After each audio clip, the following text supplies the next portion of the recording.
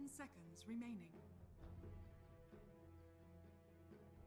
5 seconds remaining. Falcons turn to ban.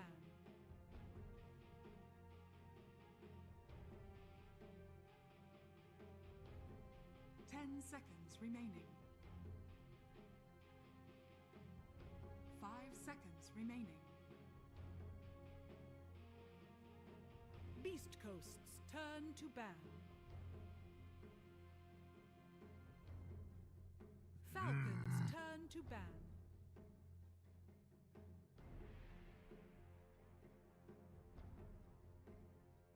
10 seconds remaining.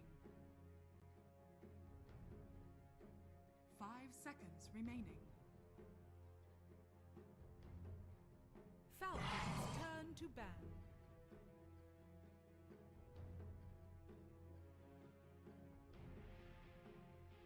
10 seconds remaining. 5 seconds remaining.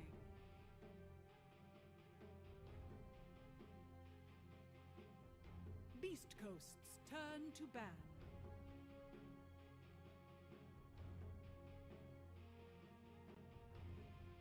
10 seconds remaining. 5 seconds remaining.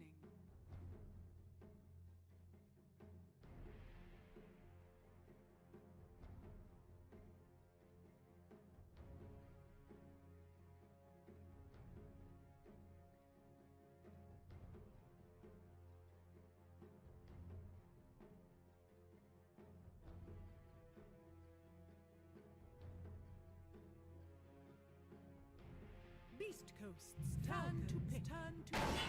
Clockwork!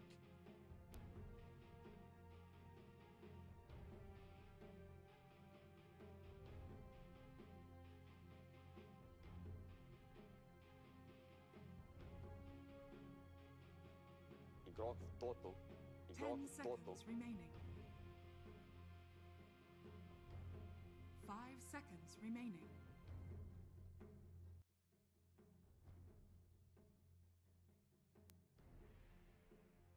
Beast coasts turn to ban. I speak for the trees.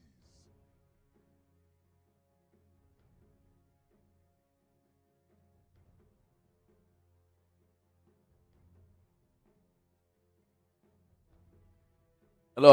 ကျွန်တော် Fast beastcoast တကယ်ကျုံးမဲ့ပွဲเนาะကျွန်တော်ကတော့ဆောင်းစွာနေ beastcoast မှာတော့ whisper ပါတယ်ဘာလို့လုပ်ပြမလဲတော့ကြည့်ရမယ်เนาะ ADF versus whisper 5 seconds remaining.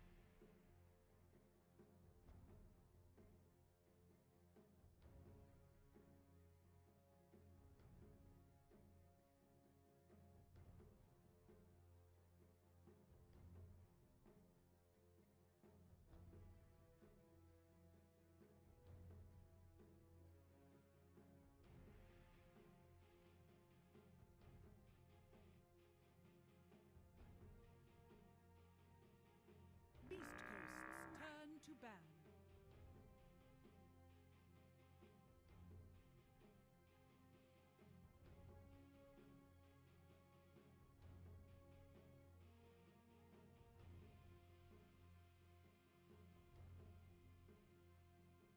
10 seconds remaining. 5 seconds remaining.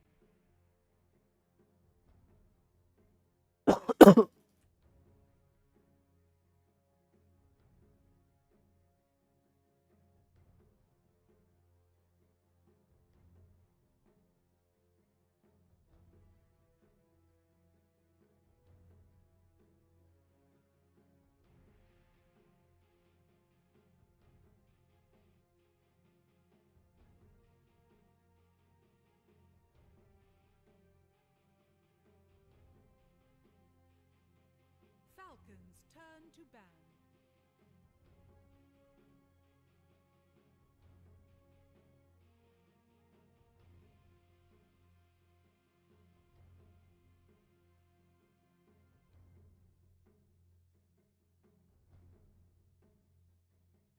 seconds remaining.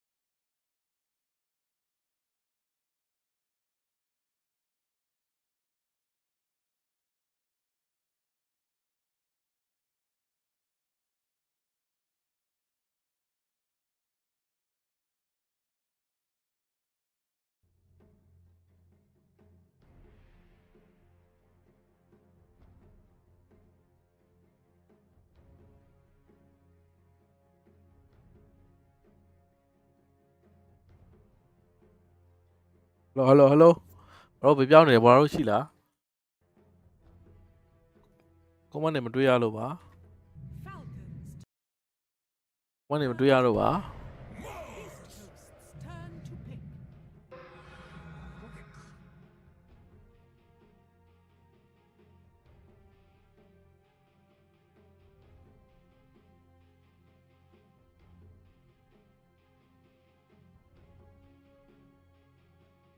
hi ပါ bro hi ပါ bro ဟေးဟောသေးလို့ကွန်မန့်နေမရှိရလားလို့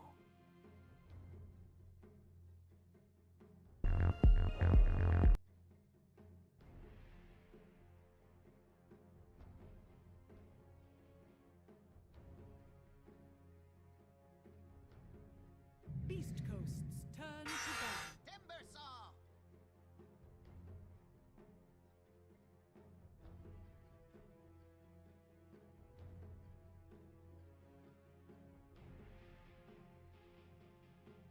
Falcons turn to ban.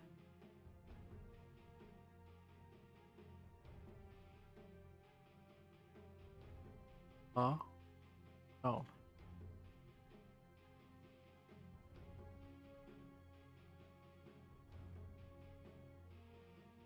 10 seconds remaining. 5 seconds remaining.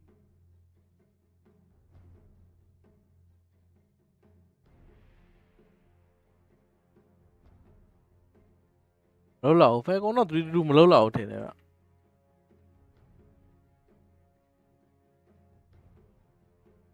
ဖဲကောင်3-2မလောက်လောက်ကျွန်တော်ကဖဲကောင်ပဲနိုင်မယ်ထင်တာပဲ bro ဟိုကလူနာကတော့ဟိုဘက်မှာတော့ပစ်လေရမိုက်တယ်လူနာကလော့ဝတ်စနာဖာယာပါညာဆိုတော့တောက်သေးတယ်နော်ဟိုဘက်ထွက်ရတယ်သွားရှုပ်လို့တော့မရ 10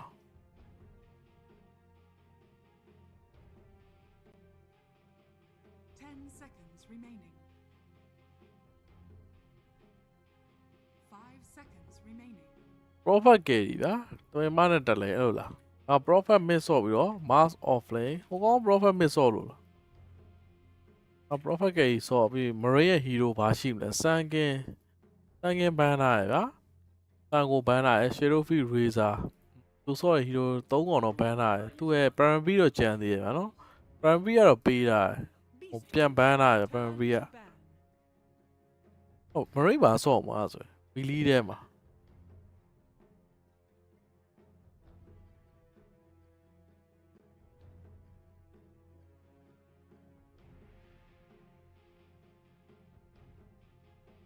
10 seconds remaining.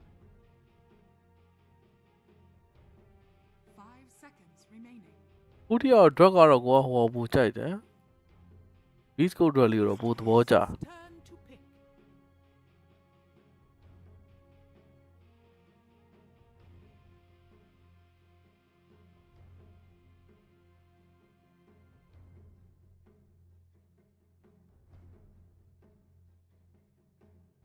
Falcons turn to pick. best ပဲယူရတာနောက်ဆုံးတော့လေ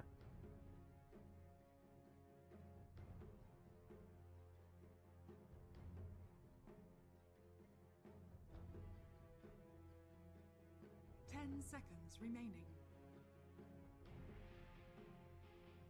5 seconds remaining.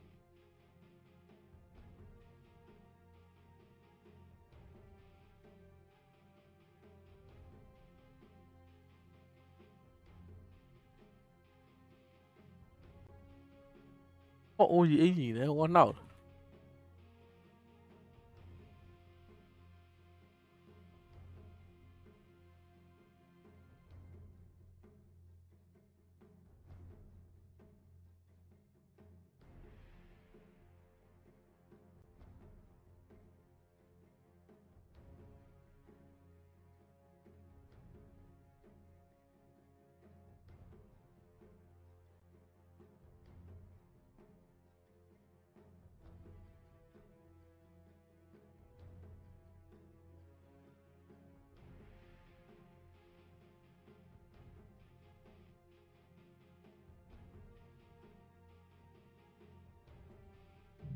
Maggie game what?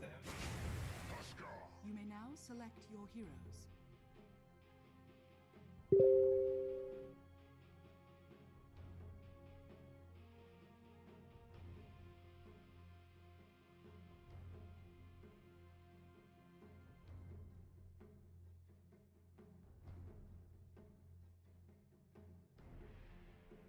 Fair combat bro, fair combat, game one, fair combat ထည့်လိုက်တော့ဘာမှလုံးမနေနဲ့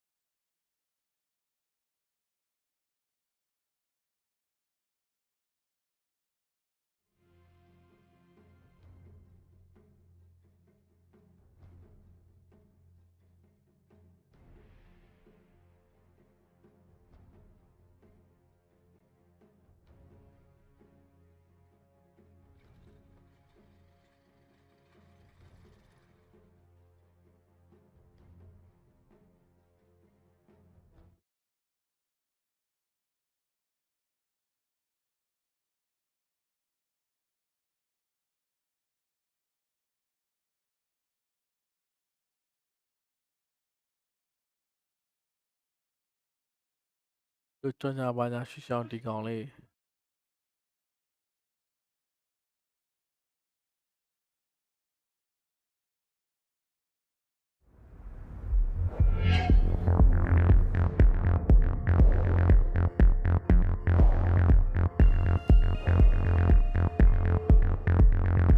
That's right, Sheeper. I am here with Owie 2000, or as he's known in game, Skibbity Blat Riz, I believe.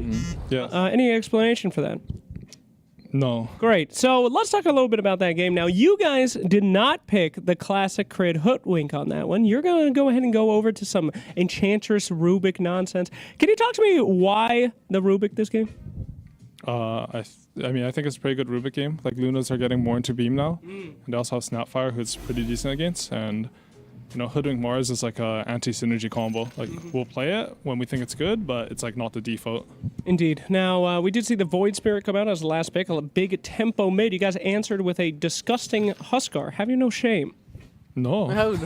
I noted, do you think that this draft is going to be pretty good? Because that is going to slow down that Void Spirit quite a lot. I think this draft will be very snowbally one way or another. Like if we mess up how we fight in our early game, then like I think the Timbersaw actually can take over. But would you like to bet? No, If you guys lose, you have to do another coach interview with me. I don't wanna. Too bad. Shake it. If you lose, there we go. All right, we'll see if they win or if they lose. Let's get in the game. Bossy blue sheep, bro. Glamba, bro. Cosplay me there, bro. I don't feel bro. I feel wrong, bro. Seniors say.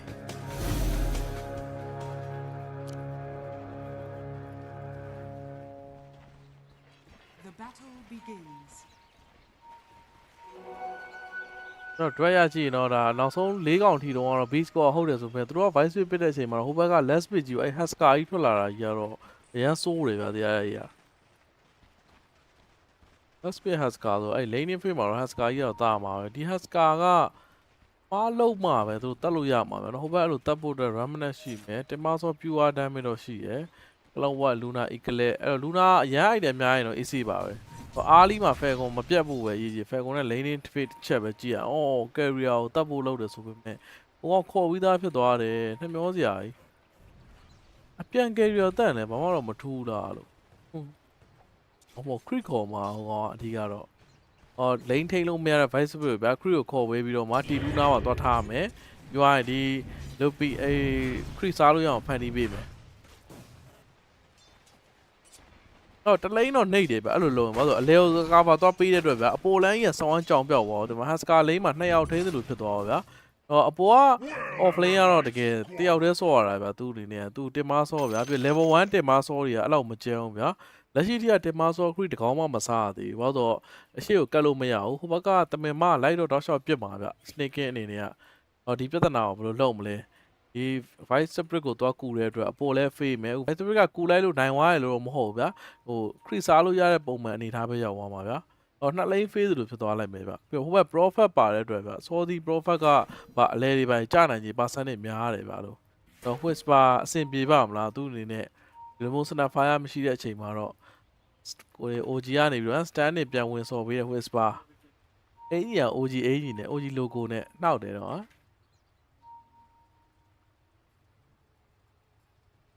โอเคကတော့ပေါ့စားတယ် hero တော့ကတော့ beat code ကြိုက်တယ်ဆိုပေမဲ့ဒီလိုမျိုး2လိုင်းလောက်ကြီးကို fail နေတော့မွတ်တယ်ပါသေးလားအခုက prophet နဲ့ဒီ husker lane ကအရန် free run skill ဆိုယုံသူအပြည့် free စားနေတာသူနှောက်ရှက်မဲ့လို့ဘူးမှလည်းမရှိဘူးပြီးတော့သူအကောင့်လေးကိုကြတော့တပင်မကို share ပေးတယ်တပင်မအဲ့အကောင့်လေးနဲ့ like တုံတော်တဲ့အကောင်မှာထပ်ခိုးလိုက်ကျုံးဆိုရင်ဟိုကောင်ဘွားကြီးကတော်တော်ခတ်တာပါ whisper ကြီးက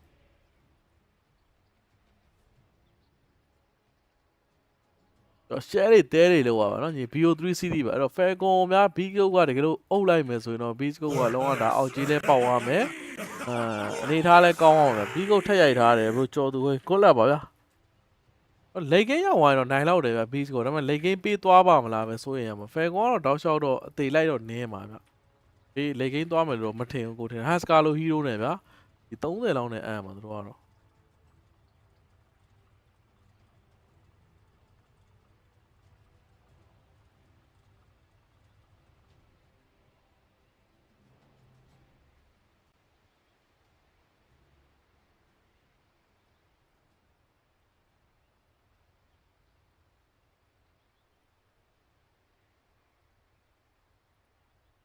အိုင်ဟူတူရန်နဲ့အမအကောင်လေးအခုပါ new speed ပါတဲ့ဟာလေးတော့ပါလား Exquisite. Absolutely exquisite.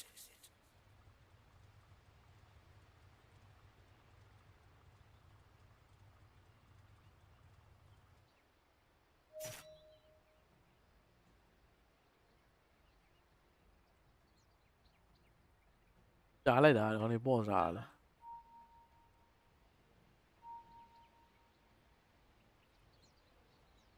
မရိယာဘာပြန်လဲခရီးကိုဒီကောင်လဲခရီးကိုပြန်ခေါ်တော့ခေါ်ပါတော့ခရီးရတော့စားဖို့လားဦး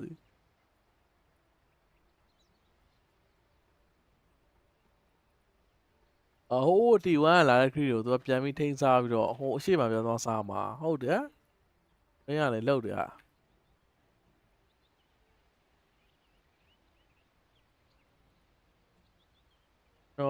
vice spirit အနေနဲ့ကတော့ဒီပွဲမှာသူခက်ခဲတော့သူလမ်းထိရတော့မှာဗျာ Falcon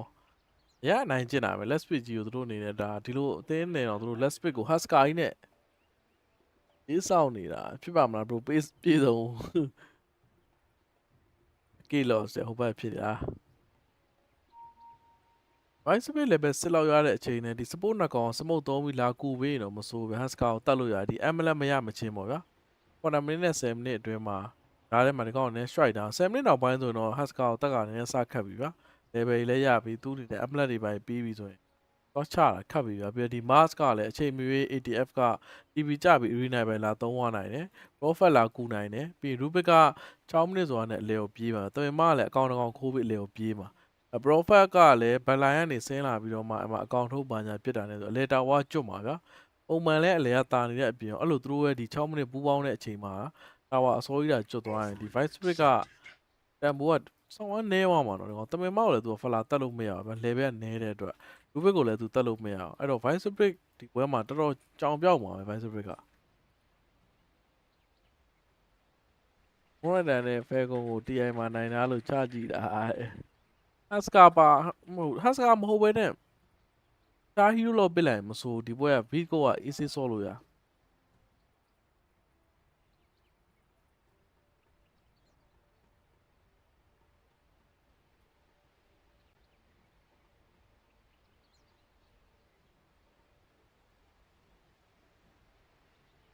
တော့ pk ပကတ်ဒီကောင်းနေကယ်ဒီတွေရနော်ကြီးလိုက်ပီနဲ့စတာကြီးပဲနော်ပကတ်ရယ်ပကရယ်ပကရယ်ကယ်ဒီကပီနဲ့စနေမယ်ပဲပြရတာနော်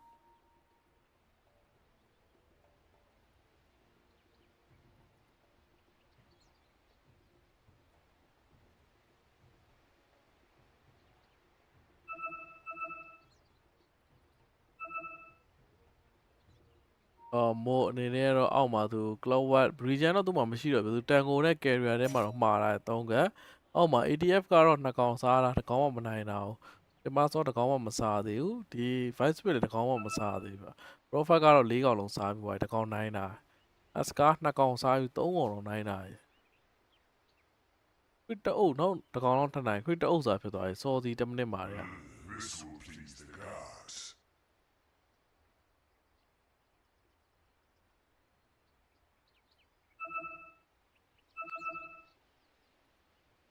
Post လိုက်လားကွာမင်းတို့ကလည်း post လိုက်လား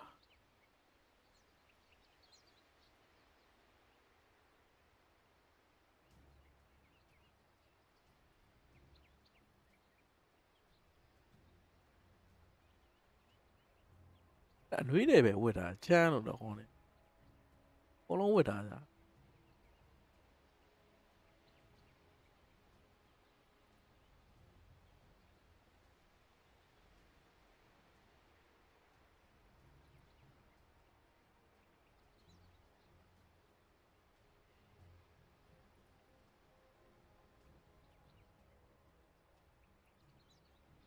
တရှိကိုရအဲ့ Discord တွေပို့ပေးပါလို့ကြတဲ့ရလို့ရ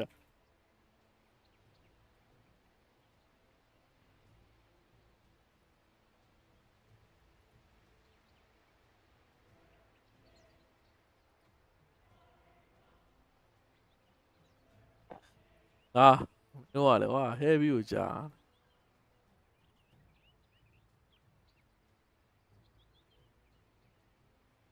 ဂိမ်းနေအကြာကြီးပေါ့ပြီးဆော့လဲဆော့လိုက်ရော15မိနစ်20နဲ့ကြီးခေါ်သွားတယ်ဆိုတော့သွားပြီ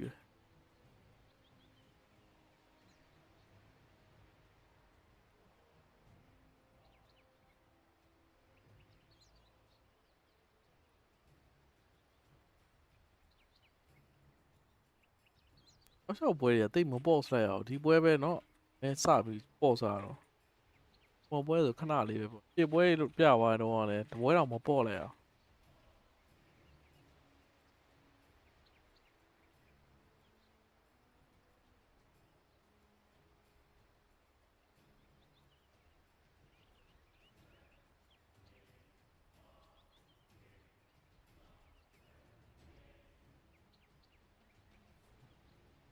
ဂိမ်း1 sure beastcoast တဲ့လူမဲ suspended တဲ့ဟုတ်လို့လား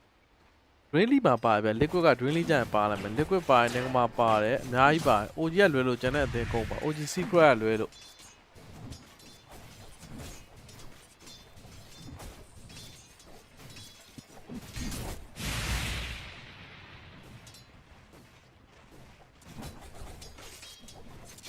ဟုတ်တယ်ဆောင်းရဲပုံစံနဲ့ပွဲရအေးနေရပဲ3မိနစ်နဲ့ဒါစက္ကန့်40ရောက်တဲ့အချိန်ထိတော့ဘယ်သူမှမချအောင်အေးဆေးပဲ concrete ကိုစားနေကြ profile တော့10កောင်တိုင်း16កောင်စားလာတယ်ဗျအပေါ်မှာတော့တင်မဆောတော့whisper အနေနဲ့ရန်တော့အဆင်မပြေဘူး13កောင်ပဲစားတယ် 8 ပြက်19កောင်စားပြီးသွားကြoriginal တော့ fair កောင်မနိုင်ခဲ့ဘူးဆိုပေမဲ့ဒီမှာ standing win sorry ဒီကောင်တော့နိုင်အောင်တော့ဆော့မလားတော့မသိဘူး beastcoast ကတော့ဒါလေမာတော့ level တစ်ခုစားပါပြန်ရောက်မီးများ2ချက်3ချက်ဟာမီးများ3ချက်ပြစ်လိုက်တာရှိဘာရောအကုန်ပြစ်ကျွတ်သွားတယ် level 4နဲ့ဟိုကနေအလဲကိုတီးပြီးတော့ကြာလာပြီအေးram နဲ့3တော့ကွက်တီပဲဘေးနာ scatter blast cookie ကြံသေးမသုံးသေးရော့ cookie ကောင်းသွားပြီဗျာ snapper ရဲ့မထင်မှတ်တဲ့ဒါအရှိုး TP လေးနဲ့ပဲကတိုးလေးကြွိုက်သွားပြီဗျာတာဝါနာရောက်တဲ့အချိန်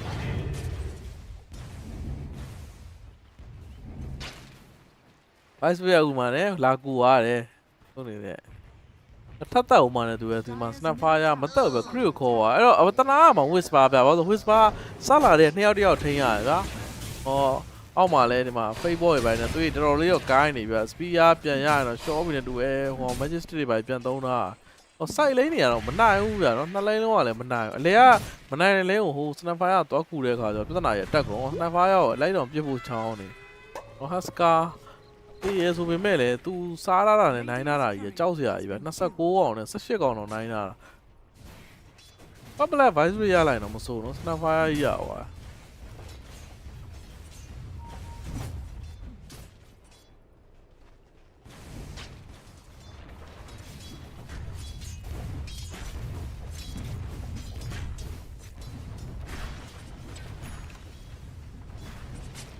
နားနေတော့စစ်တော့ရောက်တော့မှာဗျာနော်စစ်နဲ့4ဖြစ်တော့မယ်လေဗျာတော့အောက်မှာလဲတာဝါတွေပဲမောင်းထုတ်နေမယ် level 4နှစ်ကောင်ဒီဘက်3နှစ်ကောင်ပေကေလဲသူမစိုးဗျာနော်သူ့ရဲ့လူနာလေး28ကောင်တော့စားထားသေးကောင်းတော့ကောင်းနေတာသူလည်း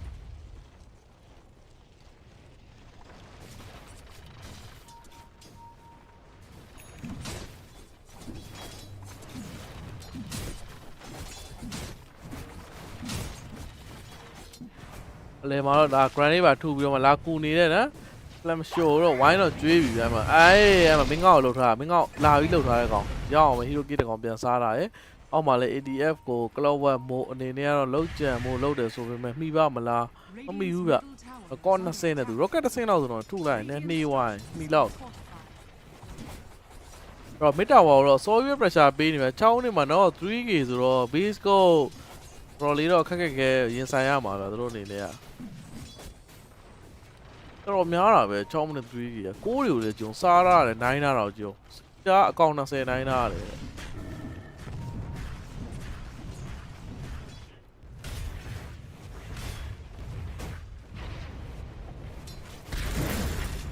စာစကီတာတော့လုံးတော့ mascara black 3ထားပြီးတော့ tower ထူတာလည်းတိတ်တော့မကြောက်ဘေးနာပိုကီးပါထပ်ပြီး crow ပေါ့ပါထပ်ပြီး3ထားပြီအဲ့တော့ဟိုဘက်တွန်းလိုက်ဒီဘက်တွန်းလိုက်တော့ဖြစ်နေပြီ2ယောက်လုံးပြန်အောင်ရမှာတစ်ဖက်လူနာပါဆင်းလာတယ်ကောင်းသွားပြီအဲ့တော့လူနာလူစစ်ပဲနဲ့တူပဲ2k 2ကောင်တီးတော့ပြန်ရမစိုးဗျာနော်ဒါလေးကwhisper တော့လည်းအသက်ရှူချောင်းသလိုဘက်က hero key 2ကောင်လည်းပြန်ရတယ် basic ဘက်ကြီးဒါပေမဲ့ဟိုမှာ tower ချိုးလို့မရဘူးဗျအကောင်နဲ့ပြန်ခေါ်ဆွဲခေါ်သွားညံကောင်းတာကိုလည်းကြည့်အောင်တော့တာဝါချိုးလို့မရတော့ cree လည်းဟိုကပြန်လာရင်အပြည့်စားလို့ရသွားပြီဗျ9မိနစ် western တော့တယောက်တစ်ခုပဲနေထားတော့ဝင်သွားအပေါ်အောက်တွေလုံးနေအောက်တို့တဲ့ကလောက်ဝက်လာပြီ cree ဖုတ်ချက်ကောက်ခတ်မှာကောတော့ခတ်တာဟိုဘက်တော့ spear လွဲသွားတယ်ဗျာဒါပေမဲ့လည်းဟိုကရိုက်တာရှော့တော့မယ် vice spirit ချက်ချင်းဆိုပဲသူနေနဲ့ extra remnant တွေပါနဲ့ easy လေးပဲဗျ K လေးကိုအသာလေးယူတာပဲဒီမှာ remnant တော့ကြံသေးရဲ့ဗျရော remnant ဟုတ်တယ် vice spirit တကယ်ကောင်းတဲ့ DB တော့ဖြစ်သွားတယ်ဗျနောက်ကဒဲတော့ပြန်ဖြစ်သွား hero K လေးရရချင်မှာတော့အပေါ်မှာတော့ whisper အနေနဲ့ကတော့သူ level 2 30နဲ့ဗျလဲ armor 2ဆင့်ယူတာဒီ profile လောက်တာကိုခံနိုင်ဖို့အတွက် လေဂိမ်းပါကြိုက်လေဂိမ်းဆိုတော့ beastcoast ပဲဗျ beastcoast အကုန်လုံးရိုက်တီးမှာလူနာအကုန်လုံးခံပြ vice pick ကလည်း universal hero ဆိုတော့လေဂိမ်းကတော့ beastcoast ပဲ game 1လေဂိမ်းမရဘူး30လောက်နဲ့အကျုံးမယ်ဆိုရင်တော့ဒါဖဲကုန်ပဲလားအစာပိုင်းအရင်နေနေတာအကုန်လုံးဒီ vice pick tv တစ်ချက်နဲ့အောက်က2ယောက်သွားလိုက်တဲ့အချိန်မှာနှုတ်ကလုံးဝတန်သွားရပါသေးတယ်အယူကင်း9កောင်တော့ beastcoast တော့ရတယ်လူနာ equally ရရင်လည်းတစ်ခါတော့သူထပ် try မယ်ထင်တယ်ဗျPK အနေနဲ့အခြေအနေကောင်းတယ်ပြောရရင်သူနောက်ဘောမှာဒုတိယနေရာမှာရှိရဲတော့တင်ပါချင်း3နဲ့ chakran ထပ်3တော့မှ snake သူ့ကိုတော့ healer ဆိုမဲ့နောက်မှာရတင်ပါချင်း3ဟုတ်တယ်ငါတို့ OG whisper နော် OG whisper OG မပါပေမဲ့ OG က player တော့ပါရောလောက်တာ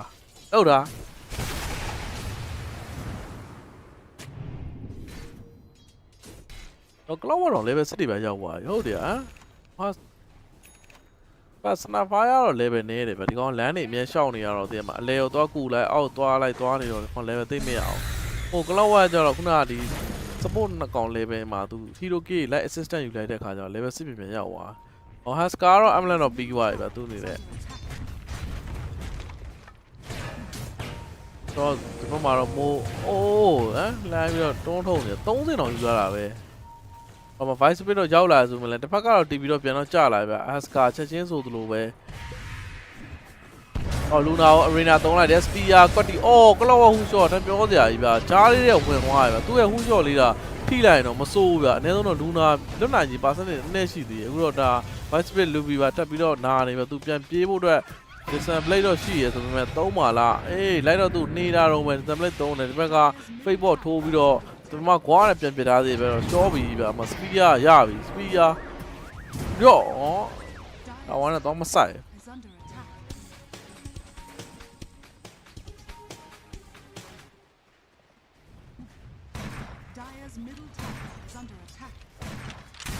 snapfire level စစ်တော့ရသွားပြီသူအနေနဲ့သူ့ရဲ့ဒီ morakis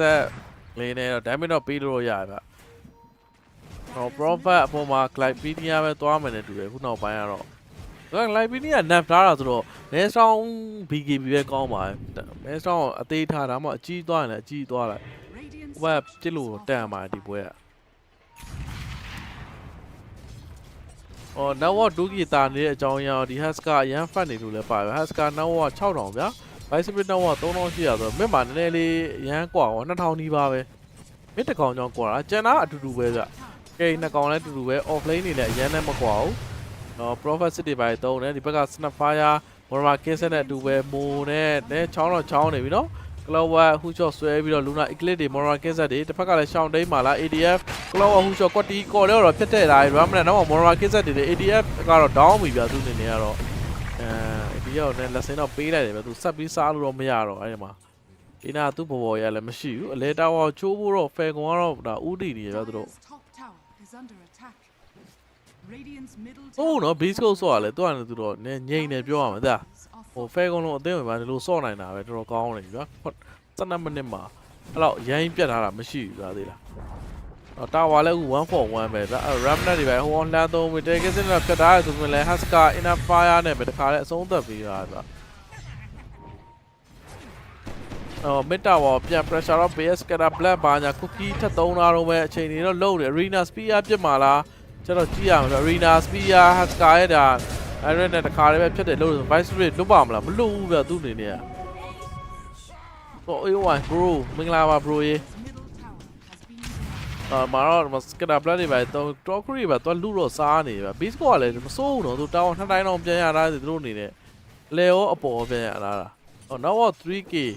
ဆိုပေမဲ့လေဒီလူနာပြန်ဖမ်းလို့ space တော့ရတယ်ပဲ AC ပဲ PK အနေနဲ့ကတော့ dragon land ရယ်မကြခင်မှာသူ mana ဆိုင်သွားဒီမှာ solo တတ်တော့မယ်ဗျတော်ရဲကိုလာတဲ့ကောင်တော့ click သုံးပါလားဟောကောင်ဆန်ရီနဲ့လာပိတ်သွားတယ် sneaking က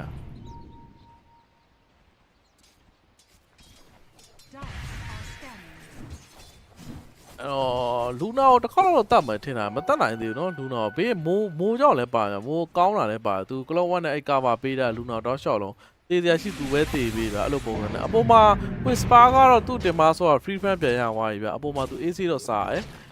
နောက်ကတော့ whisper နောက်ကတော့ ADF နဲ့3အောင်လောက်ပဲကွာဗျ ကောင်လုံး offlaner ချင်းရတော့အရမ်းမကွာโอเคနှစ်ကောင်ကလည်းအတူတူပဲဗျဟို PK အနေနဲ့ပြန် fine နဲ့သူ့ရဲ့တဖေးဖေး6000တော့ပြန်ရောက်လာပြီဒီတိုင်းလေးဆက်သွားနေမယ်ဆို beastcoast တော့အခြေအနေတော်ကောင်းတယ်ဗျဟုတ်တော့73မိနစ်ထိကိုအရန်ပြည့်ပြည့်သားသားဟိုဘက်ကဘာမှမလုပ်ထားတာမရှိဘူးဒီ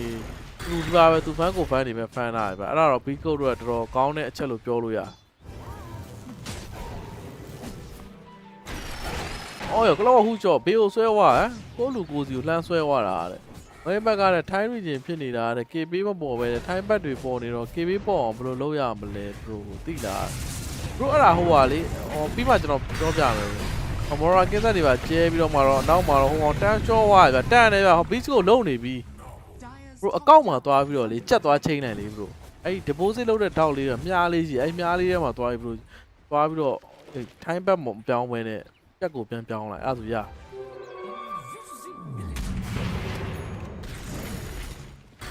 ပြဒီ time ဘက်နဲ့ထည့်ပေးတဲ့ဘောတာ pro တွေလည်းရှိရဗျ agent တွေရှိရအဲ့ pro တွေဒီမှာလည်းဆက်သွယ်လို့ရအဲ့လိုမော်ကွာ KB နဲ့ပဲထည့်ကျင်နေဆိုရင်လည်းအဲ့ဟိုဟာကိုသွားချိန်လိုက်ပါ deposit ရဲ့ဘေးနားလေးမှာမြားလေးပုံစံလေးကိုနှိမ့်လိုက်ရင်အဲ့မှာ3ခုရှိရဗျအကောက်ထဲမှာရှိရဗျကြက်ကဲ USD ရဲ့အဲ့ time ဘက်ရဲ့လို့အမျိုးမျိုးရှိရဗျအဲ့မှာကိုကကြက်ကိုပြန်သွားရွေးပေးလိုက်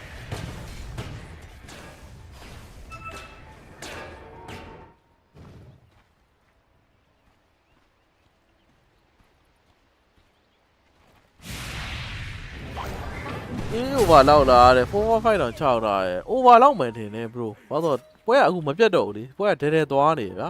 အစဖယ်ကွန်က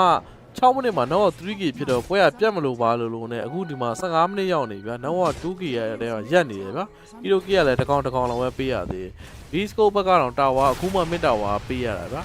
တော့ haska အသေးသေးတော့လိုက်တော့ချနေဗျာသူ့အနေနဲ့ကတော့အဲ့တော့မထိသွားတာတဲ့အဲ့ကောင်ထိတယ်အဲ့ဘာမှမဖြစ်ဘူးမန်နာမှမလိုတာဒီကောင်ကြီးကမနာဘာကြီးပြောင်းနေတဲ့ကောင်ကြီးကိုသွားတွန်းယုံမရလူနာပြန်ထောင်နေပြီလူနာဒီမှာလူနာထောင်နေတဲ့ကောင်ကြီးတော့ဝိုင်းကျွေးအိုး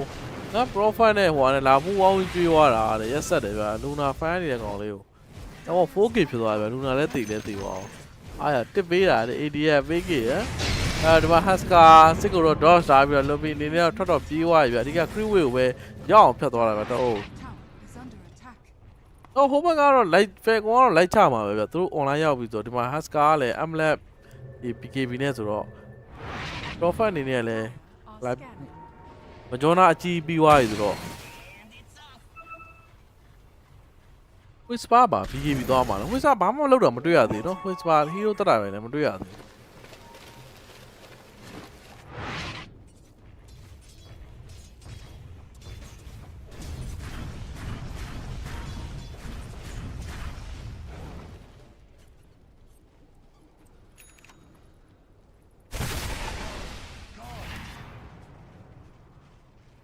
Radiant's top tower is under attack.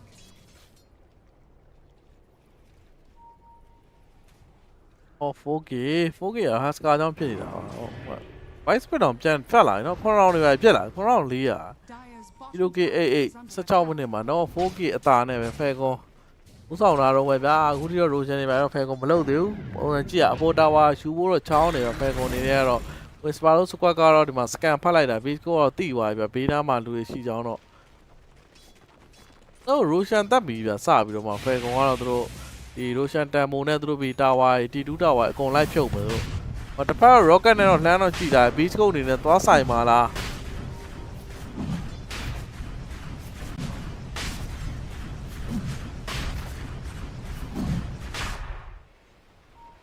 ဒီဘက်မှာတော့မိုးသားတော့ခိုးဖို့ကြောင်းနေဗျသူ hook shot လေးနဲ့ဘာညာအေးကြီးကိုကြောက်အောင်လားဆိုပြီးတော့တဲ့ဖေးတော့ Moral ကစ္စကျဲမဲ့ကောင်လည်းရှိတယ်Roshan ပြန်တော့မကီးတော့ဗျသူတို့အနေနဲ့အဲကောင်အဲ့တော့တကယ်စစ်မှဘာညာလုပ်တယ်ဆိုပေမဲ့လည်းဟိုဘက်ဝင်လာ spear မလို့ဒီတိုင်းပဲတတ်မယ်ရော့ဟာတေးရဒီ89တိုင်းကြီးကတော့ Falcons တော့နီးစက်နေပြီဗျသူအနေနဲ့ပေးလိုက်ပြီအေးကြီးอ่ะဒါပေမဲ့ပေးမှရတော့ပဲတော့လူးွားလေရန်ဝေးွားကလောဝါဒါပေမဲ့ arena 3တာဘာညာလုပ်တယ်ဆိုပေမဲ့လည်းCloud White very အစော်လေးနဲ့လုံးတော့လုံနေပါတော်တဲ့ဆန်တော်ကတော်တဲ့ဆန်တော်မဟုတ်တမင်မဆန်တော်ကြီးလားအဲ့တော့မို့တော့လိုက်နေပါဆန်တော်တောင်းလျှောက်ချက်ကရန်ကြီးရသွားနော် တော့အမှချက်ကန်သုံးတာလွဲတယ်ဗျာခရစ်နေနဲ့အော်ပတ်ပြေးနေတော့ပဲအဲ့တော့တစ်ပတ်တင်မချင်းနေပါပြန်သုံးပြန်ချက်တယ်ဗျာအဲ့တော့မှလည်း whisper တော့ why not လုံး whisper ရှော့သွားဗျာမီးများနဲ့ပြစ်လိုက်ရနာတယ်ဗျာအော်တစ်ပတ် vice split နေနဲ့ start နဲ့တော့ဒိုးသွားပြီဗျာသူ့အနေနဲ့ကတော့မင်းသားဆိုင်အောင်ပြီးသွားဟိုကောင်လည်းဟုတ်တယ်16မိနစ်မစိုးဘူးက vice split လေလုံးဟိုလိုဥနေတဲ့ကောင်တော့ပေါ်တယ်ကောင်လဲတော့ရသလောက် space တော့ create နေတဲ့တစ်ဖက် profit ပါဆင်းလာပြီဗျအော်ပပြေးနေတော့မယ်ဟေးတောက်လျှောက်တော့ပြေးနေနောက်ဆုံးတော့မိသွားပြီမမိဘူးနည်းနည်းလို့ဗျာမမြင်သွားတာလေကြုံတိလေးဟိုနိုင်တိုင်းဖြစ်နေရလဲပါဗျာကတိုးလေးဟမ်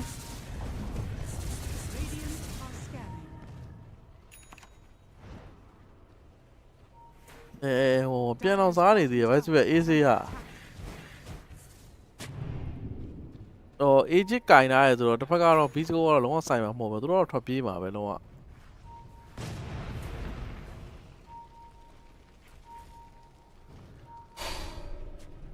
တော့ဒီမှာ vice speaker ကတော့ crew ကိုဖြတ်ဖို့တော့ချောင်းနေပဲတအုပ်သူထပ်ဖြတ်သွားပြန်ပြီဗျအဲ့တော့ haska လာ mana sign နဲ့ dodge မှာလာမတော့ဘူးဗျသူမှာ mana sign သုံးတာရပြေးရဗျအော်တော်တဲ့ကောင်အော်ဒုက္ခလာပေးတာဆိုတော့လည်းကြည့်ပါဦးဗျအဲ့တော့ profit ပါဆင်းလာရဲဆိုတော့ဒီမှာ who shot နဲ့profile ကိုတော့လုံးလို့တော့မရဘူးဗျဟိုကပြန်ပစ်တာဘေးနာ hands ကအဲ့တော့မစိုးပဲပြောရမှာဗျသူ carry တေးမဲ့အစားသူအစားတို့တေးပြီးသူတို့ဖြစ်နေသူအနေနဲ့ပုံမှန်ဆိုတာ has ဟို vice split တေးမဲ့နေရမှာဗျသူချက်ချင်းသူလိုပဲသူတားပြီးတော့သူ့ကိုသူပဲတပ်ပေးသူ့ပေါ်တော့ကဲတာတော့မှာဗျဒီဘက်မှာတော့တမင်မကိုတွေ့ရင်တော့ eagle တွေပဲသုံးမယ်တော့ထည့်နေတမင်မဒါဆို eagle သုံးတယ်ဗျတောအုပ်တဲ့တော့သွားထိတာတွေရဗျအော်တော်တဲ့ကြော morava kit တွေနဲ့ပြန်တော့ရလိုက်တယ်ဟိုးပါဦးတစ်ဖက်ဒီ asian အုပ်တွေလည်းလာပြီးစားသလိုဖြစ်သွားတယ်ဒီတမင်မောက်လည်းရလိုက်တယ်ဗျဟောဖယ်ကွန်ကအခုကြောင်ပြောက်နေတာလိုက်ချလို့မရဘူးဖြစ်ဟိုဘက်ထွက်ပြေးနေတာဘီကုတ်ကတသိန်းလောက်တေးရင်စပို့တွေတေးပြီးတော့ထွက်ပြေးတယ်ကယ်ရီပဲသူစီမစပေးသုံးပြန်တက်ပြီးထွက်ပြေးရတာဟောလူနာကလည်းနောက်ဘဝပြန်တောက်တက်လာပြီ1000လောက်ရောက်လာပြီအေး over လောက်တယ်ဗျကေ Radiant's top tower is under attack. ဟောမကြခင်မှာလူနာ BKB တော့ပြန်သွားနေဗျဟောဖမ်းမဲ့ hero တွေလိုနေတာဗျဒီကအဲ့ vice spirit radar ဟို crew ကိုဖြတ်နေတာတော့ဟိုလိုလူနာစားနေတာကိုလိုက်ပြီးတော့တတ်ပေးမဲ့ကောင်တော့လို့မတတ်အောင်နဲ့အဲ့တိုင်းပဲသွားနေအေးနည်းနည်းလေးမအော်ဖိတ်ပေါ်မထိုးပဲနဲ့ delegation မလိုက်တော့မစိုးဝေးမိရလားတော့မသိပါ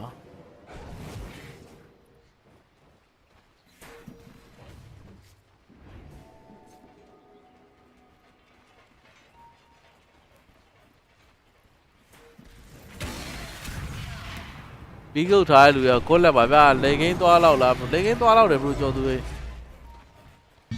ဟော vice split လည်းခဏနေ BK ပြီးတော့မယ်ဒီမှာ haska တော့သူစစ်တန်းနဲ့တော့ပြန်သွားနေပါသူအနေနဲ့အကောင့်တိုင်းကတော့ဟိုဘက်က BKB ရတော့မှာလူနာ BKB vice split BKB တင်မာဆော့ BKB BKB 3កောင်ဒီဘက်က BKB ဆိုရင်ဒါ marine တစ်កောင်ပဲရှိမယ်ဗျ profit ကလည်း BKB တော့မသွားသေးတော့လိုလည်းမလိုပါအရင် BKB ကတော့profit တော့သွားပြီအဲ့တော့ဒီဘက်လည်း6နှစ်ကောင်တော့ BKB ရသွားပြီဟိုဘက်လည်း6နှစ်ကောင်နဲ့ဒါ offlane နဲ့3ယောက် BKB ပြီးသွားပြီဗျ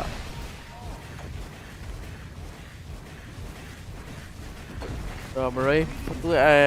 စိတ်တနေ့တော့သူသွားနေတော့လူနာပြစ်တဲ့တဲ့ကိုခံနိုင်ပါမလားတော့ကြည့်ရ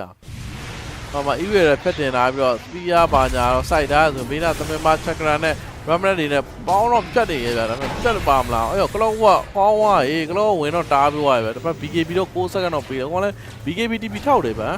အော် spear နည်းနည်းလိုသွားတယ်အောက်မမိပါဘူးနော်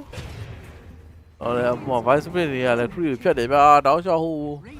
alliance လို့ဖြစ်နေရဟိုလိန်းတို့ဒီလိန်းတို့နေထိုင်တွန်းနေရဗျဟိုဘက်က game ကိုအမြဲအံ့ကျင်နေတယ်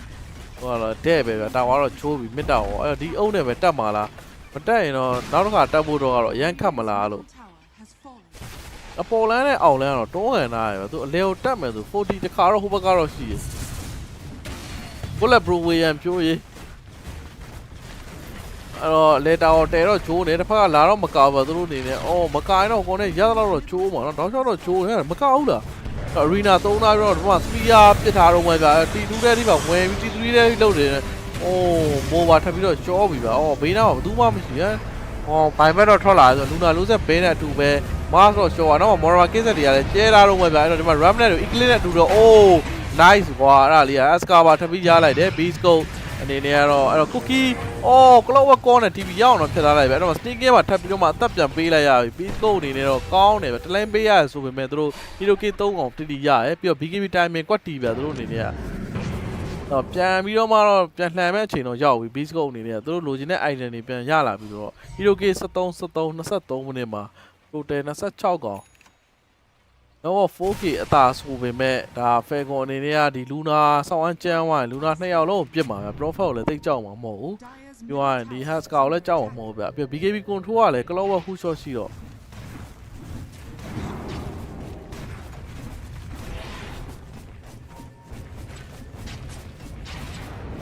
ော့တဲပြီးတော့မှတော့လုံးဝကျွေးနေဗျအဲ့တော့ Falcon တခြားလေးပတ်တဲ့ဆိုင်မှာတော့ရမယ်လာမယ့်ပတ်တဲ့မှာသူတို့နည်းနည်းလေးလွဲချော့တာတော့ဘာလို့ဆိုရင်တော့မှုပြီနော်ဟုတ်လားတာဝါလေးပဲချိုးပြီးဗတ်လိုက်မယ်ထင်တာဗျ ADF မဖမ်းလောက်ပဲထင်တာတာဝါချိုးမယ်ပြီးသူတို့ပြန်ပတ်ပြီးတော့ပြန်ဖားစခရီးပြန်စားမယ်ထင်တာဒါပေမဲ့ဒီတော့ဖမ်းလိုက်တဲ့အချိန်မှာတစ်ဖက်ကလောက်ဝဘိုင်းဘက်လေးထွက်လိုက်ရတာအရန်တန်ဟွာသူ position 5ပဲဆိုတော့ I told you တဲ့ because you are win တဲ့ because no stand တဲ့အဲ့တော့မှာတော့အခုချိန်မှာတော့တဲတဲနောက်တော့ပြန်ရောက်လာပြီဒီတော့ 4K ဆိုတာ beastcoast က view size ကြာမလို့တော့ဘူးProfile ရဲ့ဟိုပြန်စောက်အောင်တော့ရ Profile level 20စောက်ပြီးတော့အဲ့ leash ဖြစ်တဲ့ဟာနဲ့ mid ဟိုဟာနဲ့ damage 160နှစ်ခုရှိပဲအဲ့မှာ leash ဖြစ်တဲ့ဟာယူလိုက်ရင်တော့ဟို vice speed ထွက်ပြေးလို့တော့မရတော့ထုတ်လိုက်ရင်ဗျာ BKB ကြီးမှရမှာခါကြ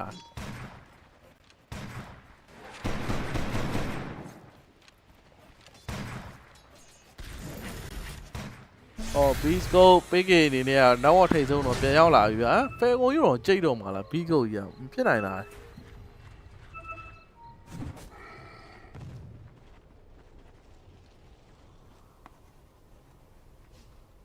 အော်လူပီအနေနဲ့ကလည်းသူ့အနေနဲ့ BKB လည်းပါလာပြီ BKB 3ကောင်ဗျအော် BKB ဖြတ်မဲ့စပဲမပါလဲပါနော်စကားအခုတော့အပြန်အောင်တော့ပြန်သွားတယ်သူ့အနေနဲ့အဲ့တော့စေတန်းတွေကမလို့လားလို့နော်သူအရန်စောသလားလို့ဆက်လိုက်တဲ့အချိန်ကြီးတတိယအိတ်တန်ကြီးOman Sky ဆိုဗျာ Amulet BKB Heaven Harvest ပြီးသွားရင်နောက်ဆုံး4-5လောက်မှာစေတန်းတွေကိုသွားတာဗျာအပြားပဲထည့်အောင်ပါသူကစေတန်းနဲ့ထည့်ပြီးအခုအပြားပြန်သွားနေအေးဖမ်းတော့ဖမ်းကျင်နေဆိုပေမဲ့လည်း Vice Speed ကလည်းလက်မြန်တယ်ဗျဟိုဘက်တဲ့တဖေးဖေးနဲ့တော့ beastcoast ကတော့ step by step လေးတော့ပြန်ရင်သူတို့ power ကြီးတော့တိုးလာပြီတဖေးဖေး beastcoast ရဲ့ rune ကလည်းတိုးလာသလိုဟိုပြန်ပြီးတော့10ပဒေ5ဖို့တဲ့ဒဲနီးပါပြန်ဖြစ်လာပြီဗျတင်မဆောလဲ item တွေကစားလာပြီ AD ရဲ့တွေးတာ whisper ဝက်ဖမ်းမာလာဒီဘက်လည်း granite 3 whisper နောက်တော့သွားနေ whisper BKB ကြီးမှာတကားနဲ့တော့ပြန်ကြောက်လောက်ဝဟူရှောနဲ့အတူပဲကော့ပါခတ်တာ ADF အနေနဲ့ဘာလို့မှလဲ BKB ပြန်ကြီးမှာလား arena 3လာပြီးတော့ spear ဖြစ်ထားရဆိုပေမဲ့ ADF လည်းတော်တော်ကိုင်းနေပြီဗျသူ့အနေနဲ့ကတော့အဲ့ profit ဆင်းလာပြီးတော့တစ်ဖက် BKB တော့ပြန်ကြီးပြီးတော့တင်မချင်းတော့ပြန်တော့ထွက်သွားပြီဗျလူနာမရှိလူနာပေးကေပြစ်မာလာတစ်ဖက်လည်း marine BKB တော့ပြတ်ပေးတင်မချင်းတော့ထွက်ပြေးသွားပြီ whisper နဲ့နောက်မှပေးကေကြံခဲ့ပြီပေးကေ leader တွေနဲ့ပြေးသွားတော့ရပဲနော်လိုက်တော့တိုက်တွေလူနာတော့ဗဒကြီးကဖြိုပဲတော့ဖြစ်သွားပြီဗျသူတို့ဒီတယောက်ကဲနဲ့ beastcoast တင်းဖိုင်မှာနည်းနည်းလေးလိုအပ်ချက်လေးများနေ BAB တောက်ရမယ် beastcoast အနေနဲ့ကတော့Aska တန်မို့ပြန်ကြနေမိုးရီရမ်းပေးတာပဲစောကျင်သလိုစောနိုင်ရင်နဲ့နေနိုင်တယ်45ကောက်တက်ရပြီရဲ့ win probability ပြပါအောင် win probability ကအဲ့မှာသူတို့ပြမှရမှာဗျဒါ auto ဟိုဟာလေသူတို့ဟို no delay လင်းရနေပြနေတာဆိုတော့ထိန်းချုပ်လို့မရအောင်ကျွန်တော် Radiant's top tower. Attack. Radiant structures are fortified. ကမန်းကြီးက win probability က40-60လောက်တော့သွားမှာပါပဲ40-60လောက်ပဲအရင်ပြတ်မယ်မထင်းတော့လူနာနောက်ထပ်သွားအောင်ဝဲလူနာ fly တွေပဲသွားအောင်မယ်ထပ်ဖမ်းတယ် ADF ကိုရလေတယ်ကွာတင်မဆောတော့ပြန်ပေးတယ်2ယောက်ပြီး BKB တော့ပေးလိုက်ရအရင်တော့မတက်အောင် beastcoast ဘက်ကဒိုတန်လေးပဲခုနကပြေးလိုက်လွတ်နေပြီတင်မဆောလည်းလွတ်နေပါပြီခုနကပြန်တက်ဖို့ကြိုးစားလိုက်တာလည်းဆိုးွာတော့ profit အနေနဲ့ကတော့ဆင်းလာပြီဗျာလွဲဝါ glimmer k TP ထောက်မှာလားတိုင်း TP ထောက်လိုက်ပြီ TP AC ပဲအော်ပြီးလိုက်နေရပဲဒိုးသွားတာတော့ clover ဟူရှောနဲ့ဝင်သွားလေဒီမှာ Haska ADF နဲ့ BKB တော့ကြီးရတယ်သူနဲ့ arena ပြတ်သုံးပါလား even နဲ့ထားခဲ့လိုက်ရပြီ BKB တော့ပေးလိုက်ရပြီပေးကေမှာတော့သူခေတန်တော့ပြီးသွားပြီဗျခါတန် ADF ဘေးအခြေအနေမကောင်းတော့အခုချိန်မှာတော့ Falcon ဘာသာသမားကြီးကတော့အခြေအနေသိတော့မကောင်းဘူးဗျာနည်းတော့ဂျင်ခုံနေရတော့မ Whisper တော့ဖမ်းမှာလားတင်မချင်းနဲ့ပြေးရ BKB TV ထောက်တယ်ဗျာလွတ်ပါမလားယောတော့အဲ့ဒါပြစ်တာရရှိုးသွား BKB ထောက်နေတဲ့အချိန်မှာဝိုင်းကျွေးတာရှိုးသွားတယ်တဲ့ Whisper Prophet damage နဲ့အကိတ်နဲ့ဆို Husker နဲ့ဆိုတော့3ယောက်အားကြီးနဲတာမဟုတ်လား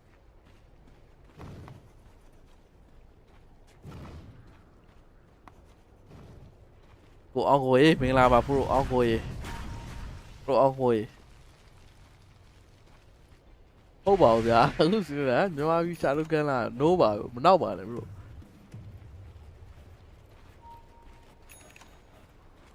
Radiant's middle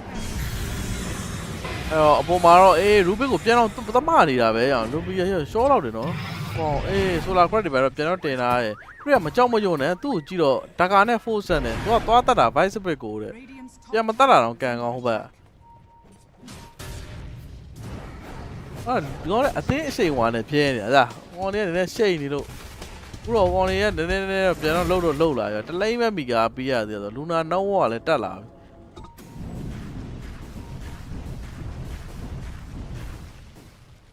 ဒါပြီးနောက်တော့ဝဲရှိသေးတယ်ဗျာဒါပြီးသွားတော့မတဲကစ်တွေကတော့မစပီယာတော့စိုက်ထားတော့မဗျာအပင်နဲ့တော့ထုတ်တော့ဝိုင်းတော့အနိုင်တော့ကျင့်နေတယ်ဒီမှာဆိုအောက်ကိုတော့ပြည့်ရဆို EWL လေးနဲ့ပြန်ဖြတ်တာ ADF ကောင်းတယ်ဗျာ Flower Who Shot နဲ့ကော့ထဲမှာတော့ဟော BKB တော့ဖြတ်တော့ကြီးလိုက်အဲ့တော့ BKB နှစ်ကောင်တော့ကြီးလိုက်ရတယ်ဒီမှာဆိုတစ်ကောင်တော့ပြန်ရလိုက်တယ်လက်ထပ်တော့လိုက်နေ crit နေတယ်မပြီးသေးဘူးဗျာတက်လိုက်တယ်ဆိုမှလည်းစပီယာပြစ်တယ်ဆိုမှဂျက်ပတ်လေးနဲ့တော့ပြန်ပြေးသွားဗျာပြီးတော့မမီဘူးဗျာ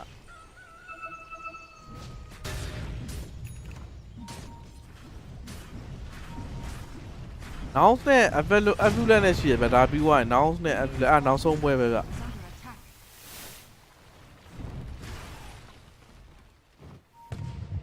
ကဲ Roshan ကိုဘယ်သူရမှာဒါဒုတိယ Roshan မိနစ်30ကျော်လာပြီเนาะအေး Aska Tempo ကတဖြည်းဖြည်းကျလာရဆိုပေမဲ့လည်းအခုချိန်မှာသူအပြာချောင်းနဲ့အတူ agent နဲ့ဆိုတော့ဒါတစ်ပတ်တည်းကိုကြည့်ရမှာအခုလာမဲ့ပတ်တည်းမှာတော့ Falcon နိုင်တော့ game ကိုသူတို့အံ့ပြီဗျအေးများ Falcon မနိုင်မဲနဲ့ဒီ score ကဘိုင်ဘက်တွေနဲ့သူတို့ဒီ game ကိုထပ်ထိန်းထားလိုက်မယ်ဆိုပွဲကထပ်ကြာသွားမှာဗျHero K ကတော့ AC ဖြစ်သွားပြီ Overboard ကတော့များသွားပြီဗျာနော်20 31ဆိုတော့ Program ဆိုနှစ်ဖက်ပေါင်းကတော့နောက်ထပ်10ကောင်လောက်တောက်အောင်ပါပဲဟိုဒီမှာ EWL နဲ့ဖမ်းလာတယ်ဆိုမှ Spear ကွက်တီပဲပြစ်ထားကလော့ဝက်ချောင်းနေတော့ပဲဗျကတိုးလေးဂျပန်နဲ့အေး Roshan သွေးတော့မြင်သွားပြီကလော့ဝက်ထောင်ထားတဲ့ဝက်လေးနဲ့ကလော့ဝက်ကိုရင်ရှာတတ်မှာလားကလော့ဝက်ကိုရှာနော်ကလော့ဝက်ကိုသားကြီးတို့ကလော့ဝက်ဟူရှော့အဆွဲထားတော့ဒီမှာမော်ရာကင်းဆက်တွေတော့ပြန်ပြစ်တယ်အချင်းလေးထဲမှာဗျကလော့ဝက်တောင်ဂျပန်တွေပဲတက်နေတယ်ဒီမှာ Rubik ကိုအသေးအံပြ Rubik ရှော့တော့မှာရှော့သွားပြီဗျ Vice Spirit နဲ့ Rubik ကိုရင်ပြ Rubik ဘိုင်ဘက်တော့ထွက်လာတယ် Roshan သွေးဆောင်းနေတယ်လူတာပေးကေကောက်တော့ပဲလူတာအိုး agent ကိုပေးကေရသွားပြီ Oh my god လူတာ Eclipse တွေနဲ့တော်တော်ဓာတ်တဲ့တော့မှာတော့ Skita တွေတက်ကြောသွားတော့မှာတက်ပြီးတော့ပေးကေအပက်ကပြစ်တာဗျ Double K ပြီးတော့ agent မှာရသွားပြီတော့လောကတန်းတစ်ပွားကြီးပြစ်သွားပြီပေးကေတွေကတော့အိုးဘိုင်ဘက်က Vice Spirit ပဲပေးလိုက်ရတာ Clock ဝက်ပေးရဆိုမှတန်တာတော့သူတို့အနေနဲ့ Skita လည်းရလိုက်တယ်ပြီးတော့ ADF လည်းထပ်ပြီးရလိုက်တယ်Stone ဆုံမှာတော့ဗျာ Affluent Lion Stone ဆုံမှာတော့ဟိုပါလေကောင်းပါလေ Stone ဆုံမှာ carry ရပြီဒီကောင်နေ carry ရ Affluent carry ရမော spine လေးနိုင်ဆိုတဲ့ကောင်ကောင်းတယ်ကောင် Radiant are scared. အော်အချင်းလေးလည်းဖြစ်သွား Roshan မတတ်ပဲနဲ့နော် Roshan ကြီးကသွေးပင်ကန်ဆိုတော့ဟိုကောင်လည်းအမလူနာနှက်တယ်ချက်ချင်း Roshan အသေးအံလုံးပြီးတော့ဟို Roshan သွေးရကြည့်အောင် base base စင်ပြီး Flower Who Shot ကွက်တီပဲဗျာအဲ့မှာကော့ပါထက်တယ်ဆို Falcon Game 1ကတော့အခြေအနေကတော့မြင်တဲ့အတိုင်းပဲဗျာတကယ်ကိုပြန်ပြီးတော့အခြေအနေစိုးနေပြီတစ်ဖက် Vice Spirit ကလည်းဖတ်လာပြီဗျာသူ Desolator ပါပြန်သွားနေဗျာ Vice Spirit က Luffy အနေနဲ့ကဒီပြီ Falcon အခြေအနေစိုးနေပြီเนาะဒါကြီးကနောင်ဝရာသားနေဆိုပေမဲ့ Vice Spirit ကစိုးလာပြီဗျာ Desolator ပြီးတော့မယ် Desolator ပြီးသူအစောပြန်သွားမှာအဲ့တော့ तू ကလည်း damage share ထုတ်တော့မှာဗျာသိလားဒီရင်ထဲကဒီ Husker တို့ဘာလို့အာမာအဲ့လောက်ရှိတာမဟုတ်နောက်ကလည်းအရင်လူပဲ TI တော့လူပဲနောက်ကလူမပြောင်းတော့ဘူးဗျ copy တို့ဟိုဟာတို့ပဲ fly တို့ copy တို့ off layer ဟိုကောင်လေးအဲ့ကောင်နာမည်တော့မေ့သွားတယ် Dire's middle တွေ့မှာပဲလေ is under ကန်းတာ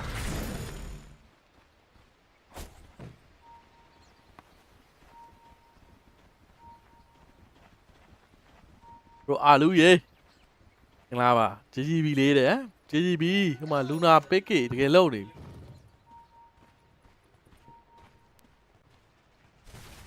တော့ Haska အစောတော့ပြန်သွားမှာ Prophet လည်းသူ့အနေနဲ့သူအဲ့ Prophet တွေလေအဲ့ Prisma ဆက်တဲ့ Prophet တွေကနိုင်တာရှားရသိလားအဲ့ Prisma မဆက်ဘဲနဲ့ Scary တွေ Delete တွေဆက်တဲ့ Prophet ကျန်ဒီကောင်လည်းအခု Skita လည်းအဲ့ Prisma ဆက်လိုက်တာအဲ့မှာကြောင်ပြောက်လူနာဘလို့မှရှင်ပြလို့မရအောင်အဲ့ဒါကြီး Radiant are scanning.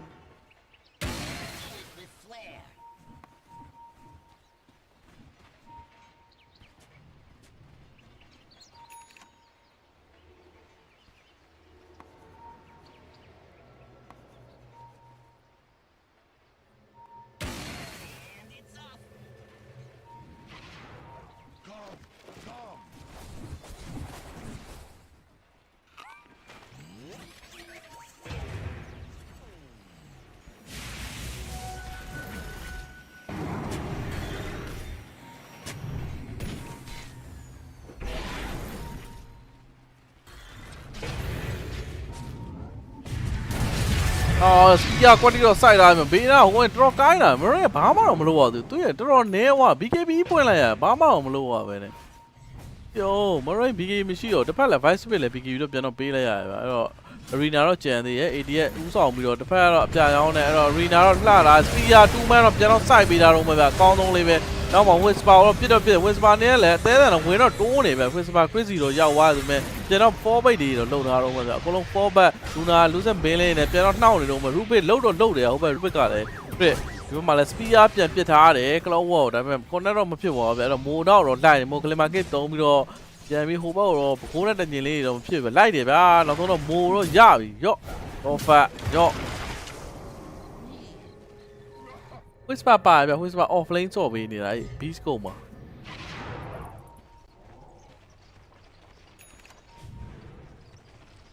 Luna ဘာလို့ scale 2လို့သူအဲ့ scale 2နေရာမှာသူတို့တွေက plus ကိုယူကြတာဒါတကယ် attribute ပေါင်းတယ်ပိုပြီး damage တော့ဟိုကကျတော့ damage ဟိုပါပဲဆိုတော့အဲ့လောက်ကြီးသူတို့တိတ်ပြီး use မဆိုင်တော့ဘူးဗျသူတို့ဒီ bounce နဲ့ဟိုဟာနဲ့ပဲအားကိုပြီးကျုံးတော့ bounce မှာပါသွားတော့2ကဗျာအဲ့ ဟို rejuve တဲ့ဟာကြီးဖြစ်သွားတော့တိတ်မလိုတော့2ကဟိုအရင်တော့ရှက်ပုံစံလိုမျိုးပဲ2ကတည်းကလှဲ့ပြီးတော့ဝိုင်းလေးထွက်လာ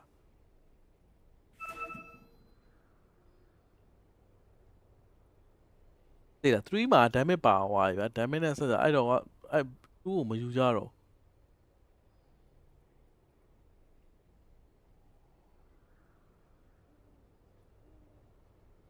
ကျို့ဆိုတစ်ဆင့်ပဲယူတယ်ဒီကောင်ဆိုယူကိုမယူရှုပ်လို့ plus တွေပဲယူတာအဲ့နေရာတစ်ဆင့်2ဆင့်3ဆင့်4ဆင့်5ဆင့်6ဆင့်9 8ဆင့်တော့ယူတာဗျာတစ်ခုကို2ဆင့်ပေါင်း16 attribute 16ပေါင်းမယ်အကုန်လုံး Whisper မပါတယ်လို့ပဲနော်တဲ့ပါလေးဘရိုတင်မဆော့ Whisper လေးအဲ့မှာထိတ်ဆုံးမှာတွေ့လားတင်မဆော့ Whisper ဟိုပါဖို့ခုနှစ်ကောင်ပဲလို့တဲ့ဟုတ်လဲဗျာ official ထွက်တာတော့မသိဘူးဗျဟိုဒီတိုင်းတော့အခုဒါ stand နေဝင်ဆော့ရတာတော့မသိဘူးသူနာမည်မှာတော့ OG ဟိုကတော့ကြံနေတော့ပဲအဲ့ဝင်ထားတဲ့အင်ဂျင်ကလည်း OG အင်ဂျင်ပဲဝင်ထားခုန beastcoast အင်ဂျင်မဝင်ထားအောင်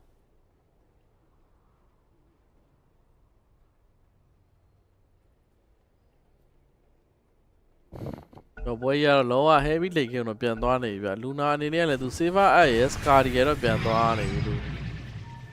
ဟော Luna ကစေးတဲ့နဲ့မသွားဘူးဟို offer တွေတော့ထည့်ပြီးသားပါ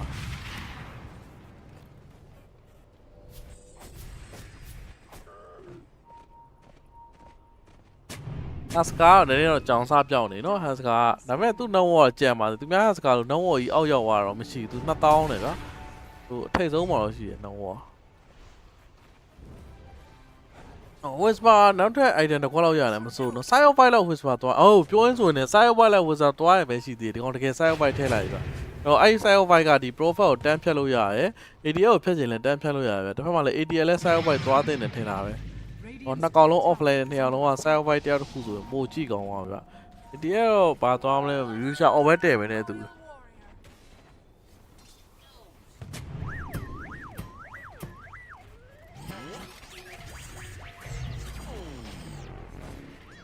ဒီမှာဘာတော့ပါမပါဘူးဖြစ်နေတယ်အခုပါတော့မှာလေပါ side white ထည့်ပြီးပါတော့မှာအခုလုတ်ပြီးတော့မှာ side white ပြောင်းပြီးတော့ဟောတစ်ဖက်မှာ Luna ကလည်း saver အဲ့တော့ရပြီဗျအဲ့ဒါအဓိကဒီ Haska ကို break လို့ရမယ်ဒီ mask ရဲ့ဒီ level 3 fat တွေပါလည်း break လို့ရမယ်ဆိုတော့ သွားပြီ Dire's bottom Picky. tower is under attack. ပစ်ကေလုံးတော့မယ်ပစ်ကေ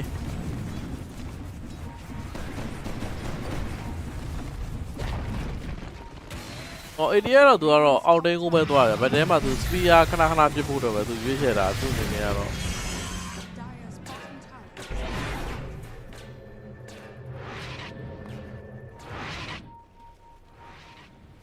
ကောင်းတာဗော bro ကောင်းတာဗောမီဒီကောင်နေနေဆိုကောင်းတယ် bro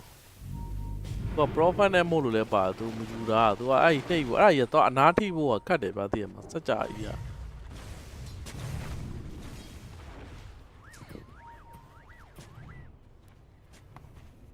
မလိုက်တော့ရှာနေပဲ ADF အနေနဲ့ကတော့ဘူးမတော့မတွေ့ဘူးတစ်ဖက်မှာတမင်မလည်း damage တော့ပြန်ထုတ်နေပြီတကယ်လို့ yes car တွေ damage မထုတ်နိုင်တော့အခါကျရင်တမင်မ sneaking နေနေတော့ physical ဖြစ်တော့မှာပဲသူဒီ hurricane fight တွေပါလာပြီဆိုတော့သူကဒီ level 1ကလည်း pure damage နဲ့ပြစ်တာဆိုတော့အမတက်နဲ့ပြစ်နာတယ် voice speak ကတော့သူအပြာပြန်သွားပြီဒီသူအပြာပေးမဲ့အကောင်းကျိုးတွေကတော့သူ level 3 3တိုင်းဒီ silent 2 second 2 second နေဖြစ်မယ်ဗျာသူ့ကိုလည်းဒီ damage ထပ်ပြီးတော့မှ block တဲ့ဟာလေးပေါင်းပေးမယ်ပြီးprofile ကတော့အစောပြန်သွားနေမှာသူ့မှာ profile လည်းစိတ်ထဲနဲ့မပါဘူးလူနာလည်းစိတ်ထဲနဲ့မပါဘူးနှစ်ကောင်လုံးကတော့ဘယ် Husker မှာတော့စိတ်ထဲနဲ့တော့ပါတယ်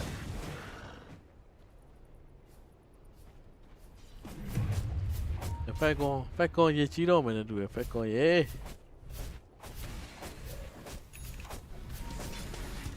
တော့ side white ပါတယ် BKB 3ကောင်သွား EU ပဲပါမယ်ကယ်ပေးဖို့အတွက် full stack ဟိုဘက်မှာရှိတယ်offer တွေပါတော့ထည့်ပေးထားတယ်ဗျာဒါပေမဲ့ marine အနေနဲ့လည်း item တော်ပြည့်နေဗျာသူ booster swap ပဲလောက်ပဲကျန်တော့ Radiant's bottom tower is under attack. တော်တော်ဆော့ရတာပဲเนาะ beast ကိုเนาะလွယ်နဲ့တော့မနိုင်ဘူး Falcon တော်တော်ဆော့နေရကြုံပြန်အောင်ရှုံးမလို့ဖြစ်နေဘကလောကတော့ red tank လေးမှာကိနေဗျ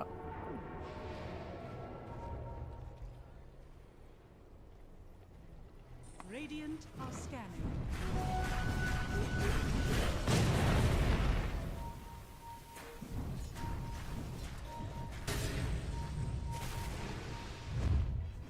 ဒီရက်ပြအဲ့တော့မြန်သွားမှရမှာတစ်ခါလောက်နဲ့မလောက်တော့ဖြစ်နေဗျဟိုမှာ BKB ကြီးပြန်ထွက်လာတာဆိုတော့ဒါမှလည်းသူ side fight တစ်ခုနဲ့တစ်ခုမြန်ဖမ်းဖို့လိုတော့မှာသူနှုံးကတော်တော်နည်းသွားတယ်နော် snapper နဲ့သူနဲ့တိတ်မကွာတော့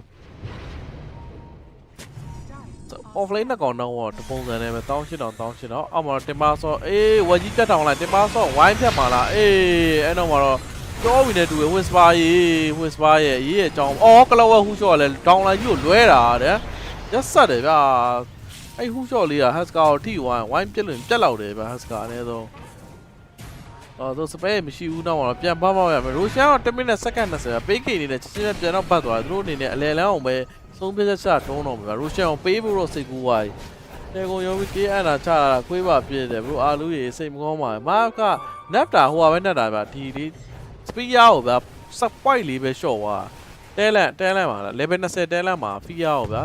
ဒီတော့က 0.6 မှာ 0.4 လားမသိအဲ့လေးပဲဘာမှအဲ့လောက်ကြီးမနှက်တာအောင်မဆိုအဲ့လားလေးနဲ့မသိတာဘူးကျွန်တော်အဓိကဒီ damage နှက်တာတွေသူ့ရဲ့ဒီ1 on damage နှက်တာတွေ2 damage နှက်တာတွေဒီမှာ base damage short တာအဲ့ဒါကြီးပဲကြောက်ဖို့ကောင်းတော့မသိတာဘူးဗျပါလေးပဲဘာဖြစ် sub ဆော့လို့ရသေးကောင်းသေးရမှာသာ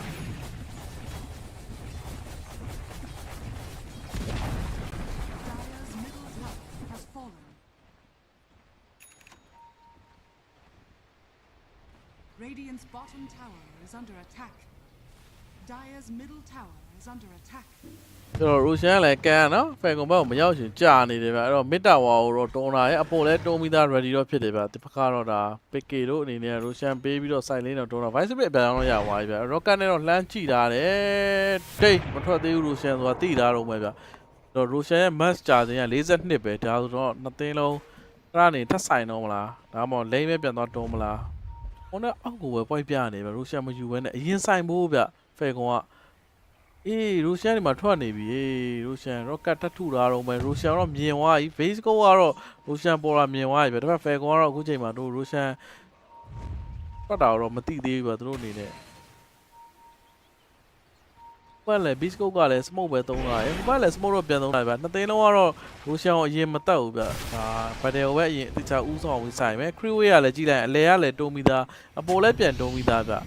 Falcon ဘက်က ready position တော့ဖြစ်နေဒီဘက်လည်း jet pack တွေပိုင်းနဲ့ rocket တွေနဲ့လှမ်းတော့ကြည့်ရမြင်တော့မြင်တယ်တစ်ဖက်သမင်မ sneaking smoke break တော့နေရတော့ယူထားရဗျထပ် smoke ထွက်တော့3တော့ပဲဗျဟိုဘက်မှာလည်း smoke တွေတော့နေတော့ break သွားပြီဗျသမင်မကိုပိတ်ထားတာတင်တက်ရှင်တက်ဆိုလွတ်ပေးထားတယ်ဗျသမင်မကိုရှေ့က hurricane ပိုင်းနဲ့ pipe on inside နဲ့အပေါ်အောက်ကြီးနော်အပေါ်အောက်ကြီးဝင်သွားရဗျအပေါ်အောက်ကြီးလူနာ eclipse သုံးမလား saber end တော့ break ထားရဲတမင်မတော့တန်းထက်ဖို့ကြိုးစားမလားဒီဘက် cloud watt မိုးအနေနဲ့တန်းတော့ short သွားဒီဘက် moral kit တွေကျဲပြီ cloud watt ဘိုင်ဘက်တော့3တော့ပဲဗျတစ်ဖက်ကလည်းတမင်မဟီးတာပဲလို့ပြန်တော့သူတို့တွေတော့ဘတ်တော့ဘတ်နေဗျrubik cloud watt ဟိုဘက်ဒီဘက်တော့ညှက်ပြီးလိုက်ကြုံပါလားတစ်ဖက်တမင်မ snake ကထပ်တော့ပိတ်ထားတော့မယ်လူဆက်ဘင်3တော့ပဲတင်မစင် chakran 3ပြီးတော့စစ်တန်းနဲ့ပါညာ3တော့အိုးစစ်တန်းနဲ့တော့မ3တော့မပြစ်လိုက်ရအောင်ဗျအဲ့တော့မှတစ်ခါလူနာပြစ်တဲ့ damage ရတော်များတော့နေဗျအိုးပဲကွန် e-sport ကုန်ပြီနဲ့တူတယ်နှစ်ယောက်လုံး9နှစ်ကောင်တေသွားပြီဗျတမင်မတော့အကောင်းဆုံးတော့ပြစ်ပြီး carry တော့ carry နော်အိုး rubik ကောင်းလိုက်တာအပြာရောင်းတဲ့ chakran နဲ့3ပြီးတော့တကယ်လှုပ်သွားပြီ carry သွားတာ rubik ဖြစ်နေတယ်ဒါပေမဲ့လူနာပိုင်မကြီးတော့ရောက်အောင်တော့ထွက်လာဗျသူ့အနေနဲ့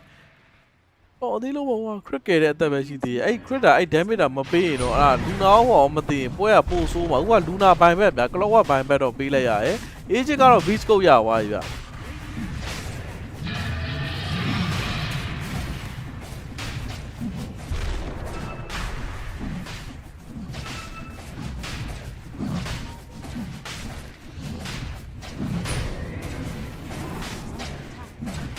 ပြန်ပြပြီ။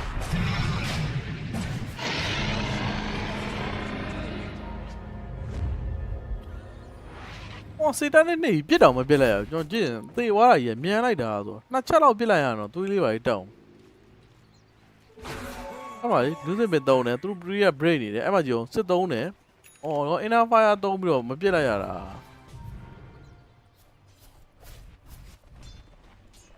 တော့မှကြည့်အမှန်ဆိုအဲ့တင်မဆောလူနာကမသေးဘူးတလားတင်မဟိုကောင် chakran damage ရနေတော်တော်ကြာသွားတာ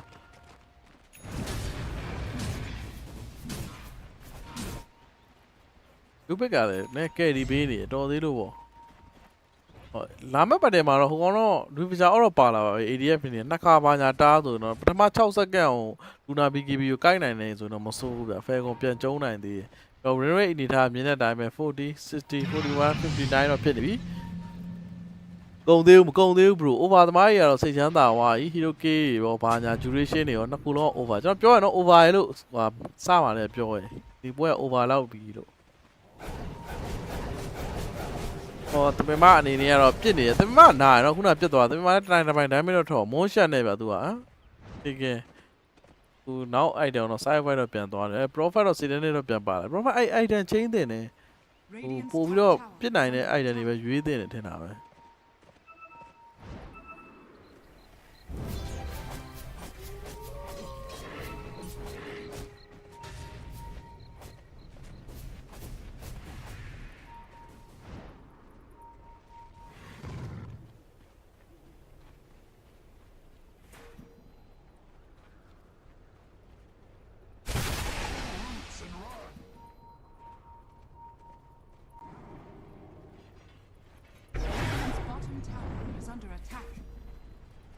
တော့ဘန်နာပဲတော့ပြတ်တော့ထောင်လိုက်တယ်ဗျသူတို့အနေနဲ့တော့ဘန်နာထောင်တယ်တက်တယ်ချိုးမာလာဘန်နာနားမှာဆိုရင်တော့ freeway ကခုရီယာတွေတော့40 ဖက်တော့ရဆိုပြီးဘန်နာနည်းနည်းကြော်သွားရင်တော့မရဘူးပေါ့ပုံမှန်ဆိုတော့ဘန်နာအရှိတိုးဆိုင်ပြီးတော့တာဝါချိုးရများတယ်ဗျသူတို့ကတော့ဒီနောက်မှာစိုက်ထားတယ်ဗျဒီကဘန်နာကိုလာချိုးလို့မရအောင်ပဲမောရင်လည်း bro ပြောလို့မရအောင် bro ပတ်တင်ဆိုတာလို့အပိုင်မရှိဘူး bro gain to falcon on ရင်လို့ on လိုက်တဲ့အချိန်မှာ bro ယူပြီးတော့ beast ကနိုင်သွားရင် bro ထိုင်ငုံနေရအောင်ပဲBKB ပါကြီးရတဲ့တော့ကြာတော့ကနေပြီ arena တော့ဖြတ်ခဲ့တယ်ဆိုမဲ့ cloud wall တော့တန်းတော့ဖြတ်လိုက်တယ်ဗျအဲ့တော့ cloud wall တော့တန်းတော့ကျော်သွားပြီတော့မှ chakran တော့ပြန်တော့3တယ်ဆိုမဲ့ rubik လူစစ်ပင်တော့9ရဗျသူအနေနဲ့သူလူနာစစ်ကြီးပါရရင်လည်းမစိုးဘူးเนาะလူနာ EU ရတော့ဖြတ်တော့တင်လိုက်တော့ sprout တော့3လာတယ်သူအနေနဲ့ hurricane ပိုက်3ပါ agent တက်တော့ကြာသွားပြီလူနာနောက်မှာတော့တစ်ဖက်ဟိုမှာ level 6ကပြေးဝင် marine နေနဲ့ စစ်တန်းတွေပါတော့ကြံသေးတယ်သူအနေနဲ့လုံးတော့မလုပ်သေးဘူးအဲ့တော့တင်မဆောတန်းတော့ short သွားပြီဗျအဲ့တော့လိုက်နေတယ် rubik ဂျန်ကြီးနဲ့နော်တိုက်တယ်ဆိုရင်အိုးပိတ်ကေတော့မမိပါဘူးဗျအဲ့တော့ကြားတဲ့ကောင်တက်သွားအဲ့တော့လေစနဖာရမိတော့စနဖာရတော့ရတယ်ဗျတော့ agent နဲ့တော့ဘာမှမလုပ်လူနာစစ်တန်းနဲ့လိုတယ်ကိုပြောတယ်မောသူကောင်းကောင်ကလည်းပြုတ်နေတယ်မှာဝိုင်းပြက်နေတော့မှဗျတော့နောက်ချက်ချင်းဆိုလိုပဲ falcon ဘက်ကို1200ချက်ချင်းရောက်သွားတယ်ဟိုဘက်3 man ရုပ်တဲ့ down ကသူတို့ high ground တက်တာ ဒီကလောဝတ်တကောင်စပြီးတော့အရင်ဝင်ဖမ်းတက်ပြီးတကောင်ကနေအရီနာတစ်ခါသာကြံသေးရဲ့ဗျဟိုအေဒီယာကိုအရင်ပေးလို့နေသူနည်းခတ်တလားနော်အေဒီယာအရင်ခုနကဆိုလို့ဝဝလို့လိုက်တော့လူနာပြစ်ဖို့အချိန်တော့မရပါဘူးဝစ်စပါလေနော်တိတ်မလို့သူလိုပဲဝစ်စပါရဲ့ဒီတင်မဆောကြီးရလေအိုက်တန်ရှိရနော်ရှိရဆိုတော့တိတ်မလို့အဲအီးဝယ်နဲ့ပြတ်တော့တင်လိုက်အလင်းမှာစပီယာဘာညာအဓိကဘိုင်ဘက်ဘာညာဖို့တာဗျဟိုဘက်ကတော့ snapfire ဘိုင်ဘက်တော့ရှိရဒါပေမဲ့မလို့ဟိုကတာဝါတဲချိုးတယ်ဖိုတော့ကာရာတော့ပဲဗျသူတို့အနေနဲ့ပေးတာတမန်ပြတ်တာကိုလည်းကြည့်အောင်ဝန်းရှက်နဲ့ကြည့်အောင်စနေကင်းကဲတဲ့ဂိမ်းတော့လုံနေရောဘန်နာကြီးပဲပြန်တော့ထောင်နေရဟိုကဘန်နာတော့ပြန်တော့ထောင်လာရဗျသူတို့အနေနဲ့ကတော့လူစပင်သုံးတယ်တစ်ချက်တော့နားရဆိုပေမဲ့လည်းဂူတော့သိမဆိုင်ဗျသူလိုချင်တဲ့မီဂါကိုပဲအသေးသေးယူတာတစ်ဖက်လည်းဘန်ဘက်တော့မထုတ်ပါဘူးဗျသူတို့အနေနဲ့ကလည်း snapfire ရှိရဆိုပေမဲ့နှစ်လိန်းတော့ပေးလိုက်ရပြီနောက်ဆုံးတစ်လိန်းကိုကာဖို့တော့ပြင်ရတော့မှာပဲ vice space အနေနဲ့ပတ်စံ4400တော့ကင်လာတယ်။ game 1မှာ Falcon ရှုံးမလို့လည်းအခုတဖန်ပြန် Falcon တော့ပြန်လာပြီ။ Luna အနေနဲ့လည်းသူ item တော့ Satan နဲ့သူဝဲလိုက်ပြီဗျ။ဒါ item ထပ်ပြောင်းအောင်ပဲ။ item နဲ့မလုံလောက်ဘူးပြင် Revisor အော့ထဲမှာရတော့။ DKB 6စက္ကန့်သူတော့မလောက်ဘူးပြင်။ Snake နဲ့ level 25တောင်ရောက်သွားပြီဗျ။ Snake က level 25 Husker 24အကျိုးသမင်မကဲနေတာပဲလက်စသက်တော့ Falcon မှာဟိုမှာ Snake ခုနအဲ့ကောင်ပြစ်တာမခံနိုင်ဘူးနော်အမှန်ကန်ကြီးအဲ့ကောင်ကြီးပြစ်တာနားရတယ်ခွားနဲ့ထိုင်ပြစ်နေအဲ့ arena ထဲမှာ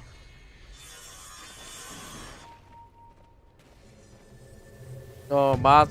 TP ပဲဆင်းလာပြီ rocket လေးနဲ့လမ်းတော့မြင်လာတယ်ဟုတ်တယ် bro ကြော်သွားတယ်တမင်မတကယ်နေတာ level 25နဲ့အမှန်ကန်လုံနေတာဟေးprofile ဒီဘက်တိတ်အဲ့လောက်ကြီးအားကိုးရတာမဟုတ်ကြည့်နေ for shot လောက်ပဲ profile Husker လည်းအဲ့လိုပုံမှန်လောက်ပဲအရင်ဘာမှမလုပ်ပါနဲ့ Rubin နဲ့ smoke တော့ကောင်တော်လုံးနေ Rubin နဲ့တွင်မှာ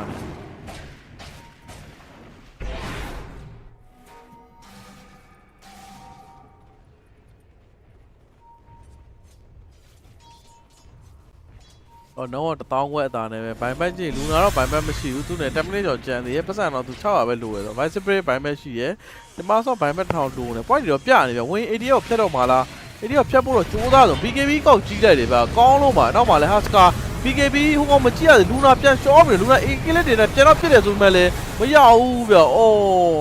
တို့အရင်ဖမ်းဖို့တော့ဖမ်းလို့မရအော် EO နဲ့ထပ်ပြ Vice Space မှာထပ်ပါပြီးတဲ့တူတယ်အော်တယ်ကင်းစစ်မှာပြီးတော့ AD ကတော့ AD ရဲ့ပဲဗျာနော်သူ့ဝင်ဖမ်းဖို့တော့ချက်ချင်း BKB ကြီးပြီး arena ကြီးကောက်သုံးပေးလိုက်တယ်ကြောင်ပြောက်သွားဟုတ်ပဲအဲ့ဒါတင်မဆော့အရင်ပေးသွားပြီးဆိုင်းဝိုက်ပြောင်းခိုင်းပြီးမှလုပ်လိုက်တာပေါ့ကွာဟိုကောင်တွေ့ရတယ်ချင်း BKB ကြီးလိုက်တယ်ပြီးတော့ arena ကြီးကောက်ခတ်လိုက်တာကြောင်ပြောက်သွားလူနာလည်းဟိုမှာ Husker စစ်မိပြီးတော့အမှ Basker အဖက်ဖြစ်နေကြောင်ပြောက်ပြီးတော့ Husker အနေနဲ့ Ruja အောက်ထည့်လိုက်ပြီးတော့ Luna ဘိုင်ဘက်ကလည်းမရှိဘူးစက္ကန့်90ကျော်ဗျရှုံးမိတဲ့တူရဲ့တခါသလုံးအန်ကျင်တော့အန်လို့ရတယ် Falcon အနေနဲ့ကတော့ Falcon ဖြစ်ပြီး AD ရဲ့ဒီအရင်ဝင်ထွက်တွေတော်တော်သိတာဗျတော့အမ Omega ဖြစ်သွားပြီပြီးတော့သလုံးကိုချိုးပြီးဘယ်လိုလုပ်မလဲကြီးကွာပြီဗျ Vice Space ဘိုင်ဘက်တော့ထွက်ထားဆိုပေမဲ့ Luna မရှိတဲ့တင်ဖိုက်ကိုဘလို့ဆိုင်မလဲသူတို့ Rubik ကိုတန်းဖြတ်ဖို့တော့လုပ်တယ်တစ်ဖက် Moral ကိစ္စတွေကျဲဆိုပေမဲ့လည်းသလုံးကိုပဲချိုးသွားပြီတသားရပဲနော် duration over game over ပေးပြီးတော့နောက်ဆုံးတော့နိုင်ဝါကတော့ Falcon ကတော့ Falcon ပါပဲဗျာဒီကဘာကောင်ကိုင်လုံနေတာ OG တုံးကဒီမာတို့မော့ကိုလည်း CN နဲ့ဗတဲ့ပြီးမှထိန်းသွားတာရှယ်ပဲချွတ်တာပြီးပြနေပြီဟုတ်တယ်ချွတ်တာပြီးတာဝန်ကြီးရဲ့ဗျသူ့အနေနဲ့သူဝင်ထွက်လေဝင်သူတော့ဝင်စရာမလိုတော့ဟိုဘက်ဝင်လာတာသူ reaction လေးလုပ်လိုက်တာနိုင်သွားဟိုဘက်ကတော့ဘွဲလုံးကောင်းပြီး beastcoast ကနှစ်ပတ်တဲ့ဆိုင်လာနှစ်ပတ်တဲ့မှာ agent နဲ့ high ground တက်တယ်သူတို့ရှုံးသွားရယ်နောက်တစ်ပတ်သူတို့ကအရင်စပြီးတော့ဖမ်းတယ် smoke တယ်သူတို့ရှုံးသွားပြီးတော့ဗတဲ့ဆိုင်လာမှာနည်းနည်းလေးလိုသွားလူနာကလည်းနော်ဘွဲလုံးကောင်းလာပြီးတော့နောက်ဆုံးပတ်တဲ့ကြာသူလည်းဘာမှတော့မပြစ်လိုက်ရအောင် Husker အပြာရောင်းနဲ့မိပြီးကြောင်ပြောက်သွားတော်တော်ဆော့လိုက်ရတယ်ဒင်းဝိုင်းရတော့နိုင်လို့ဖြစ်သွားကွာ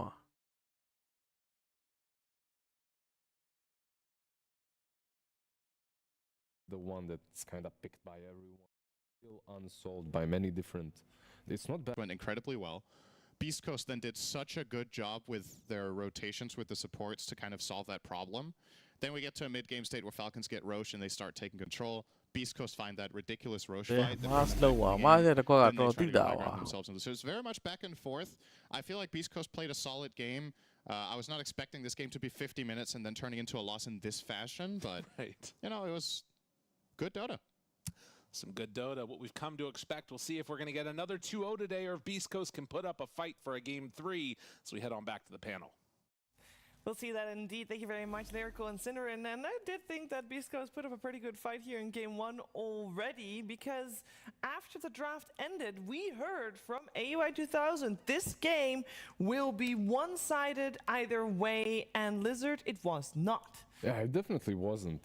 They used every trick possible in the book to make that mid lane, first and foremost, at least survivable.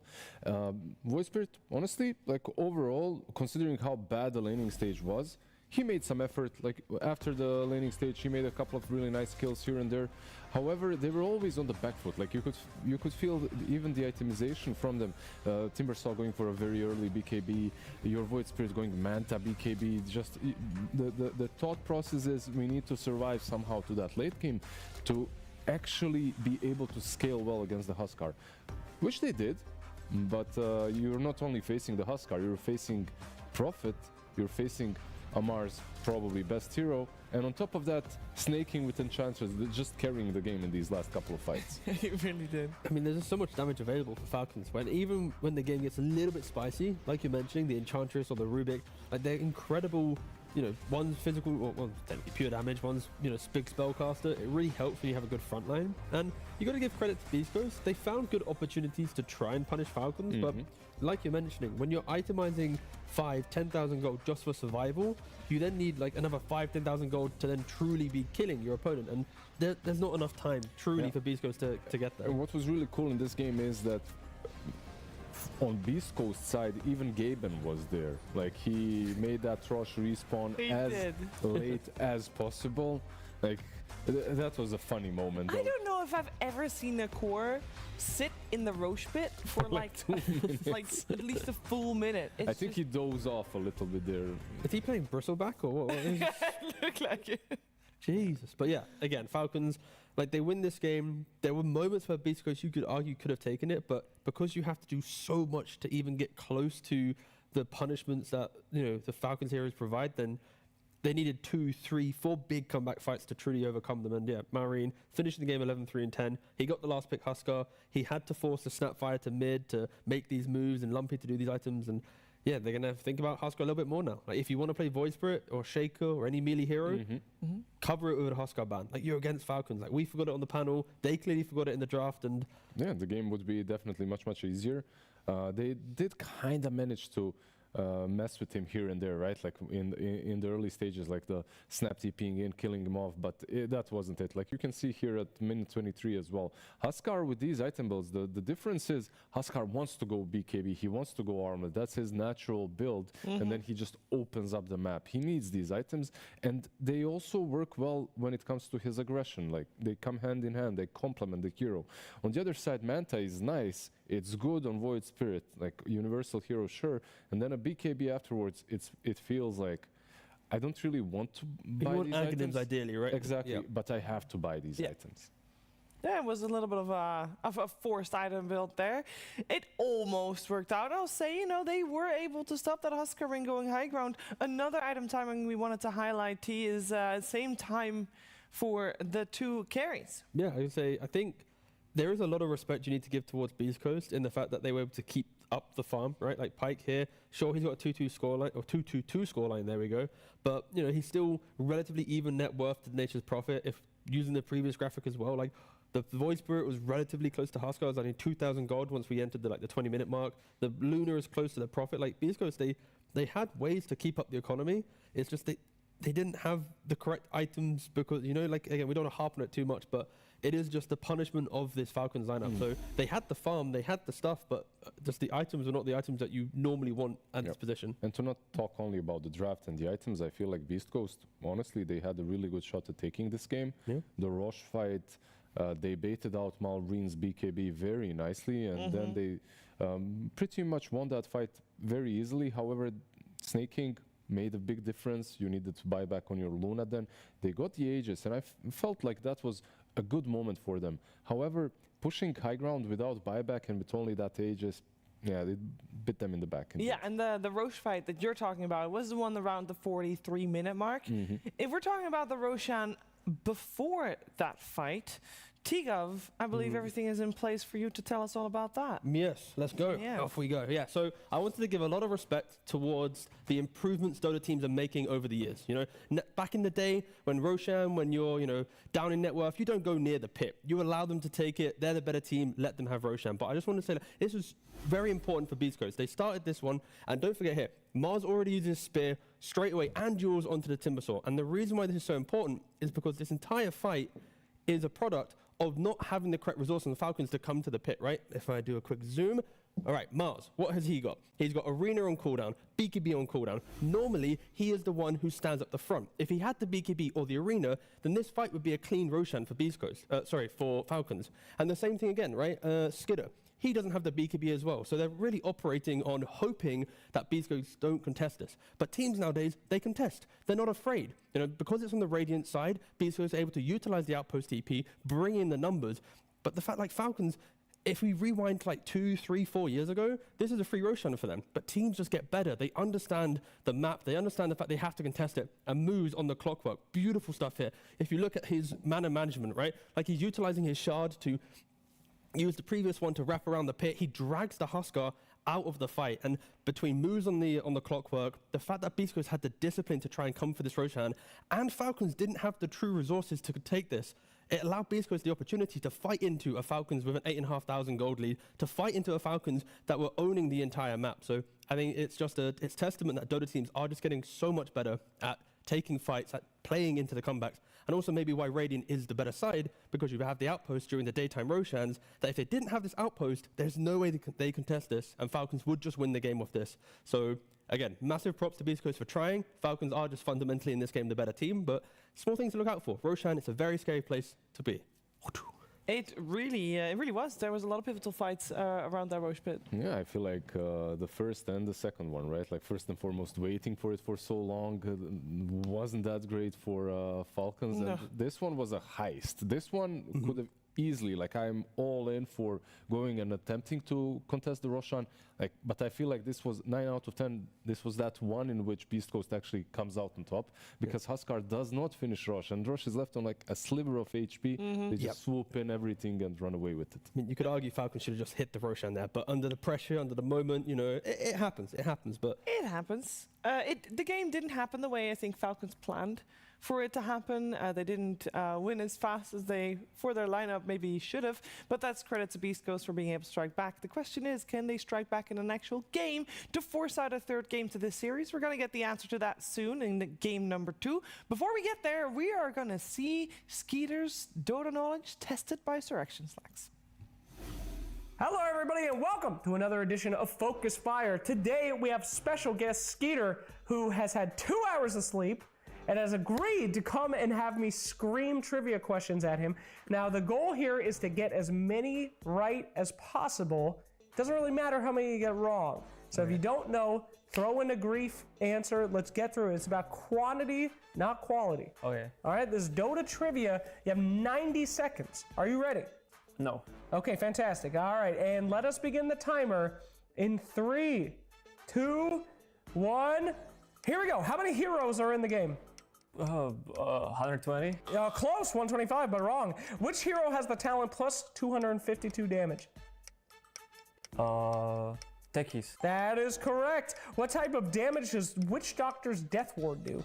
Pure. That's right. What hero has the highest strength gain? Brown Beast. That's right. What's the most expensive item in the game to build? Dagon 5. Nope, that would be Wind Waker. Name one of Ringmaster's abilities.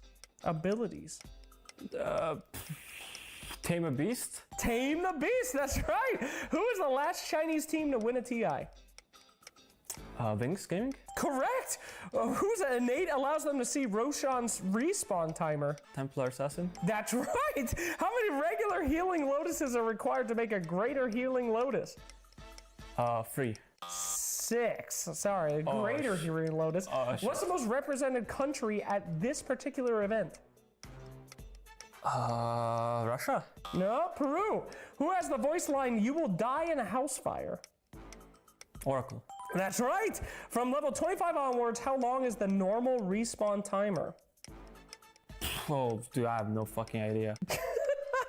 130? 100. Very close. It was 100. Name a hero that was unpicked at the last TI.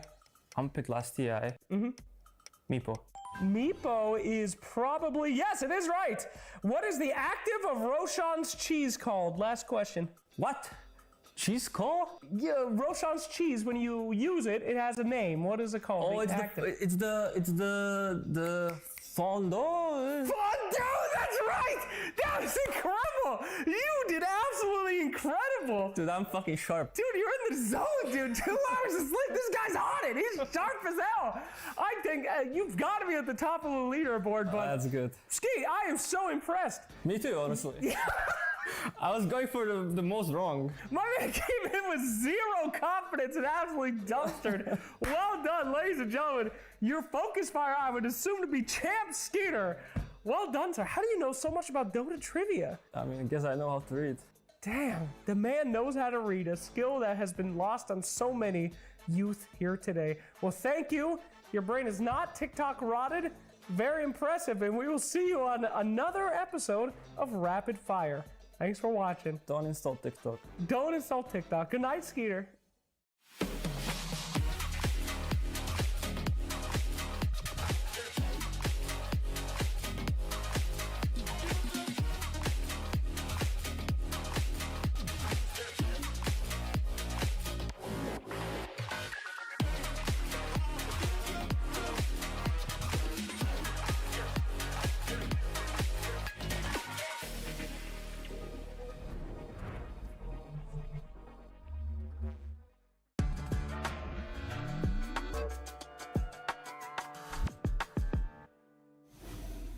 Tiga, real quick, what's the most expensive item in the game? Oh, it's Dagon 5. That's right!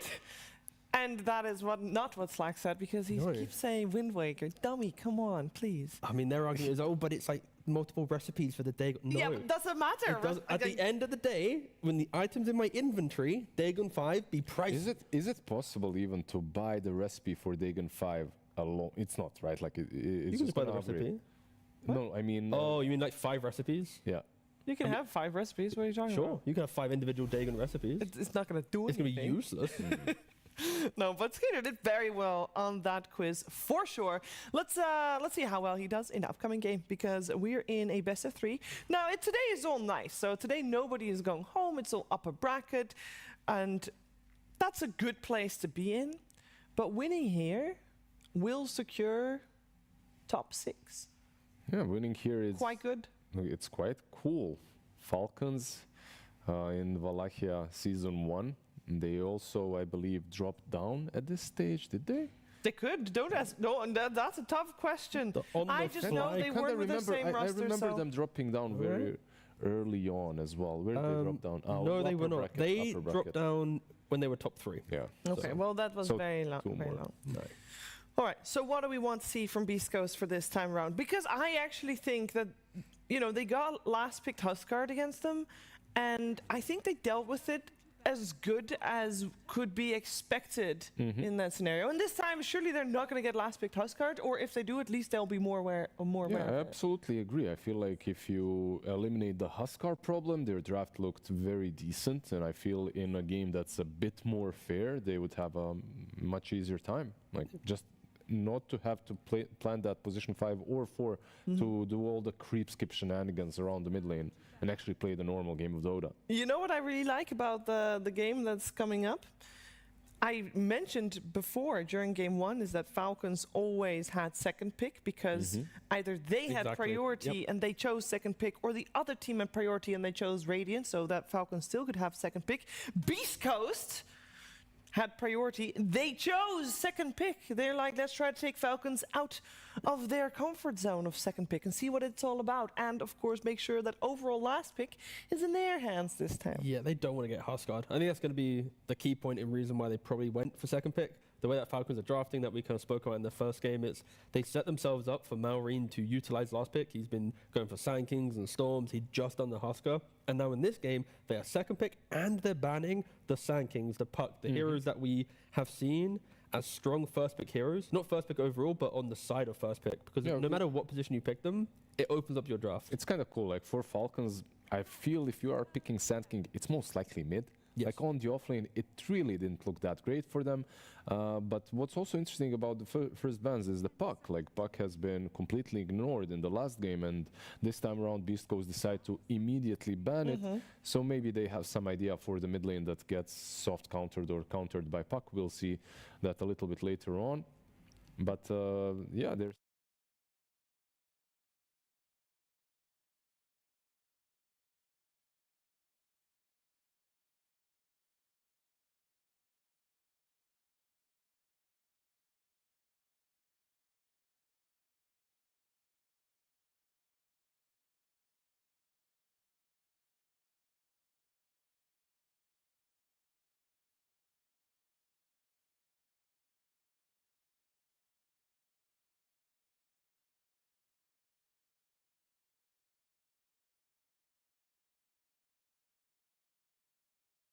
Hello, hello.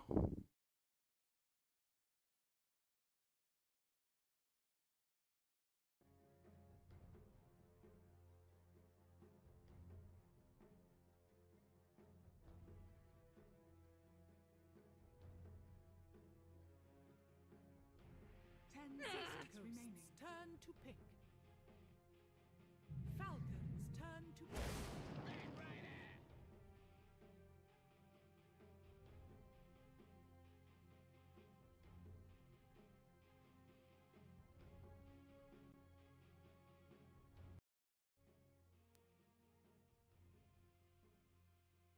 Seconds remaining. 5 seconds remaining. ကဲ game number 2ကနေပြန်လာတယ် Falcon အနေနဲ့ win rate အများဆုံး hero ပန်ကို first pick တော့ပြန်ကောက်ထားတယ်ဗျအဲ့တော့ ပန်ကိုပြင်ဆင်ကြီးသွားတာတော့တွေ့ရတယ်ပြန်လာပြီလေ bro ရဲ့ bro တက်မြတ်မဖြစ်ထားပါဘူး bro ရဲ့ရောက်လာပြီဗျရောက်လာပြီ Falcon အနေနဲ့2စီးမယ်ပဲတဲ့နော် game 1တော့ဒါတစ်ဖက်အခွင့်အရေးရခဲ့ဆိုမှသူတို့အခွင့်အရေးကိုအသုံးမချလိုက်ရဘူးဗျ2စီးတုံဟုတ်တယ်2စီးစိတ်တော်မကောင်းဘူးလို့မဟုတ်ပါဘူး bro ရဲ့ပန်ကိုပစ် auto win လေတဲ့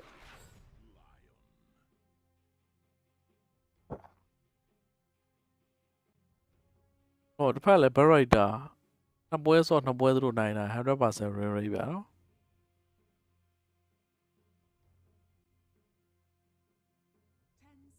ော်ပန်က ADL လဲဆော့ရနော်နှစ်ယောက်လုံးဆော့ရဟို Marine လဲဆော့တာဆိုတော့ OB night ပစ်ထားရဗျဟို OB night ပစ်တဲ့အသေးကနိုင်မယ်ထင်တယ်နော်ခုနကတော့လည်းရှေ့မှာ OB night က AC ပဲ Hero ရဆော့သွားစာရလေးပဲဗျ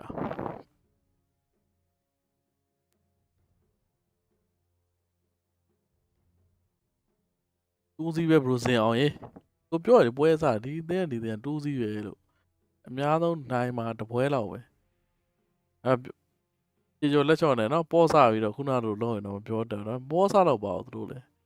Lion Omi Night Pango ဟိုဘက်ကတော့ Main Game Barrier Rubit ကောင်းတယ်ဗျ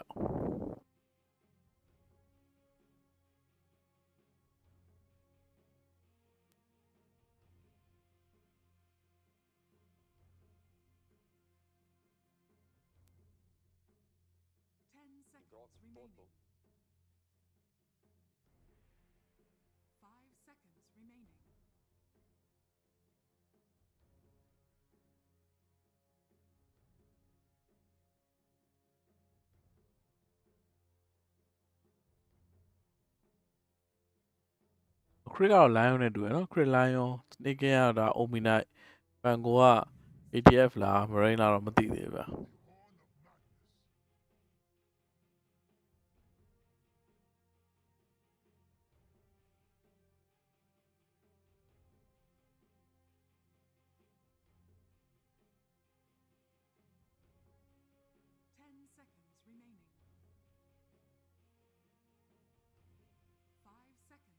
ဟောတတူအမွေးရယ်မွေးရရှောက်သွားနေတယ်မွေးတတူဆွဲလာတာအေး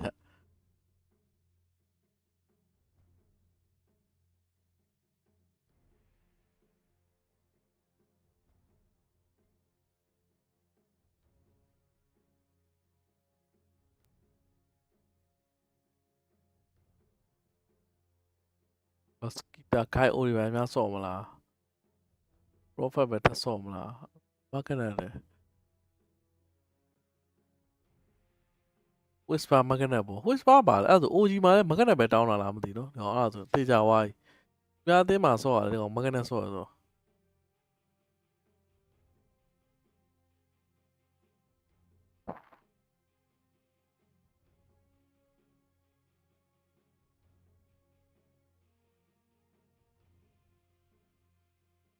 Ruby ရဲ့မကနဲ့ရဲ့ Barrider ရဲ့ Mikey K ရဲ့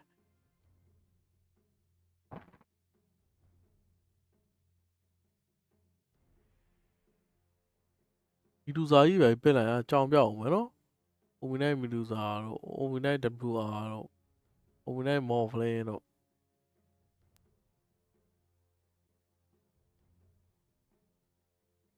ပစ်၄ပွဲပစ်တယ်တဲ့၃ပွဲပန်းတယ်တဲ့ Radiant Rate 50 Diamond Rate 50တူးစီးပြီနဲ့တူပါတယ်ကွာဘာလို့မကနဲ့ပြစ်လိုက်တာတော့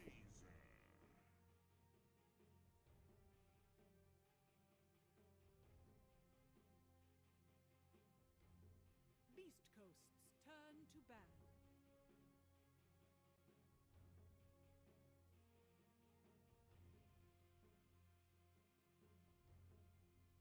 ဘီကုတ်ကချနိုင်လားဆိုတော့ချတော့ချနိုင်ပါဘီကုတ်ကဖိုခွာကိုကြီးဆက် offlane ပြန်ဆော့နေပြီတော့တဲ့ OG new line လာတော့မှာမကြခင် OG ကသွေးသက်လောင်းတော့မှာ 5 seconds remaining.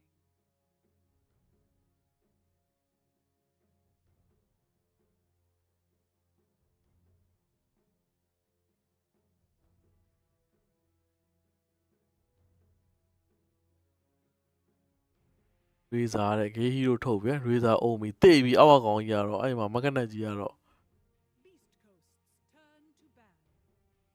game 1တော့ဘန်ထားတယ်တဲ့ပြီးတော့ဒီကအဲ့ရေဇာဘယ်သူဆော့မှာလဲလည်းမသိမရိန်းလဲဆော့ရဗျာဟိုကလည်းဆော့တော့နှစ်ယောက်လုံးကဆော့ကျွန်တော်မရိန်းဆော့ဝင်နေတူတယ် Ominite ရေဇာတော့မသွားတော့ထင်တာသွားလဲကျန်းတာပဲ 10 နေပြီးလိုက်ထုတ်ဟိုကလို့တောင်းပါလေးပဲဝင်တိုက်လို့ရ 5 seconds remaining. bro kiki မင်္ဂလာပါ bro ရေတွေ့တော့ကြာရင်တော့ bro kiki game 2ဘာကောင်းလဲ bro game 2ကတော့ bro ရေဘာကောင်းလဲလုံးမနေနဲ့အဲ့မှာ Ominite တကောင်းနဲ့အကုန် okay နေပန်ကွာလဲဟိုကောင်ကအပန် hero focus မယ်ဆိုရင်အပေါ်မှောက်နေပြီလားမအောင်လို့ပြောရဗျအဲ့ဒါကျွန်တော်ကသူနောက်ဆုံးပွဲကြရင်လာလိုက်မယ် announce နဲ့ available ပွဲသူပြမယ်တဲ့ဟောသူမပြနိုင်တော့ကျွန်တော်ပြပေးလိုက်ရသူနောက်ဆုံးပွဲကြရင်ပြလိုက်နောက်ပွဲတော့အဲ့ announce နဲ့ available နဲ့10နာရီခွဲလာဒါ Falcons turn to ban. လို့လေ bro Navia giveaway လိုချင်တာပေါ့ bro ကေနာတစေ3000 raw ကြိုင် Navia ဒီရန်ကြည့်သွားလို့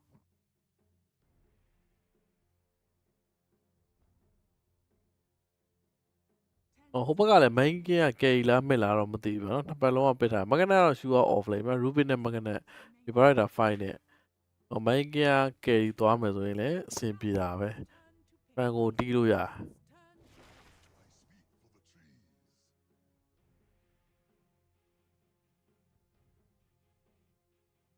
one more milli Falcon ရေးတဲ့ 10 seconds remaining. 5 seconds.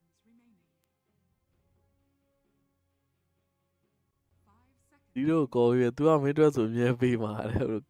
နောက်ပြီပါရိုကီကီရိုကီကီနောက်ပြီလို့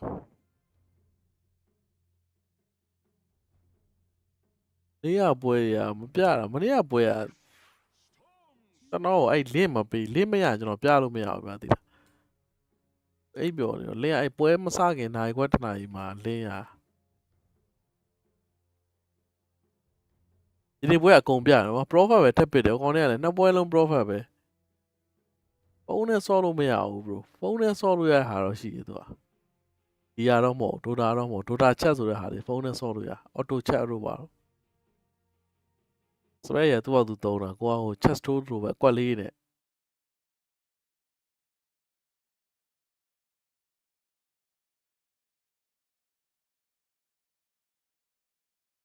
အင်းအားပေးမဲ့အတင်ဘက်ကံလို့ဘက်ကရှိတယ်ဖဲကွန်ဘောဘက်ကရှိတယ်2-0 bro ဖဲကွန်ကန်လိုက်ဗျာ bro ရှုပ်တယ်အဲ့တော့မှတော့ stone spirit ပစ်တယ်ဗျမိုက်တော့မိုက်တယ် stone spirit ပုံပေါက်ပြီးပါညာကျွေးလို့တော့ရတယ်ဗျဒီ omina ကိုအရင်တတ်နိုင်တော့မဆိုတော့တကယ်မှ marine ဘာနဲ့ဆော့မလဲကြည့်ရမယ် A2 ဘိုင်းနဲ့ဆော့မလား okay နဲ့ဆော့မလားတော့ကြည့်ရမယ် skitter ရောဘာသွားမလဲတကယ်လို့များတာ stone spirit ကနဲ့ main ကလိမ့်မှာ okay ဝိုင်းတော့ပြန်တော့ကြော်ရလို့ရတယ်နော်နှစ်သိန်းလုံးကတော့ချမှာပဲဒီကောင်နှစ်ကောင်ဒီပွဲလဲ AD ကတော့သူ့အနေနဲ့ pango off lane lion position 4ဟိုဘက်က main ကင်းနဲ့သူဘယ်လိုထိန်းလဲကြည့်ရ Rare City 8%တော့ဟိုကောင် Rare ရဒီကောင်နေမီဒီကေလိုက်ပါလားမကဲဒီပါ rate တွေပဲဆော့သွားတူတာကို P2 ဆော့ရတယ်လေအောင်ရဲလေးတောင်ဆော့နေတာအောင်ရဲလေးကဘယ်တော့ဆော့ဟုတ်တယ်ရုပ်ရှင်တကားပါတော့သူမသိလို့ပါသူမသိလို့ဆော့ပြီအခုတော့သူမဆော့တော့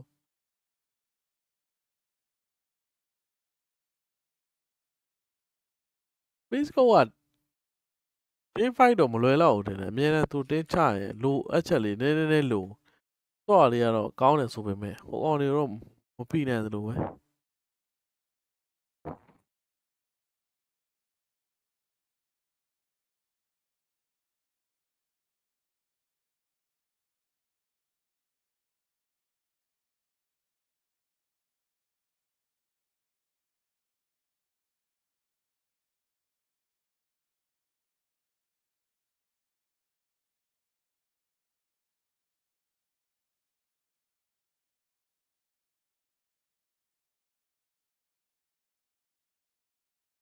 Absolutely. I am here with the bet loser, Owie 2000. Sir, didn't go the way that you thought so last game. However, this one looking pretty solid. What do you think about that last pick, Storm Spirit? Was that a guffaw, if you will? No, we're considering it as one of the picks, but we think it's like going to be a good lane for us, and we have Lion, so like we have good disable for the hero. So. On the topic of that Lion, he chose Fist of Death. Do you believe that we're actually going to be able to see the Lion meleeing and getting killed? Yeah, I think honestly the other one's not that good, so sometimes you get one extra stack and it's worth it. Okay. Would you like to make a wager? No. If he gets more than 2 kills on Fist of Death, I will not do an interview for the third series. Well, that's why I said the first time, but it didn't work. Cowardice. All right, it's on then. So it will be. If Lion gets more than 2 kills with melee, you'll see another interview, assuming you lose. Okay. Thanks.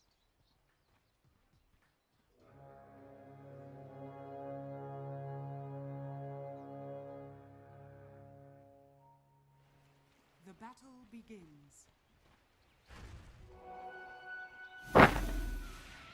ဝိဇာလေးက share လာရင်လည်းဖြတ်တက်မဲ့ကောင်မရှိပါဘူးတော့ဟုတ်တယ်ပွဲကလေကင်းရောက်သွားရင်အမာတဲ့ကောင်တွေများလာမှာနော်အိုမီနဲ့လည်းနည်းမှာပြီးပန်ကိုကလည်းမှာပဲအစမှာတော့အဖွင့်တော့ကောင်းသွားပြီဘီစကောဟီရိုကီ3ကောင်နဲ့စတာသူတို့အနေနဲ့ဟိုဘက်တော့ဖယ်ကောင်ကတော်တော်ဟိုတစ်ကောင်ပဲရတာတော်တော်တော့ဖြစ်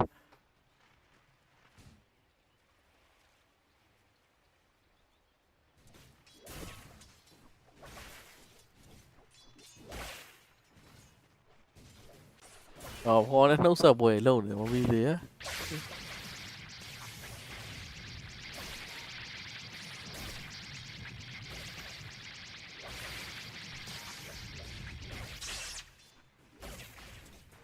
ပဲကောတော့ကိုပါ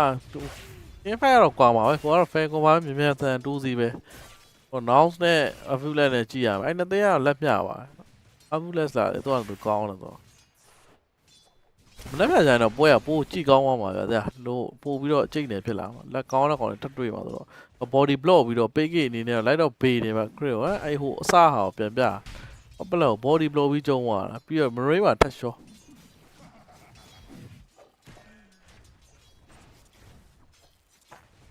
AD ကထပ်ရှော့တာကြည့်ဟိုတကောင်တော့ဖို့ယူရအောင်တော့တောက်သွားသေး AD 3-4-1တော့ခီလိုကီကတော့ဒါဒီဘက်မှာတော့ဒါပဲ ADF ပဲစားတာဆိုမစိုးသူစောစီးဒီမိုင်းကင်းနဲ့ထိန်းတော့ဖက်နေပဲဝယ်လို့ရတယ်ဗျအလဲမှာမရဲကိုဆိုလိုတက်ဖို့ကြိုးစားနေမရဲဆိုလိုတေတော့မှာလားပြီးတော့တခါမင်းမဖေးတဲ့ကောင်ကြီးအဲ့လိုတေလို့မဖြစ်ဘူးနော်အေးဂျိုဂျိုအာမင်းဟိုကောင်ပြန်ရှောမယ်နော်ဟိုကောင်ဘော်တယ်ဒီချစ်နေပြီလှုပ်တယ်နော်နှစ်ကောင်လုံး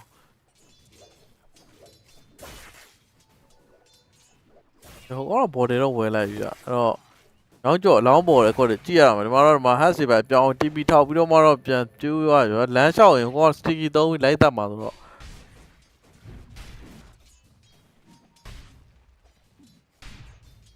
တော့ whisper အနေနဲ့အောက်မှာအဆင်ပြေလားဆိုတော့မစိုးပါဘူး9កောင်စားကြီး3កောင်နိုင်တာတစ်ဖက်ကလည်းဒါ profile နဲ့10កောင်စား4កောင်တော့နိုင်တာပဲဗျာတို့whisper လုံးမတော့ဖြစ်မယ်ဒီပွဲ game 1တော့ whisper မလုပ်လိုက်ရဘူးဗျအစာလေးတစ်ချက်ပဲလုပ်ပြီး mid game လေ game ဘာမှမပါသလိုတော့ဖြစ်သွားသူအနေနဲ့ဟို ADF ကိုတော့စတော့ပြေပြီး frame rate သုံးထားတယ် ball striker ပေးလိုက်နောက်မှာတော့ Jingu Max ပြီးတော့ရအောင်ယူလာသေးဗျသူအနေနဲ့ secret လေးနဲ့တော့ပြန်တော့ပတ်ထားတော့ပဲတော့ပါဖက်နေပဲမစီဘူးလူကမစစ်စစ်အကြီးဝယ်သူကဟောလည်းအလဲမှာလုံးပုံကြီးတာဝါထုပြီးတရဲ့ဟာဂယူးမဆိုင်ဘူးဗျာတာဝါထုလေဟာလုံးဟာမင်းဂယူးမဆိုင်တာရေးပြီးမင်းတေတော့မယ်ဟို TP ကြလာပြီနော်တာရေရူပစ်ကြီးကြလာပြီတာရေမင်းကအကြောင်ပြောက်ပြီးတာကြီးတေမာလားပြေးမာလားအဲ့တိုင်းပြေးရတော့မဟုတ်ပြီးတာကြီးရူပစ်ကြီးလိုက်လာတော့ရှောက်သွားတေလိုက်တာပဲကောင်းပါတာကြီးမထူးတော့ပါဘူးဟုတ်တယ်တေးလိုက်တာပဲကောင်းတယ်ဟုတ်ကောလေဘာလို့လဲအချိန်တည်းကျုံးပြတယ်လုံးမကြီးဒုက္ခကြီးပေးခဲ့ပြီလေရူဘစ်ကပလိတ်တော့ခွတ်တော့တော့လာကြောက်ပြောက်သွားတယ်ဒီတိုင်းတဲ့အဲ့ဒါဘာမှမပြောတော့ပြုံးပြတာ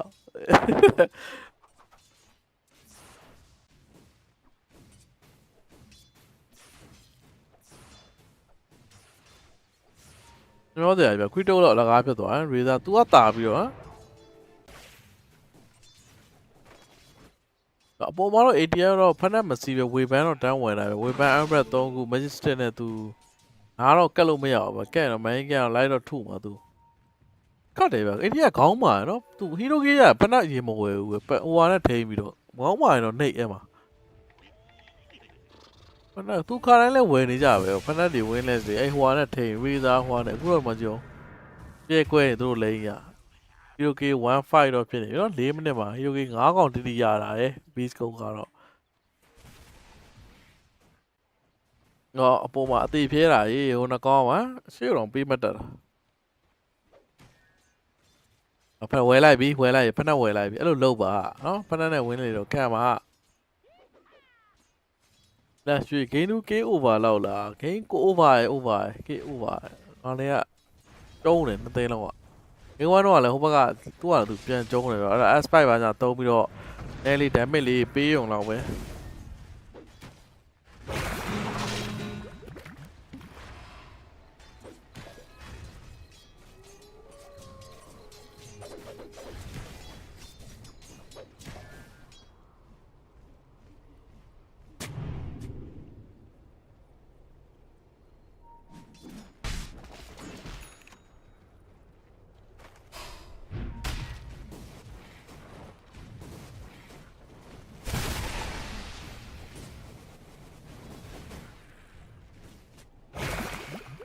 ရှော့ပြန်ပြီ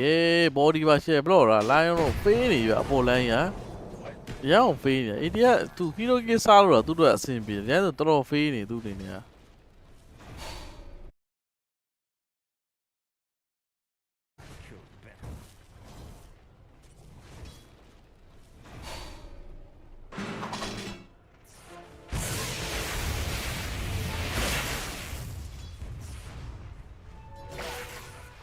အမေမာတော့ဒါနည်းနည်းတော့ဟို level စစ်တော့ရောက်သွားပြီဘရော့ဒါလာတော့ကန်စာပေးခြင်းတယ်ဗျသူအနေနဲ့ရောက်သူတစ်ခေါက် plane ကျော်သွားရန်သိတာကွာအဲ့တော့ဒီဘက် aspire ကိုတော့ရှောင်းလာတော့ပဲဗျအဲ့တော့လိုချင်တဲ့ run တော့ယူမယ်ဆိုပေမဲ့ run ကကန်ဆိုးတော့အပေါ်မှာပေါ်တယ်ဗျဟိုစိတ်ဆိုးနဲ့လိုက်လုံနေပြီ level 6ကလည်းမရသေးဘူးဗျမိုးအနေနဲ့တော့တာဝန်တော့ကြည့်ဗျသူရဲ့ဒီ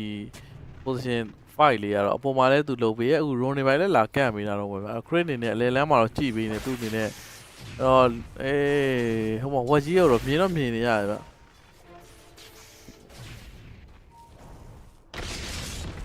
တော့ဒနိုင်လုံးပါလားဒနိုင်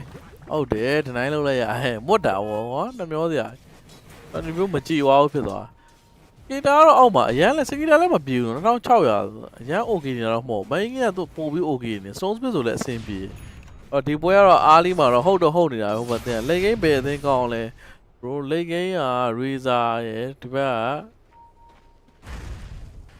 main game တော့ main game ကိုပို့သဘောကျသလားလို့ heavy late game ရောက်ကွာ stone spirit main game ကိုပို့သဘောကျအရန် late game ဆို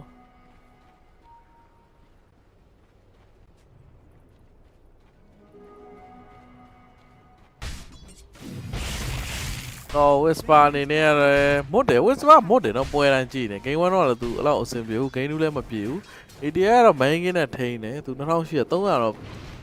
တာနေသေးတယ်သူကပြန်ပြီးတော့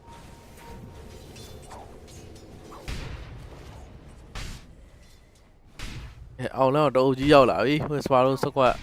တို့တာဝါစတော့ချိုးတော့မှာ skater ချက်ချင်းသူ့လိုပတ်ဝါ skater စနေကြောင်သူတို့ခံပြီးထိန်းရှောမှာဆိုတော့ပုံပတ်သွားပြီဗျSki ကတော့သူ့ရဲ့ဒီ saving jungle မှာ fan နေမှာ Ramadan မှာ3နဲ့3ပဲအေး damage ဆိုတော့ကာဆိုမဲ့ပြန်တော့လှုပ်ပြီးဘေးနားမှာ lion aspect တော့3 meter တော့ပဲဗျ plasma fee ပဲကွဲရဆိုပေမဲ့လေအိုးမင်းနိုင်မပုံးလိုက်ရအောင်ဗျ RP ပါထပ်ပြီး2 man ပေးတာတော့ main game ring မှာပေးတာဒီမှာ rolling thunder 4 man ထိတိုက်တယ်ဆိုပေမဲ့လေသူ့ဘဘောရ short တော့Hiroki 19 beastcoast game 2မှာတော့တကယ်လုံနေဗျအားလီမှာပြန်အောင်သူတို့ပြန်တာနေ10 minute တော့ 2k ဒီက Ominite repair နဲ့အဲ့အမလီသွေးကိုမဟီးလိုက်ရအောင်ဗျာသိလားဟီးလိုက်ရရင်မဆို razor နည်းနည်းတန့်သွားနိုင်စပယ်မထွက်သွားဖြစ်သွားအဲ့မှာ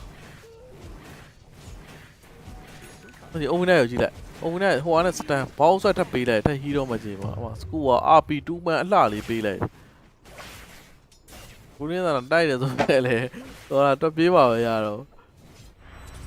အမြင်နဲ့တိုင်းပဲ Hiroki ကတော့ Hiroki 91ဖြစ်နေပြီနော်အဲ့တော့အောက်မှာတက်ပြီးတော့မှ short wave ပါညာတိုက်မှာလား short wave တော့တိုက်တာ school ကဆွဲပြီးတော့ခေါ်ရတယ်ဆိုပေမဲ့လည်းနေကင်တော်တော်တက်နေဗျသူ့အနေနဲ့တာဝန်နာမှာပတ်ပြေးဆိုဟိုဘက် light တော့ light နေတောက်လျှောက် purification တစ်ခါသာတော့ရမယ်ဆိုပြီးမဟီးလိုက်ရအောင်ပြန်ဗျသူ့အနေနဲ့တန်းကြီးကတော့ beast code တော့ရသွားပြီတော့အပေါ်မှာ stone spirit TP ကြတော့သိသွားပြီဗျ ADF တို့စကောပြန်တော့ဘာမှတော့ရအောင်ပြီး arcane တို့ကြီးနဲ့ stone spirit ကMaray ရန်တော့ okay သေးပြီသူ့အနေနဲ့ခါတိုင်းဆို तू ကအကျွံလုံးလောက်ပြီးတော့လိုက်ဖြဲရတယ်ဗျအခုက तू နှစ်ခေါက်တိတိတေသွားတယ်သူ့အနေနဲ့တော့အောက်မှာတက်ပြီး beast code tower ထပ်ယူနေပြီ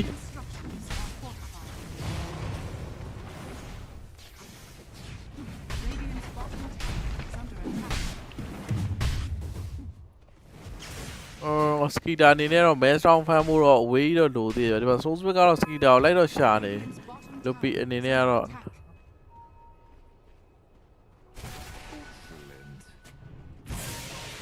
အေးဆုံးပြ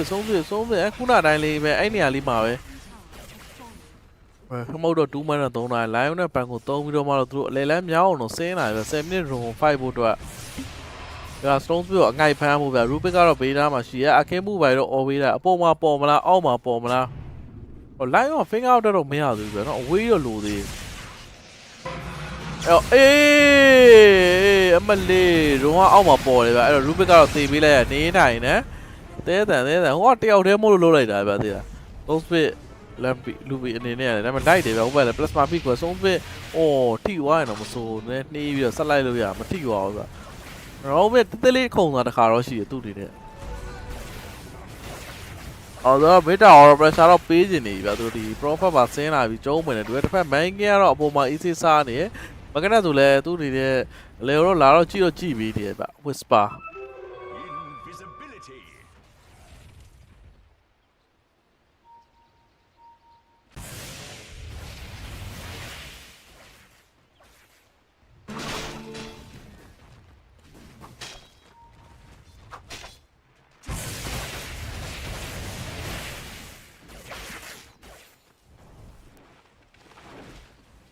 Radiant's middle tower is under attack. အားလီဂိမ်းကျွေးကန်နေရပြီရဲ့အစင်ပြပါမလားမသိဘူးဟုတ်တယ်အားလီဂိမ်းကျွေးကန်နေရ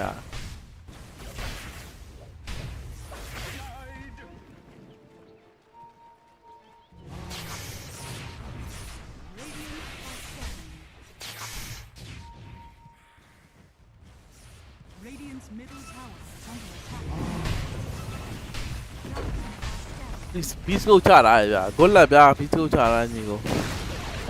Radiant's middle tower has fallen.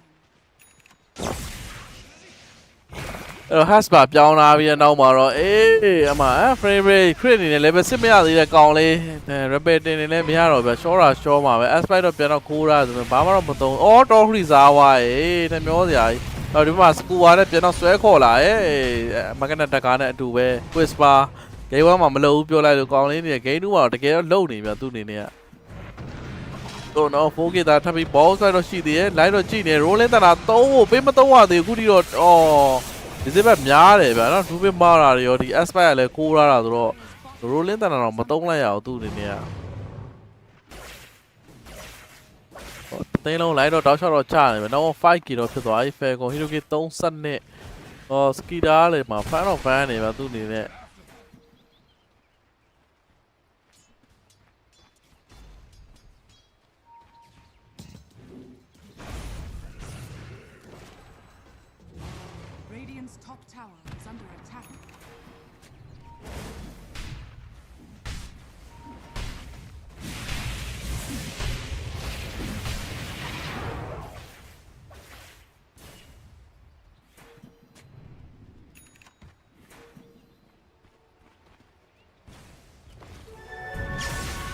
တော့ဆုံးပြတွေ့ရနေရတယ်ပြီး ball ဆက်ပါလို့ remnant နဲ့တခါ crit ကိုလှုပ်တယ်ဆိုပေမဲ့ crit ခုကြောင့် aspire 2နဲ့2 man တီးတော့3နာတော့ပဲဗျဒီ3နောက်ထိပါဝင်ကျုံးနေပြီဗျတအုပ်ကြီးဗျနော်ထုံ brother လည်းတကာနဲ့ဟိုကောင်ကလည်းမကနဲ့လည်းတကာနဲ့ဆိုဆုံးပြချမ်းလာတယ်ဆို3ယောက်ဝင်တိုင်းသလိုဖြစ်နေတယ်တစ်ဖက်ကတော့ခုထိတော့ Falcon ပြန်ချဖို့တော့စိတ်ကူးမရှိသေးဘူးဗျ profile လည်း fan နေတယ်နောက်ဝရကြည့်ရင်ဟိုဘက်ကထောင်နေဗျ stone speed အနေနဲ့6000နဲ့900 man game big game အနေနဲ့6200ဗျဒီ whisper 9800တော့ဒီပုံစံတိုင်းဆိုရင်တော့နော် game 1တော့တကယ်များနိုင်မလားတော့ကြည့်ရမယ်ဗျဟောအစကောင်းပြီနှောင်းသေးကြဘူးလို့တော့ beastcoast အနေနဲ့ကတော့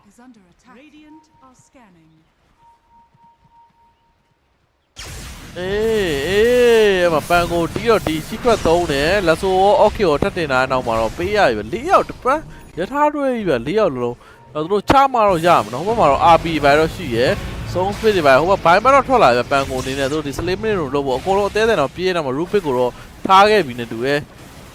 ဟိုဆိုတော့ထားခဲ့ပြီ Rubik ကိုတော့ profit ကြီးပါဆင်းလာတဲ့နောက်မှာတော့ပေးလိုက်ရအဓိကသူ슬 minute တော့မပေးချင်လို့ပဲ ATF ဘိုင်ဘက်နဲ့အတူပဲရုံတော့ရအောင်တော့ယူလိုက်တယ်ဗျတစ်ဖက် Rubik တော့ပြန်တော့ရလိုက်တယ် ATF တင်နေဘာမှတော့သူမရလိုက်ဘူးဗျMarine အနေနဲ့သူ BKB အသေးသေးတော့သူ fan ဟိုကောင်ကြီးကရှီးရုံနဲ့ပြန်တော့ထပ်တက်ဖို့လုပ်နေတယ်အဲ့ပေါ် orchid timing တော့သူလည်းလုံးမှာတော့ RP သုံးပြီးတော့စကူဝါတွဲလာရဲ့အဲ့တော့ orchid ပါဖြတ်တင်ပြီးတော့တူးနေတယ်တော့ဒိုင်းပြီဗျာကောင်လေးကောင်သိုးလေးတနာပါရဲ့ level 9နဲ့သူအခါစတိုက်တည်သလိုဖြစ်သွားတယ်ဗျာဘိုင်ဘက်လည်းထွက်တယ်အခုထပ်တည်ဆိုတော့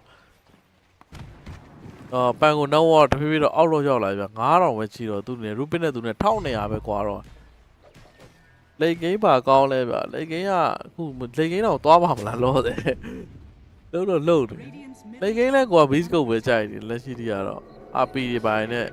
အဓိကအဲ့ပန်ကိုတိုင်ပင်မရောက်တာလဲတိုင်ပတ်သွားသူ orchid သွားဖို့ကြိုးစားသွားဗျပုံမှန်ဆို mid ပန်ကို orchid ကကောင်းတယ်ဆိုတော့ offlane ပန်ကိုက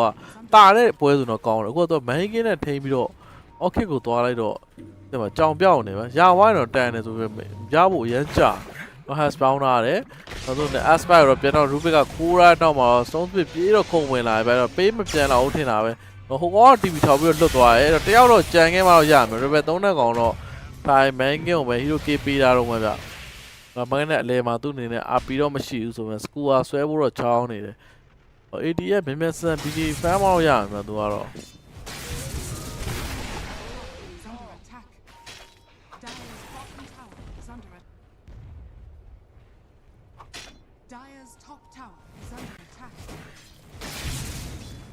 ရေကြီးနေပြီရေကြီးနေ Hero K 46တယ်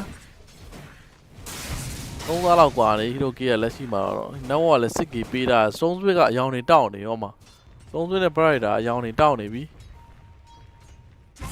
Great BKB အသေးသေးဖန်နေရတယ်ဗျာသူတို့ speed တွေရန်ကျင်းနေပြီဗျာအဲ့တော့ Bright တကာ Radiant အနေနဲ့ Falcon second ဖတ်လိုက်တာဘယ်သူမှတော့မရပါဘူးသူအနေနဲ့ဒီမှာဟိုက okay နဲ့ live ကိုလူအောင်ဝါနဲ့ short way အဲ့တော့ school ကတော့မသုံးပါဘူးဗျာအဲ့တော့ looping အနေနဲ့လုံနေသူ vice speed တော့လည်းကောင်းတယ်နော်အဲ့ကောင်ဆော့သွားတာဟိုခုန vice speed လည်းသူမဆိုး Husker အကန့်ထိန်ပြီးတော့သူကသူလှုပ်တယ်ဗျာအခုလည်းဒီ stone speed သူဆော့ရလေရတယ်ကောင်းတဲ့ပေါ့တော့ရောက်တယ်ဗျာဒီမှာ skitter တော့တွေ့သွား skitter ရေးဘိုင်းဘိုင်ပဲ skitter ကြည့်ပြရေးကြည့်ပြရှော့ပြီး TV ထောက်ပြီးပြေးရဆိုတော့ ball strike နဲ့အတူပဲ TV ပါဖြတ်ခံလိုက်ရတယ်ဗျာအဲ့တော့ wicket စေ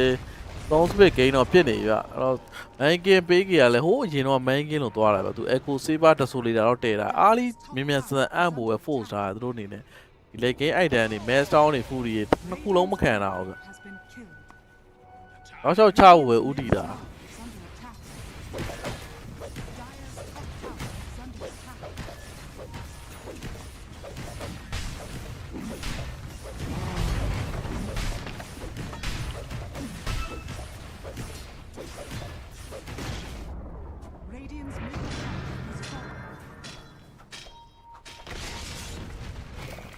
အဲ့တော့ crit ကိုတော့တွေ့ပါခုံလာပြီ crit ရေ electric border အော်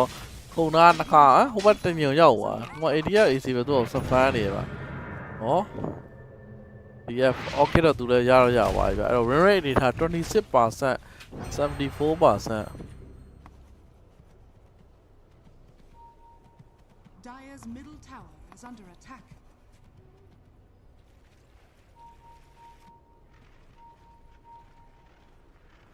Dire are scanning. Stupendous! Radiant's top tower is under attack. Once and run!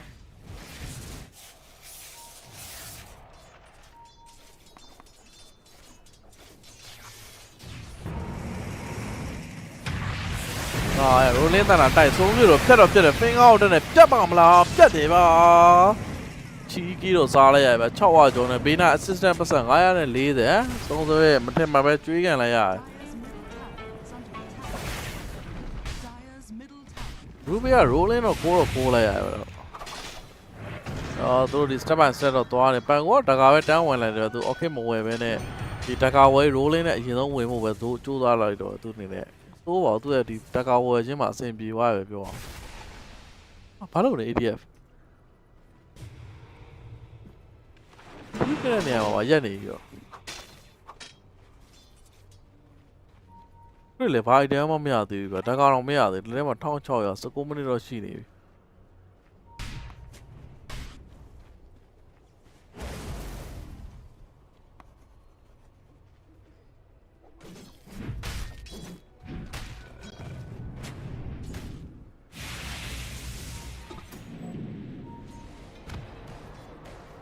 အော်မိုင်ဂီကင်းကတော်တော်ဖတ်တယ်ဗျတဆိုလီတာအကိုစေးပါဆိုတော့ line တော့ဘာလို့3ချက်4ချက်လောက်ပဲထင်ဟမ်ချက်ခုတ်1 3တော့ short လောက်တယ်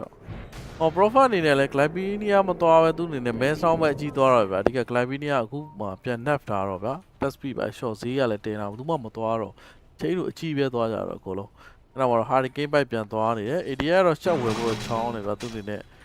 အော် Roshan ကိုတော့ဘယ်သူယူလဲတော့ကြည့်ရမယ် beastcoast ပဲယူမလားပဲကုန်းယူတော့လည်းခတ်တယ်အခုချိန်မှာတော့လူကျွန်တော် beastcoast ပဲယူရမှာဒီ whisper အနေနဲ့ Dagger ရဲ့ vanguard ကြီးရဲ့ power trade ရဲ့အဲ့တော့မှသူအပြာချောင်းပြန်သွားမယ်ဗျ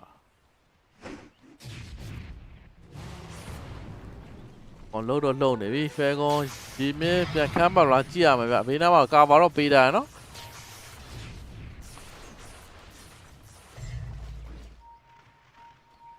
Okay ပါ bro ကောင်းတက်ရေး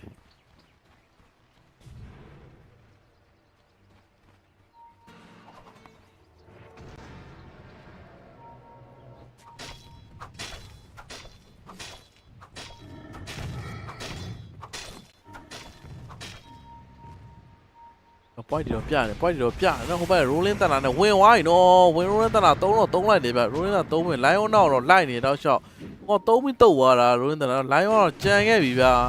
နော် aspect ဘယ်ထိုးဟိုဘက်ကို hash ပေါင်းပါလားရော့အော်လက်ဆူဆွဲတယ်ဟိုကောင်ကလည်းတော့ဒီချိန်မှာ lion တည်ပြီးမြဲသူတို့ဟိုဘက်မှာတော့ shot တွေပဲတော့ပြန်တော့ယူလာတော့မယ်ဗျတော့ဒီဘက်မှာ electric board ပိုင်းနဲ့ Omnight ကိုတော့ကောက်လိုက်တယ်ဗျ snake ကတော့ဒီကောင်လည်းဖတ်နေတာပဲ level 14ဗျအခင်းတော့အဲ့ rolling တန်တာ Rubik ကကိုးရတာလေကောင်းနေတော့ favor ထိုး box side မှာတက်ပြီးပေးလိုက်တော့တခါလဲ tension PK အနေနဲ့တော့ dominate နေပါဗျသူအနေနဲ့ Razor BK ပြီးတော့ရှိရဗျခုနကသူမတုံးဆိုတာတုံးလဲတေးမဲ့အနေထားဆိုတော့အကွေးတော့မှပြန်ခမ်းပတ်မလားတော့ကြည့်ရမှာဗျဒီ main game သွားတဲ့ item aggressive item ဖြစ်တဲ့အတွက်number လောက်ပြန်ပြီးတော့သူမှောက်ဝိုင်း fan အရန်တော့ကြောင်ပြောလိုက်တယ်ဟောသူထပ်သွားမဲ့ item လည်းရှက်ဗျာတော့ profit တာ item နည်းနည်းများလာရင်ဒီကောင်ပြစ်ချလို့ရသေးရဲ့ဗျာဟိုလို main game မဟုတ်သူကအကာဒီဘာတွေနဲ့အမှန်ကန်ကျုံးတာမဟုတ်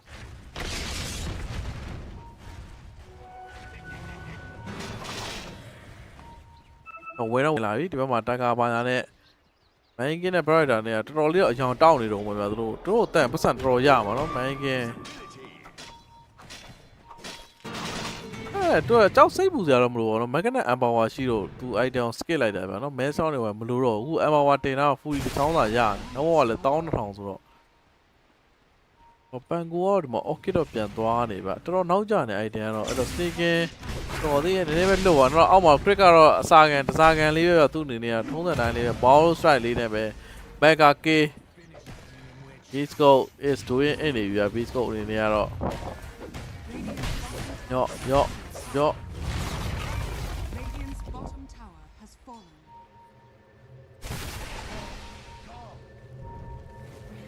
တော့တယ်ကစ်မပြီနောက်ပြန်တော့ပို့လာစကီတာအနေနဲ့ကတော့ခေါင်းကျွေးရနေပေါင်းဆိုင်အိုးအန်တော့အေးပဲရန် easy ဖြစ်နေပဲဟာပေါ်လောင်ပြီးသွားပြီမင်းကင်ဒီမှာလဲ stone switch နှစ်ယောက်တယောက်တွေပါပေးနေဟိုဘက် electric foot တကောင်ဆွဲလာမပြန်တဲ့သားကြီးသူပြန် run နဲ့ဘာညာဟုတ်တယ်ဟိုကောင် rolling သုံးပြီးပြေးနေရပြီမင်္ဂလာပါ bro အေးတက်ပြတ်တောင်းဖြစ်နေတော့မလား bro တက်ပြတ်ဟုတ်လားဖြစ်နေတော့မလားအဲကြောင့်နဲ့တူပဲနှစ်ချက်ကြောင်ပြောင်းနေပြီနဲ့တူ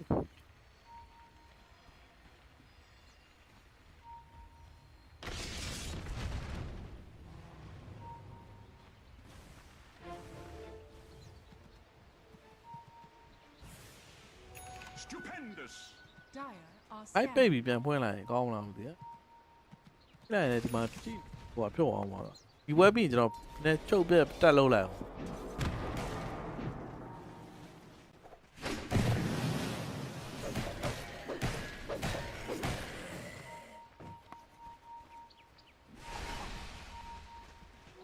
Radiant are scanning.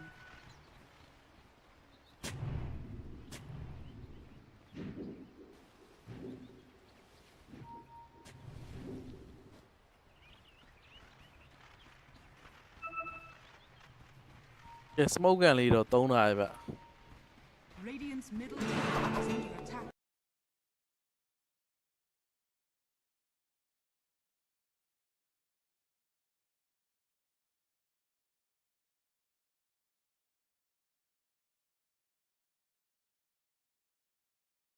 ။ဟိုမိုက်သွားလုံးနေမှုတ်ပြီးတာရပြီဒိုးလေးတနာပါရသုံးမကနဲ့တန်းရတော့မစိုးဗျာဗတဲ့ရရုပ်တရက်ဆိုလို့ဖဲကွန်ပဲဖြစ်နေရလားဘလို့ကြီးလေဟောဟိုကောင်မတက်ရှောသွားโอเคရလားဝါโอเคရောโอเคရလားဟယ်လိုရပြီနေတွေ့နော်โอเคဝိုင်းနေတွေ့ရဘလို့ဟယ်လိုပြီးပြန်ဝင်လိုက်တယ်ဘလို့လှုပ်လိုက်တယ်မိုက်နှစ်ချက်တွေပဲဘာညာလှုပ်လိုက်ပြုပြင်ထိန်းသိမ်းလှုပ်လိုက်တယ်ဒါပေမဲ့ဗတဲ့ရရုပ်တရက်ဖဲကွန်ကြီးကပြတ်နိုင်သွားတယ်ရူဖစ်ဘောမှာတက်ပြီးရဩကိစ္စလည်းဘယ်ပေါ့မလဲ over လောက်တယ်လေ bro ဖယ်ကောင်ကမှပြန်ယူလို့ရှာပါညာပြန်ယူဆို over မှာပဲနှစ်ပွဲလုံး over စိတ်မပူနဲ့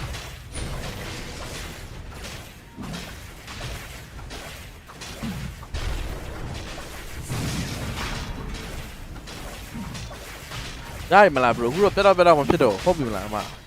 ပြုပြင်လိုက်ပြီတော့ပြုပြင်လိုက်ဟောပြန်ပြနေခုနပတ်တယ်လေအဓိကမကနက်အရင်ရှော့သွားတာဗျာနော်မကနက် RB မသုံးလိုက်ရတော့ဟိုဘရုပ်တရက်မကနက်ရှော့သွားဟိုရောဝိုင်းပြတာရှော့ရတယ်တော့ Prophet တော့လိုက်သေးတယ်ဗျာ Razor ကလည်း Razor ပဲနော်အော်ဒီမှာဘောဆွဲတယ်ပဲသုံးဖို့ Omina ကိုဖြတ်ဖို့တော့ကြိုးစားရဆိုမဲ့ RB သုံးပါလားအော်လက်ဆိုးရဖြတ်တော့ဆွဲထားတော့မှဗျာစပို့ပါပဲရှော့တော့မရှိပါဘူးဒါ Omina သိနေကြ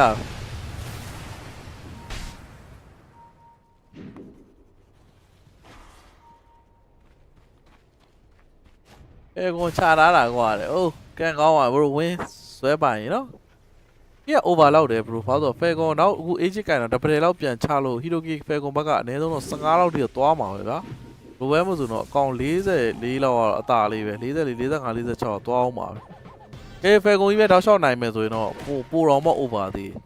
အဲ့လိုမဟုတ်ဘဲနဲ့ beach coast ကပဲတပယ်လောက်နိုင်ဝိုင်းတော့ဒါအဲအနာနိုင်ရှိသေးတယ်အခုတော့ကတ်သွားပါပြီအခုတော့တကယ်တော့ပြန်တော့ဖြစ်နေအဲ့တော့ဒီမှာတော့ ADF ပြီ TP ထောက်တယ်ဆိုမှ ADF ရေး let ball တော့ပြန်တော့တင်လာပဲတယောက် okay ကိုစီတန်ဟော BKB ကြီးပြန်တော့ကျုံးနေပဲအော်ရောခုံလာလေးကချစ်စရာလေကတ်ပြီးခုံသွားတာဟုတ်တယ်โอเคဗျာဟုတ်တယ်ကျွန်တော်မနှစ်ချက်ပါဟိုကလုတ်လိုက်တယ်နှစ်ချက်ဟိုကဖြုတ်ပြီးပြန်တက်လိုက်တယ် ကျေးဇူးပဲ bro တက်မြတ်ကြီး beastcoast ကနိုင်တယ်လားဆိုတော့ beastcoast က game 1တော့လည်းအဲ့လိုပါပဲကျွန်တော်လင်းချက်တွေပေးပြီးတော့ရိုက်ချိုးတာဆိုတော့ fair ကိုပဲတိုင်ပဲနဲ့တူစီဒီတော့မမျော်လင့်ဘူးဘာလို့ game 1တော့လည်းအဲ့လိုပဲသူလူနာကြီးနဲ့ဟုတ်မလို့နဲ့ပြီးတော့ရှုံးသွားတယ်ဗျာအခုလည်းအလားတူပဲဖြစ်မယ်ထင်တာပဲကေအိုဘာသမားရတော့ပြောလိုက်တော့ကေအိုဘာသမားရတော့တကယ်အဆင်ပြေရဗျတော့ Marine အနေနဲ့ဆက်ရရှာ PKB အဲ့တော့မှစီတန်နဲ့တော့ပြန်သွားတယ်ဗျဒီ Razor စွတ်တိုးတဲ့ဟာကိုအမြန် Razor ကိုဖြတ်နိုင်တော့မဆိုဖြတ်ဖို့ကလည်းအခုချိန်မှာဒီ Snake ရဲ့နောက်ကနေဒီ Solar Crack နဲ့ Repair တစ်ချက်တင်လိုက်မသေးတော့ဘူးဗျအစားအထိကတာနေတယ်ဆိုဗျအဲ့ Roshan ကြီးပေးလိုက်ရတဲ့အစားကနေပြီးတော့ပွဲကတဲပြန်တော့ဖြစ်သွားပြီတော့ 7k လောက်ကအဲ့လောက်အရေးမကြီးတော့အစား1000နေပဲဖြစ်နေတာဆိုတော့ Roshan ရဲ့တော်တော်သိတာကွာအမှ Roshan Beastcoast ကစောသည်ယူတင်တာဗျတဲ့သူတို့မယူလိုက်တာသူတို့တော်တော်မှားသွားဒီပွဲက announce နဲ့ abuse လည်းရှိရဗျအော်ဒီဘက်မှာတော့ regeneron နဲ့ပဲ level 7ခွန်သူတို့ဒီချာလေးပဲတဲ့ဆိုင်ကိုမျောလင့်နေဗျ PK အနေနဲ့လည်းသူ PKB ပြန် farm ဖို့တော့လိုအပ်လိုက်မယ်ဗျသူအနေနဲ့ဟိုဘက်ကတော့လောဆယ် 4man smoke တော့သုံးလာတယ်သူတို့အနေနဲ့ပဲကော smoke သုံးပြီးတော့တကောင်မီးတဲ့ကောင် has ပြောင်းပြီးတန်းဖြတ်မှာဗျ lion နဲ့သူတို့အခုတိတော့ဘယ်သူမှတော့မပေါ်သေးဘူး profit အနေနဲ့အလဲတော့အကောင်လေး level 7ပါထပ်ပြီးသုံးလာတော့မှဗျအဲ့တော့အပေါ်ပဲ point တွေတော့ပြပြီးဒိုးနေဗျ profit အစောပြန်သွားမှာပဲသူအနေနဲ့တက်စပီကတော့ share ပဲเนาะ profit တော့အမှန်ကန်တော့တက်စပီကအပြည့်သွားအပေါ်မှာ point တော့ပြဆုံးစပစ်ကိုတော့မြင်တယ်ဆုံးစပစ်အနောက်မှာလည်းအကုန်လုံးစောင့်နေတယ်ဝေသာတိုးဖို့ကြည့်နေတယ် TP ထောက်ပြီးပြေးသွားတွေ့သွားပြီ Aspire တော့ထောက်ရကြံခဲ့တဲ့ကောင်တွေမုတ်ပြီးဘောလုံးမှာ Haspa တန်းပြောင်းတာမက်ကနက်ပဲသူတို့မြင်နေမှာလုံးဝ Whisper ပဲဗျ Whisper အရင်တက်ရင်သူတို့နိုင်မှန်းသူ Whisper ကအသေးလို့တော့ rolling ထတိုက်ထားတော့ပဲအော်ပဲကောင်ကတော့ပဲကောင်ပါပဲဗျာတော်သေးတာဆုံးစပစ်မတီသွားတာပဲကျေးဇူးတင်ရပါဗျာ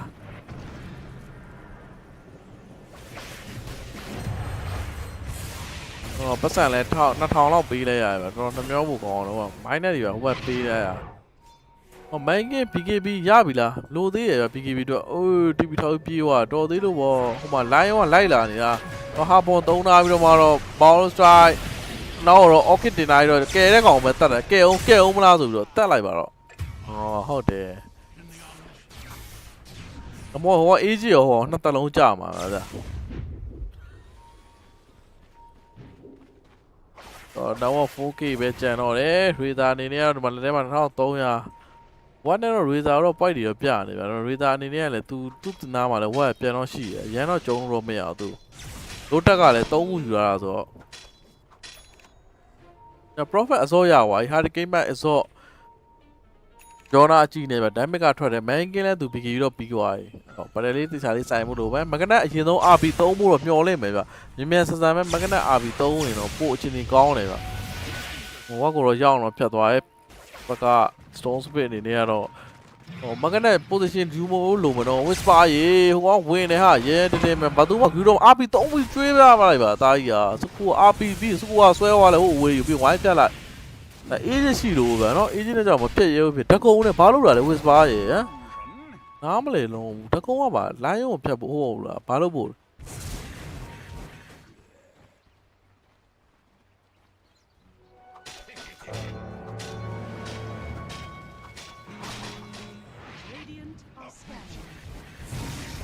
ီမှာတေး profit ကတဖြည်းဖြည်းနဲ့လှုပ်ပြစ်တော့ဖြစ်တော့မယ်နော်ခန္ဓာကိုယ်ထဲမှာမြင်တာမဟုတ် attack speed ရနေတာမှမဟုတ်တာprofit ကောင်ရင်တော်မာတာပဲ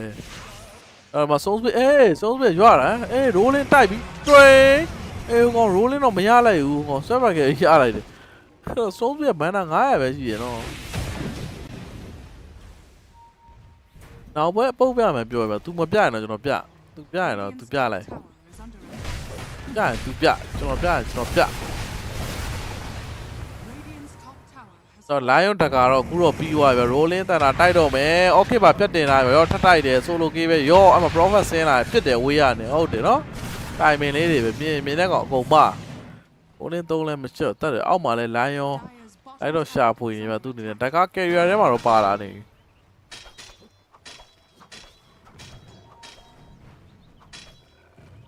ီလိုကစနေ28နော် base ကိုလည်းစော့နိုင်တယ်ဟုတ်လားဆိုးဝဲပြောမှာဒီလောက် fair ကောင်ဒီလိုမျိုးစော့နိုင်တာနဲ့ပဲသူတို့အတင်တော်တော်ကောင်းတယ်ပြောလို့ရ မျိုးတော့အေးဟဲ့ချိုအေးမို့ဘီအေး aspy ဟိုဒီလိုနော်နားမှာဘာမှမရှိတော့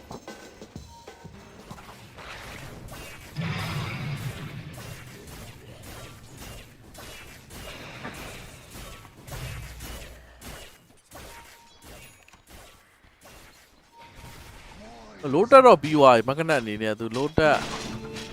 ရင်သုံးဖို့လိုတာရဘောဆွဲသုံးတာလည်းအမအော်ခေတော့ပြန်နေပြီအေးတီတော့လက်ဆိုကောင်းလိုက်တာအေးကွက်တီပဲလက်ဆိုတော့ရိုရှန်ထုတ်ဖို့တမင်းကျော်ဟိုဘက်မှာလည်းအာဘီပန်ညာလိုက်တော့ဖန်တော့ရှာနေဘူးမှတော့မတွေ့ဘူးဗျသူတို့လုံးစပင်းနေနေလည်းမိုင်တဲ့အိုင်တန်လေးတော့တက်လာပြီဗျအော် BKB တော့ပြန်ဖန်နေစကီတာကြီးဗျအနေနဲ့ကတော့သူ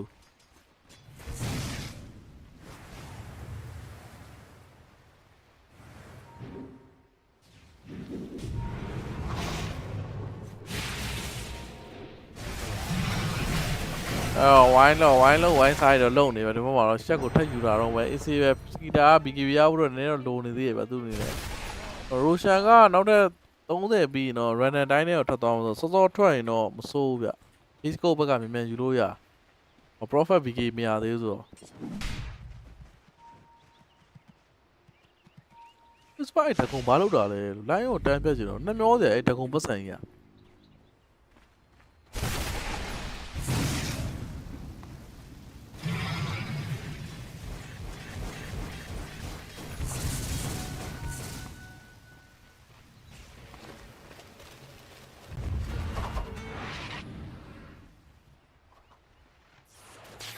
ကဲကောင်းတော့ smoke တော့စသုံးလိုက်ပြီသူတို့ Roshan ထွက်တော့မဲ့ time မျိုးတေချာမှတ်ထားရတယ်ဗျအဲ့တော့ Roshan ကတော့စအော်မြန်လိုက်တယ် Roshan ထွက်တာရည်ဒီတော့-1လို့ပြီး Roshan ကိုသွားဖို့တော့ကြိုးစားနေဖေကောင်ကတော့တစ်ဖက်ကတော့ beastcoast က ready တော့မယူတာဘူးပဲပြောရမယ်34 မိနစ် run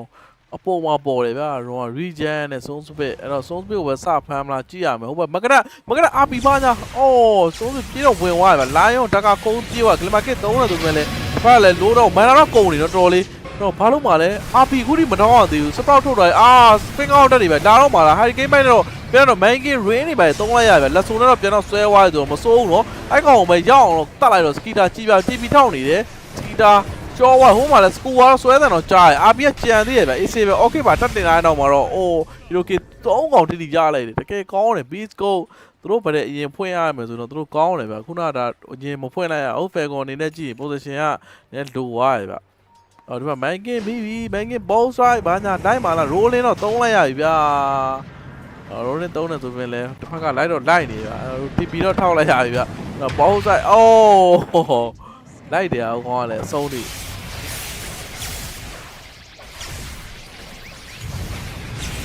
ီကောင်ဘာလာလောက်တာလဲ Marine ဘာလောက်တာလဲတယောက်တည်းမင်းသားလာလောက်တာဝိုင်းကျွေးရ RP ပါသုံးတယ်ဗျာသုံးပါပဲလေအရန်လောက်နေတဲ့ကောင်တော့လေ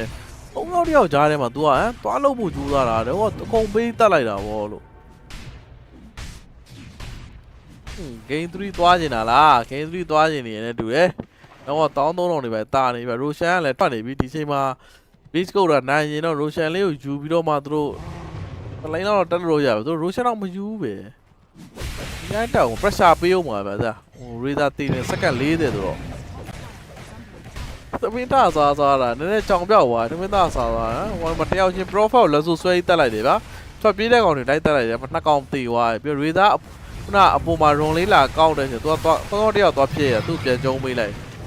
profile ပြစ်တာတော့နိုင်ပဲ fake အနေနဲ့ဝင်တော့ဝင် wide back guardian angel အော်ပေးမှာလား guardian angel အော်ပေးမဲ့ကောင်ဘယ်မှာလဲတယောက်တော့ကောင်လုံးဆွဲတာဗျာလက်နဲ့ဘိုးတဲ့နဲ့ omina ကိုဆွဲတာရအောင်တော့ omina ဟီးပေးခဲ့တော့ဗျာ profile sprout တော့သုံးတော့ပြန်တော့ပြစ်နေဗျာ profile ပြစ်တာအရင်ထင်တော့မနာဘူးဖြစ်နေအေးကြောင်ပြောတော့ rolling သုံးပြီမသုံးမှဝင်သွားပြီဗျာ rolling သုံးပြီးတော့မှအဲ့တော့ပြာကြောင်နဲ့တော့ဝင်တော့နှောက်နေဗျာတစ်ဖက်က sprout တွေပါသုံး ball strike တော့ပြန်တော့ပြေးသွားပြီတစ်ဖက် buyback တော့ထွက်လာတော့မဆုံးဖြစ်မန်နာတော်တော်ခန်းနေဗျာ Rubik ကတော့ရှော့ပြီဗျာဟိုမှာ stone split အိုး BKB TP ထောက်သွား stone split နေနေရတော့Omina တကောင်ပဲ buyback တို့ပေးလိုက်ရဗျာ Roshan ပြေးမှတော့ရမယ်နော် Roshan စက္ကန့်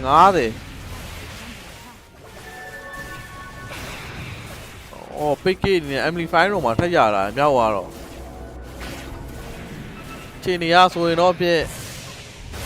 beastcoast အနေနဲ့တော့ game 2မှာပြန်ပြီးတော့မှတာနေပြီတာရောင်နေမဟုတ်တလိမ့်မိကလည်းရတာသေးသူတို့အနေနဲ့ buyback တကောင်လည်းဖို့စားသေးရ Roshan Day fight တစ်ခါဆိုင်ရတော့မယ်ဒီ Roshan Day fight မှာဒါ Falcon ရှုံးသွားရင်တော့သွားပြီဗျပွဲပြီးပြီဗျနော် Prophet မှာတက်လက်လုံးနေတယ်လို့ပဲဗျဘာလို့ तू ဒီတက်တာအသိမနာဘူးဖြစ်နေကျွန်တော်ကြည့်နေတက်လက်လောက်ပါမှအနာမှာဗျ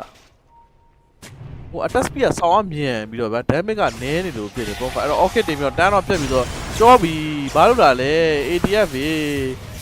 ဘိုင်းဘက်ရှိလားမရှိဘူးဗျာအဲ့မှာပြီးတော့ဘလို့ဆော့မှ4အောင်5ရ Roshan ပေးလိုက်တော့ဒီကတော့ over တယ်ဗျာခေ over ပါဒီကောင်ဘာလို့တာလဲလို့ Roshan ဆိုင်ငံဒီမှာတယောက်တည်းဂျုံပြီးသေးပါခရစ်သွားဖြတ်တာတဲ့အဲကောင် -10.5 ဆိုတော့အဲ့လိုရမယ်အိတ်လိုက်တော့ဘယ်ရလဲအဖေကောင်2စီးသမားရဒီမှာကြောင်ပြောက်ပြီးဗျာအခုတော့တယ်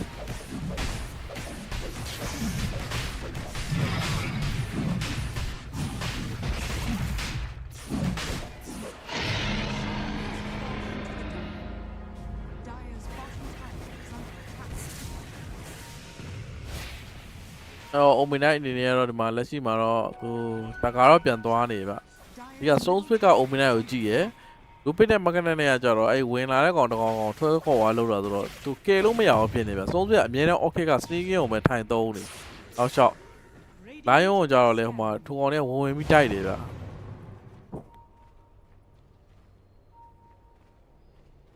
နောင်တပွဲနိုင်မောင်းပေါက်ပြီးရနိုင်တော့ပါရဲ့ bro တေးဆောင်လားဆိုတော့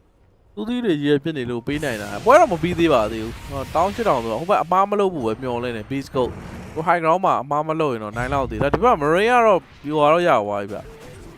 view ရှာအော်တော့ပြီးသွားအေးတက်လက်လိုးတယ်တာကြီးမင်းတော်တယ် skitter ကြည့်ပြ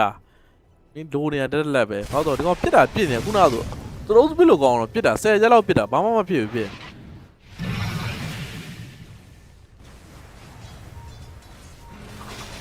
သူတက်လက်အကြီးလောက်ဆိုတော့ damage စထွက်ပြီဗျတက်လက်အကြီးပြီးတော့ next item သူစစ်တဲ့နှစ်ပြန်သွားသူနောက်ကိုပြန်ရောက်လာမြောက်ကိုစစ်တဲ့ဖွင့်ပြန်ပြစ်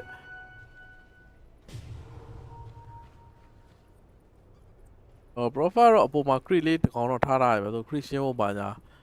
18000နောက်တော့တာတယ် agent ကင်ထားရဆိုပေမဲ့ beastcoast ကတော့ပွဲကိုအံ့ဖို့တော့မစင်စားသေးဘူးသူတို့အနေနဲ့ lane တွေကိုအရင် fit ဖို့လုပ်နေတယ်ပြီးတော့ဒီ map control ကိုအရင်ဆုံးပြန်ယူနေဗျ beastcoast ကတော့ဒီချိန်မှာသူတို့အိုမီနိုက်တေတော့သူနိုင်လောက်တယ်ဗျဘာလို့အိုမီနိုက်ကဒိုင်းဘက်ပြပတ်စံထွက်ပြီးသားဆိုတော့အိုမီနိုက်နဲ့လိုင်းရောမြန်ဖြတ်လိုက်ပြီဆိုရင်တော့ beastcoast game 2ကတော့ပိုပြီးဖြစ်နိုင်တယ် profile ကတော့ကျွန်တော်တို့ delta ရဝိုင်းတော့သူ damage ကစထွက်ပြီဗျအခုသူနည်းနည်းပဲလူတော့ဗျာအဲ့ profile အဲ့ဒါကိုပြီးမဖမ်းမဲ့တက်တင်နေဟိုကောင်နဲ့ profile အဲ့ဒါရဝိုင်းနည်းနည်းပြစ်တာနာတော့မှာတော့ day time တော့ပြန်ရောက်လာပြီမိနစ်40တဲ့တော့ရောက်လာပြီဗျတော့ power run ကတော့ slow speed အကြိုက်ဆုံး run လေးတော့ပေါ်လာပြီဗျ arcane run နဲ့ပဲကွန်အနေနဲ့တော့တသိန်းလုံး high ground မှာပဲသူတို့ဒီနေပဲသူတို့အောက်တော့တိတ်မစင်းတော့ ADI အနေနဲ့ queue side ကိုလိုလိုက်ပြီသူဘိုင်မက်ရှိမှတော့အောက်ဆင်းတင်တယ်ဗျခုနကသူတေသွားလို့ Roshan free ပေးလိုက်ရ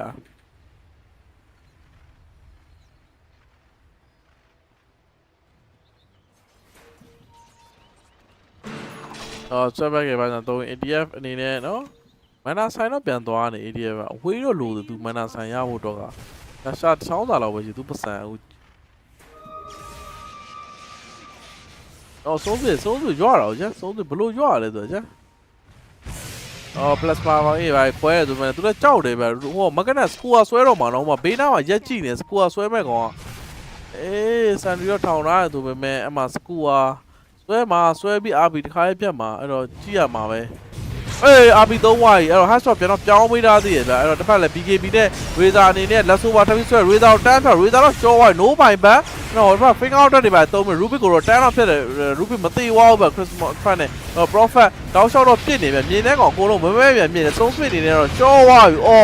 တော့ main game မှာတက်ပြီးပြစ်ကန်နေရတောက်လျှောက်ပြစ်တယ် Prophet ပြစ်တယ်အေးချစ်တတ် short short မ short သေးဘူး short wide ဗျ2 for 2ပဲဗျပြန်ဘတ်မတော့ရမယ်ထင်တာပဲ beastcoast ရဲ့ဒီတိုင်းရှုံးနေသလိုပဲတဲ့မြန်အန်နဲ့ဂိမ်းသီးသွားမယ်တဲ့ MPK ကြီးကဘာလို့ပိတ်နေကြတာလဲ BO3 တောင်ရှုံးတယ်ဒါနဲ့မြန်ဒီအန်ရကျင်သေးရဲ့ရိုဂျောကြီးမပြီးသေးဘူး bro မှာပြန်ကမ်းပတ်နေပြီမှာပြန်ပြစ်နေပြီဟိုဘက်တင်းရမှာ agent တွေကြာရင်ပြန်ဆုတ်ခွာလိုက်ရ နားတယ်နော်ဟိုကောင် Don't speak up, be machine, but you are looking at prophet, not say Deland, this day, but I choked it, but I never choke line, jump out. He gave me see that car, Stones be a young winner, I look me out. Who knows, I damn a prophet choke to be later, Stones be polite show. Again, you know, Sky, you know, BY, but doing it to let Pfizer by Sky, to let Twitter, I didn't know, but sit any loud to Amaya. I'm up and Chabu do let. Has found it, the car ever okay, dinner, as by don't I will my prophet. Share opinion of how the game by the rope, Limey Peter with a pulse and a Peter, no one like what thrown all rolling than a tidy of melee. Lupamala, making look at it, now a poor pet of cool wife, a call of Takako, GY. Oh, the chess are, you know, the Dora, I gonna see one, way up, yamp and camper view there. Nah, you know, prophet Peter, tell that PY, you know, they say on a prophet, Scotty, Damo, and doing a Russia or Tailline, so they were sitting in a car, you know, $12 damn minute, and my PGB in a car, GP line, to know my. Tell them about tell like Macanabo, Hobacale, Macanabo mood together. Nagana Kunalo, Sukua, swear Abidona Chima, Lion, the great, a Chami, Tukudana in a yard. I don't Macana PGB and Sabo low line. PGB never do, Lion has found on me out, yeah. To Abi Lu, young when the Chatona, Masuva, a ski down, school, swear Abi told me, Lasune, that's why I would not con swim, I got Nagani, a guy on it. Oh, but they point I never on 9 away. PGB go not gone on, but Lasso, Abi, or Hobaka Ominaya, Takana, Mimaka, Namayama, I do swear what I think, Repenea. Or Idia do all they go or Pantuani, but doing it. Oh, Idia, best of the no, the order going to but there might be 2 crana dome and 1 dome and rolling dome and 2. Who knows? Oh, you like that, no? Yeah, oh, you like Idia, Idia, Abi, but don't I to be rolling. Dome, meow, the so swear I, Abi, all the so, ah la, Abi, I'm a don't want favorite like the dome. A boss I don't know, they are thin in the Pango, eh? Came to you to our the tonight of my goonie, EDF car.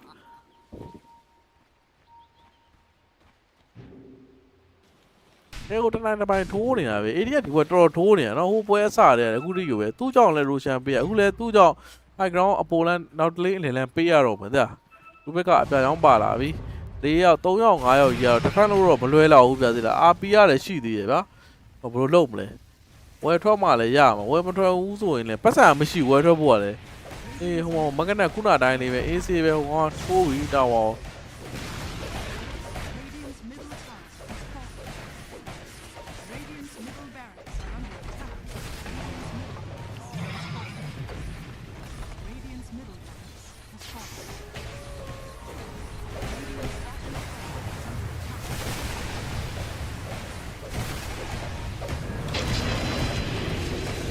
Oh, la, Ruja, oh, you later. Oh, me, why? If a man get like let's what now, no, Lali. Bobby ball, Fago, yeah. Let's what not call me, what? Now, my lad, read that the boy ever do in a young and low Johnny, but do your cheap, Ruben out there than on like Ruben got a short, but I'll be petal, Renama, tomorrow, read that, McCann over. Man, get Renama, I'll be petal, by Magina, Diamond Petal, my prophet, share opinion, also. My bad little troll, I beat it, beastcoast, they don't mean Pima Yam, and running a beat it, full study. Not to my head. Oh, Chang, look, wow, just said it. Oh, rolling a light of panic, but a by leader of Colonel defender when I saw the lane or ADF, Mayane, ADF, Mendigati, Omega, no. So, well, don't want to be like by little drop Pile, but Omina Pile, eh? Your Rizale Pile, Skida in it, properly Pile.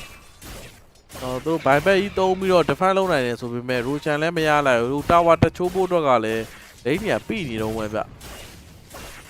Oh, that's all you are good now, so why you call my warrior. Where are profile? Be not like it, who want Nali can your pa oh, show we both right. Eh, light, you know,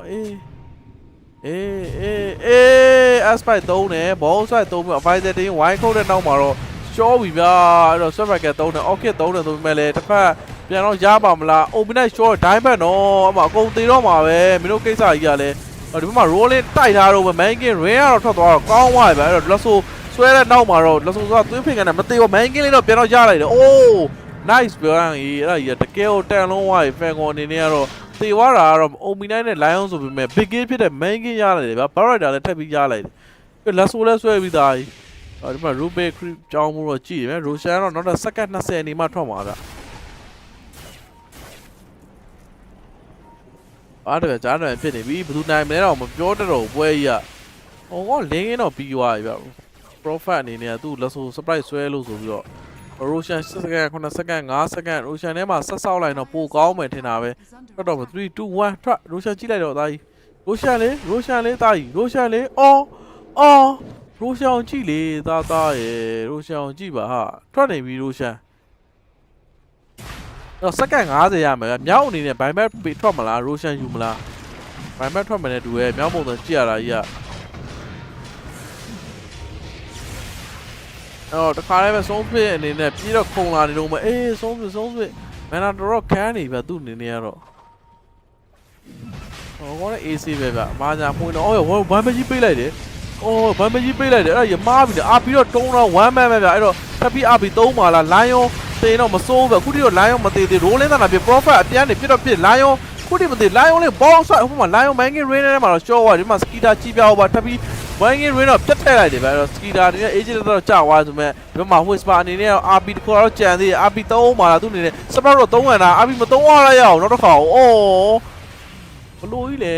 တစ်ဖက်က beach coast ပြန်ပေါက်မလို့ကြာ Prophet ဆင်းလာပြီနော် Prophet ကြီးဆင်းလာချုပ်ပြီဗျာ leash ဖြစ်တဲ့တော့ Barrier Diamond ဖြစ်သွားပြီတူးသေးတော့ပဲ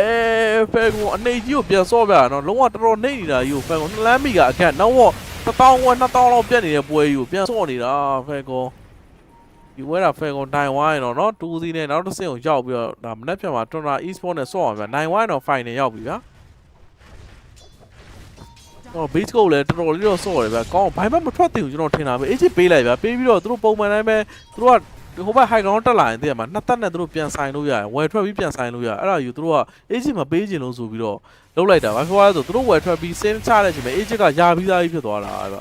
အကယ်၍ AG မရရင်လည်းလုံးဝဒါ beach coast ကသူတို့အပြီးအံ့ပြီဗျာသိလားအဲ့ AG ကိုသူတို့ကယူပြီး game ကိုတစ်ခါလဲအံ့ပါဗျာ Prophet ကိုတတ်ပြီးသွားတယ်ကန်ဆိုတာ Roshan လောက်တာလည်းမြန်တယ်ဗျာ Prophet attack speed ရောပန်ကိုကလည်းတိုင်းတိုင်းဝင်ခုတ်တာနဲ့ကြတော့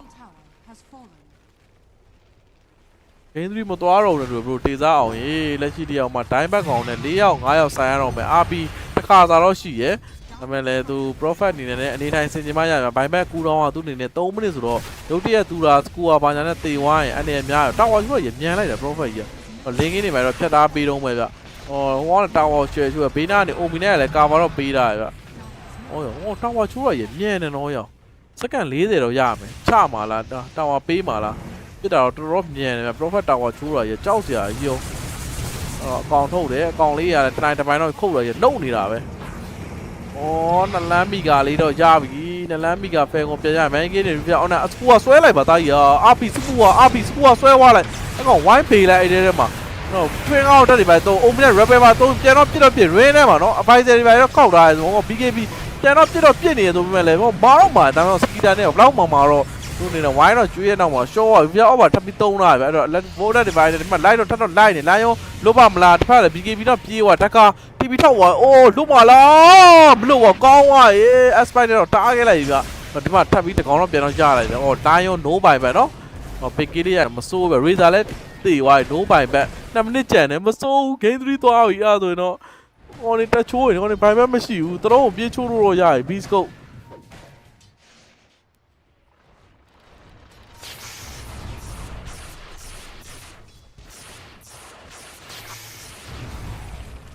ဘာလုံးမှာလဲပန်ကိုနဲ့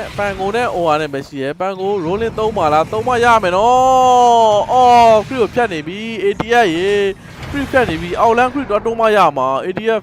အော်အရန်ဆိုးသွားပြီကွာ ATF ကြီးကကန်ဆာပေးသွားတာကွာလက်စတော့အော်ဘိုင်းဘက်ရှိရယ် ATF ကအော်ထက်ကွာ free ကိုကာပြီးတဲ့အပေါ်မှာလဲဟိုမှာတနိုင်တစ်ပိုင်းဟိုကောင်ကတနိုင်တစ်ပိုင်းနှောက်နေတယ်အော်အောက်လန်း free တုံးပေါ့ဝေးစွာမကနေဒူးရင်တော့အဲ့နေတယ်ဟိုဘက်လည်းအသေးတော်လိုက်တယ် Omni ကိုကြားရင်တော့မစိုးဘူးဒါပေမဲ့ Omni ဘိုင်ဘက်မရှိဘူး7မိနစ်ကျော်စောင့်အောင်ပါ Omni ဘိုင်ဘက် Rubit ဟိုကောင်တော့ထွက်လာတယ်ပန်ကို ATF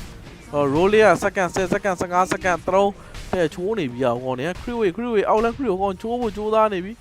ပန်ကို rolling တန်လာတိုက်မှာလားတခါလဲချိုးပြီးတခါလဲချိုးပြီးတခါလဲချိုးပြီး40တော့တခါတော့ကာလာတော့မယ်တော့အောက်လန်းခရီကိုတွန်းနိုင်တော့မစိုးဘူးနော်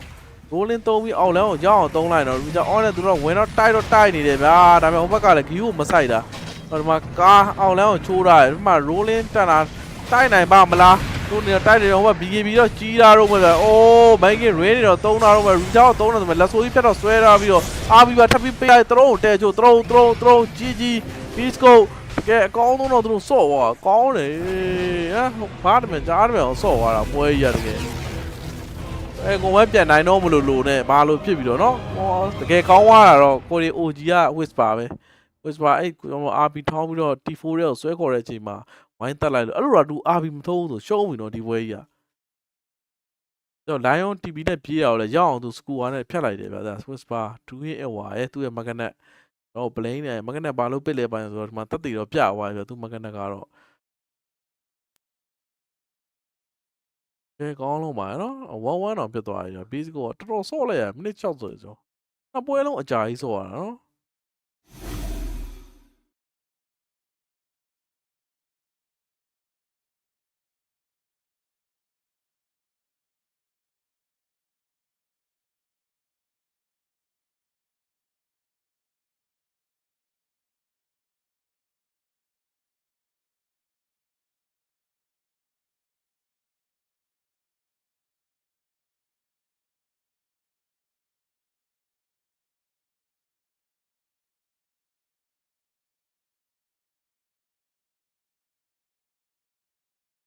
2 lanes of racks, but then die 3 heroes without buyback for 2 minutes in the enemy base. And Beast could barely win this game, which it's a win, but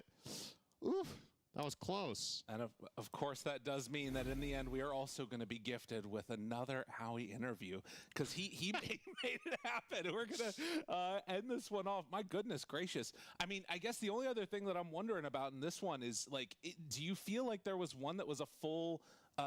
or a team that like has played better throughout the series, or is it anybody's game in game 3? I mean, it's definitely anybody's game. I think if I had to pick one superior team so far, it's probably Falcons, especially in this game. I think it's very impressive with how hard it was that they managed to make it competitive. Okay. Beast was better in the first 10-15 minutes. I think that's where they really need to keep doubling down on getting advantage, because otherwise it's probably going to be too hard. We'll find out as we head on back to the panel. Let them prep us for our final game of the series.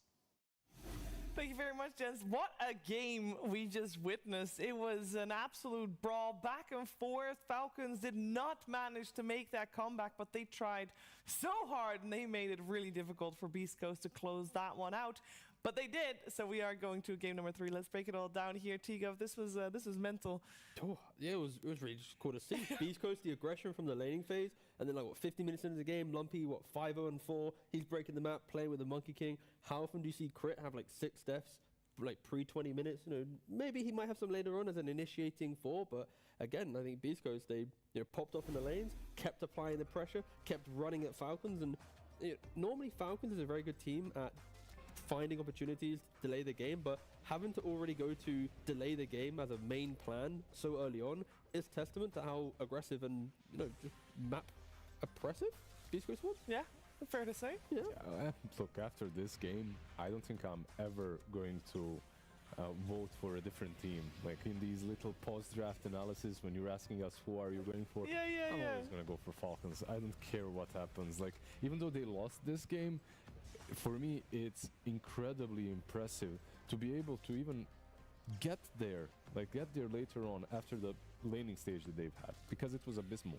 Keep in mind, this is your off-lane duo that doesn't have levels, doesn't have gold. Your Pangolier at minute,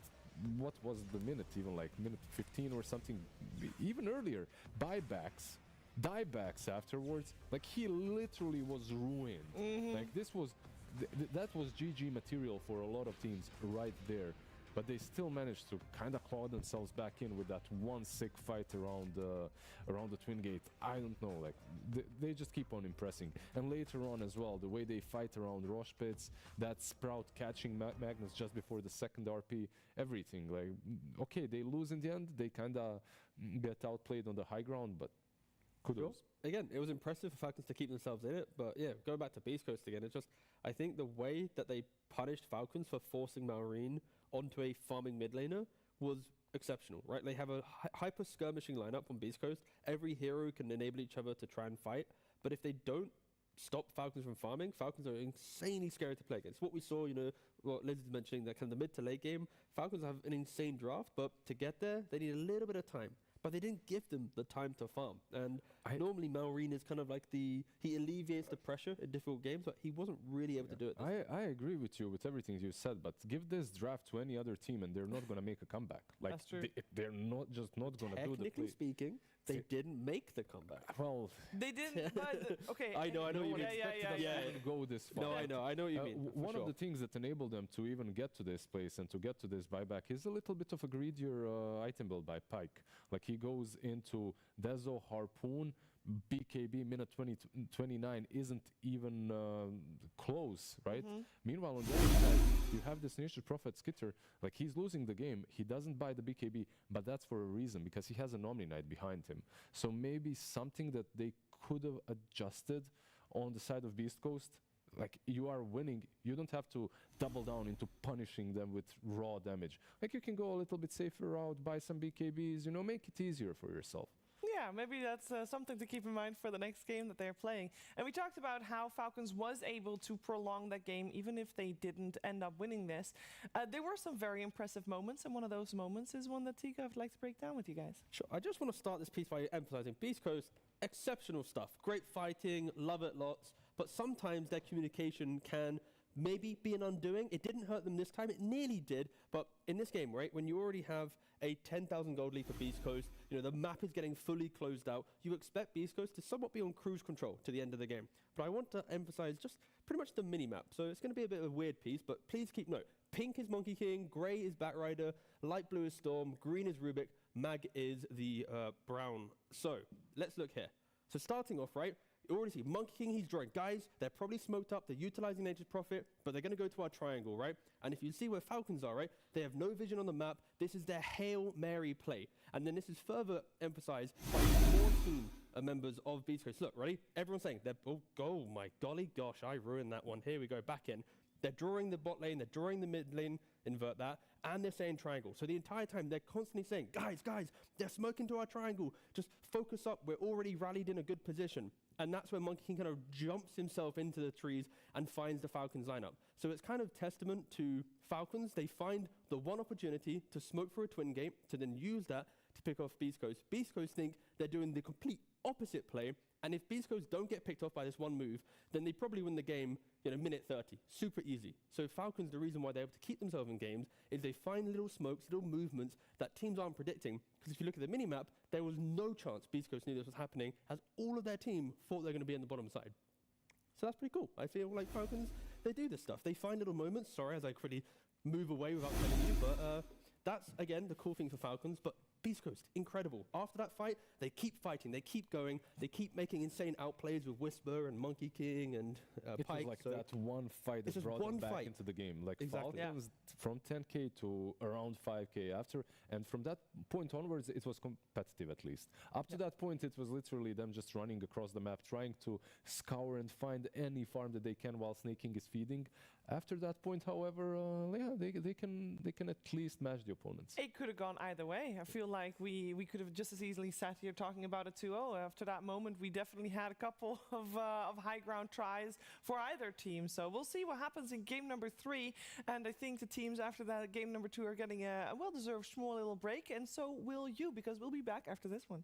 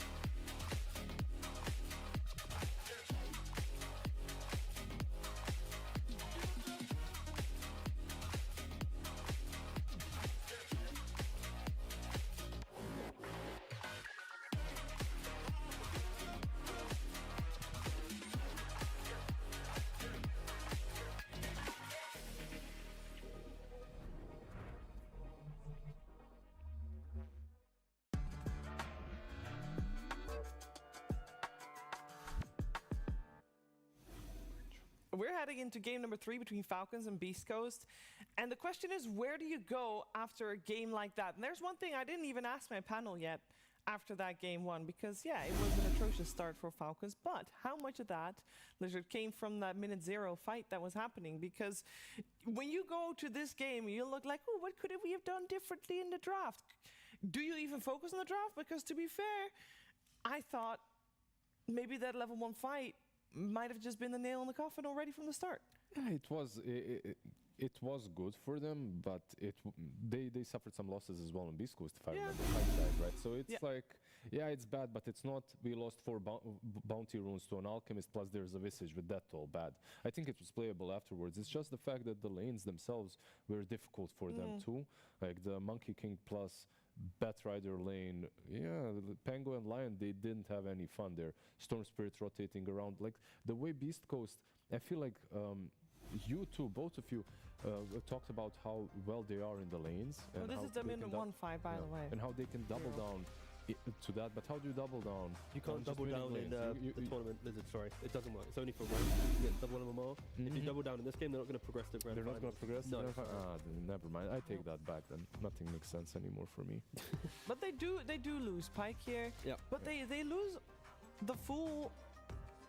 off lane as well. Yeah, 2 for 1. It's playable, 3 right? for 1. 3 for 1. 3 for 1. Can I just quickly rewind for a second and No. say, okay, No, you can't. No worries.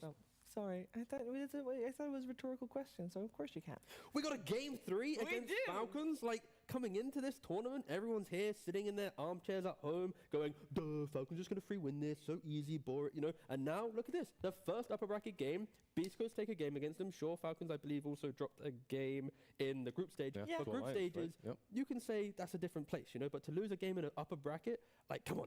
Please, this You gives a can- bit more life to the You can tournament. say, you know, Falcons at the start of the tournament, they're like warming up. Yeah. They should be warmed up and then some. I will say Beast Coast was able to take a game off of Falcons also when they played at the International, at that seeding match that was so important for them. Falcons did manage to take it in the end. But I think this game too was definitely goes to show that Beast Coast is not afraid to play against Falcons. And, you know, they continuously play to win, Lizard. I think that's a big difference. Yeah, they need to recreate the same gameplay that they had in this second game. I feel like it was their strongest showing in the tournament so far. They have to win their lanes, which is something that they have succeeded in multiple series in the past. And off the laning stage, I want to see these very aggressive heroes. Like Storm for on the map. Lumpy was on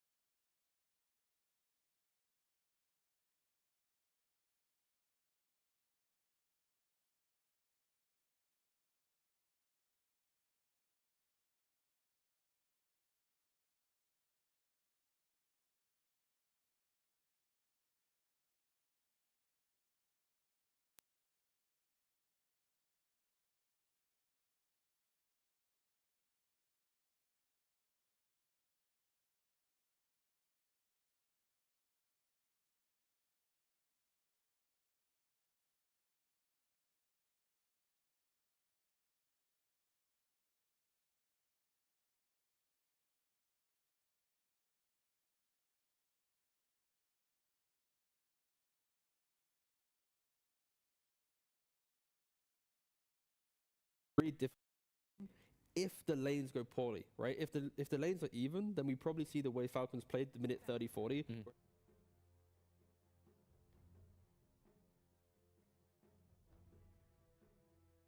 seconds remaining. 5 seconds remaining. Falcons turn to ban.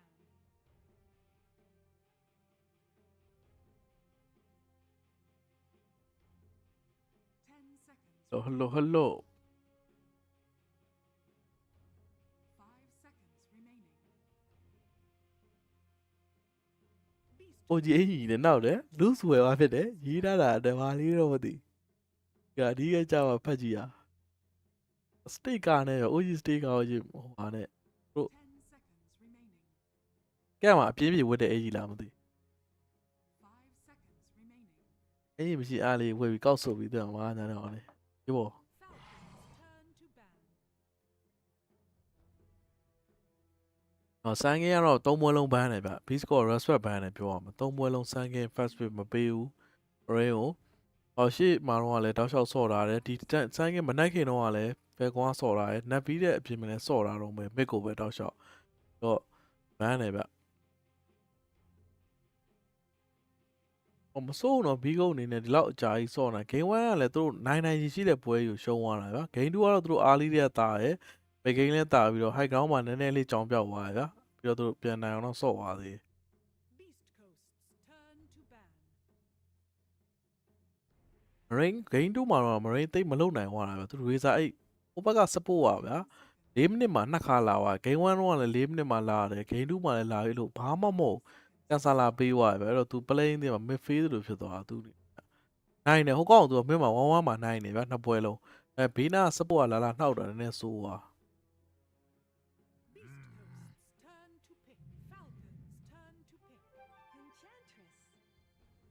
Morphling ဘန်းရတယ်နာကဘန်းတယ်ရှေရုတီမုံဘန်းတယ်ဗျရှေရုဟိုဘက်ကတော့ရှေရုဖီနဲ့တန်ငယ်ဘန်းတာတရားစကီတာရှေရုဖီနဲ့ပြီးရင်ဒီတက်စကာတွေအိုမီနိုက်တွေတွဲမှာဆိုလို့ဗျရှေရုဖီမဘန်းပဲစပို့ဘန်းလိုက်လေဗျရှေရုဖီကတခြားဟီးရိုးနဲ့တွဲလို့ရတယ်ကလော့ဝတ်နဲ့တွဲလို့ရတယ်တက်စကာနဲ့တွဲလို့ရတယ်အိုမီနိုက်ရှိရအများကြီးပဲမီလီတွေတွဲလို့ရတာဗျအဲ့တော့အဲ့ဟီးရိုးဘန်းလိုက်တာတော့ပိုကောင်းတယ်ဗျဟိုဘက်လည်း V6 တော့ပြန်ဘန်းလာတယ်အဲ့ဒါတစ်ဖက်နဲ့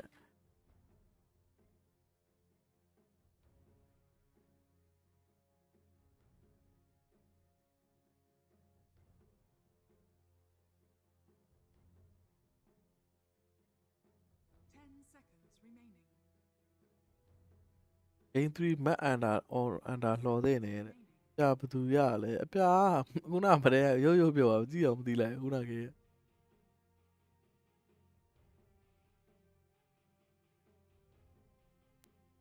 တော့အသားကြီးဟိုတဲ့ရွာဆောက်အောင်နဲ့စော်သွားသေးတယ်ထုံးပေးနေတယ်ဟုတ်တယ်အသားကြီးကနေပြန်ရှုံးတော့ဖြစ်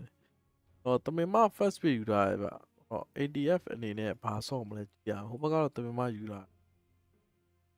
ဒုံးဗျဒီကတော့ဒါတမင်မအကောင့်ထဲလုံးကောက်ငုံမှုအတွက်ဗျဒုံးပဲ first pick ပြန်ယူတာရယ် fair ကွန် second pick ပေါ့ second pick အဲ့တော့ last pick က fair ကွန်ရမှာဒီပုံနှန်းသူတို့အသား ADF hero တန်းပြလိုက်ပြီဗျ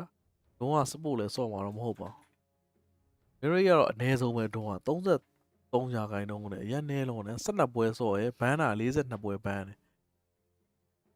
Beast coasts turn to ban.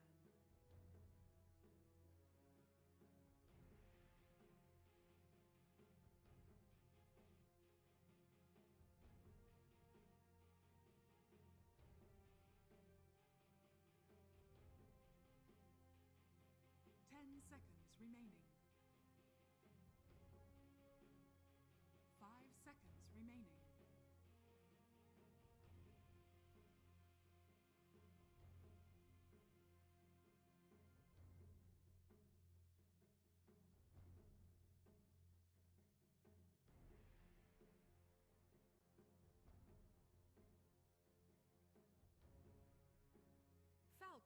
turn to ban. ပဲကွန် first stand game နဲ့ map under ပြရတယ်တို့တေးစားအောင်ဂုတ်လက်ပါဗျာအဲ့ရနေခတ်တာတော့ဖဲကွန်က3ပွဲလုံးကရေးကြည့်ရတော့ဘရိုအားလီမှာရေးကြည့်ရဟီရိုကေတွေကဟိုနဲ့ပြန်ယူရတော့ရှောက် 10 seconds remaining. ဘယ်ဒုံးကြီးနဲ့ဆိုတော့တန်းရရပါအောင် 5 seconds remaining.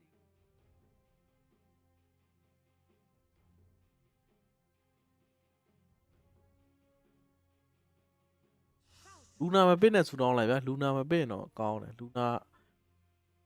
နဲ့ဆိုရင်တော့အောင်တော့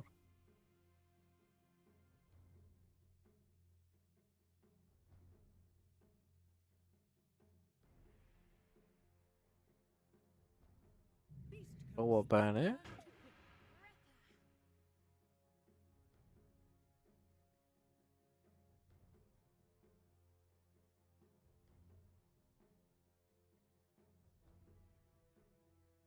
အဲ့ကလောကဘန်းတာဘာလို့ဒီတမင်မကိုလည်းနှောက်ရှက်ပါဗျာကလောက 10 seconds. အဒုံးကလောကဆိုအရန်ဆိုးသွားလိုက်မယ်တဲ့မှာတော့ထဲဒုံးထဲပြီးတော့ကော့ထဲမှာဝိုင်းထိုးပါပြီ Remaining. မာစီမစော့ကြတော့နော်မာစီအဲ့ level 3လေးနည်းနည်းလေးနှပ်တာမာစီမတွေ့ရတော့မီဒူဇာဘန်းပြီးတော့သူတို့လူနာပစ်မလားဘာပစ်မလဲ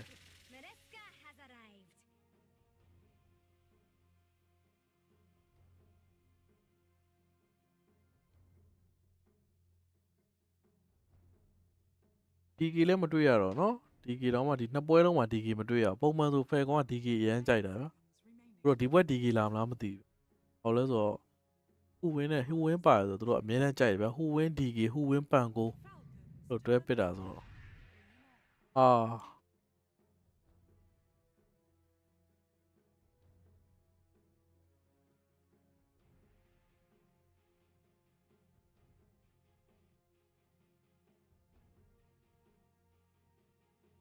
Terra Break လည်းမတွေ့တာတော်ကြာပြီเนาะကျွန်တော်ကြည့်နေဒီ TI မှာတွေကနည်းနည်းပြောင်းနေ Terra Break ကြီးက 5 seconds. ဘူးမှမပစ်ကြအောင် Terra Break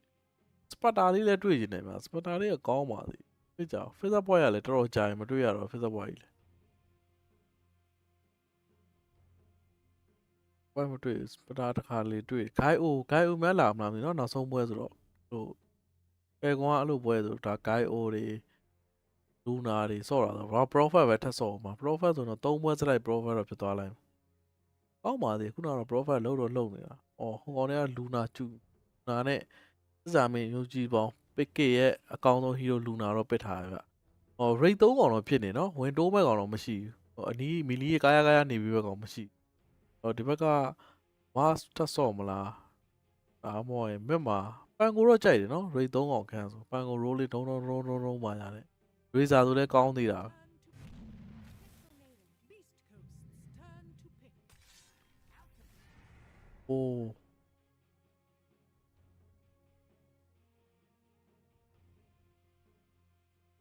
ဘယ်ကောင်ကတော့အရင်တော့သူတို့ style လေးပဲဗျပုံမှန်တိုင်းလေးပဲ rate နှစ်ကောင်ပစ်မယ် elite တစ်ကောင်ပစ်မယ်ပြီးအဲ့နှစ်ကောင်နဲ့လိုက်ကျုံးမယ်ပြီး non နဲ့ Remaining.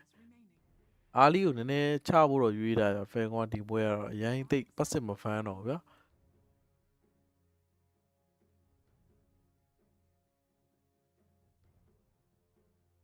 Beast coast's turn to pick.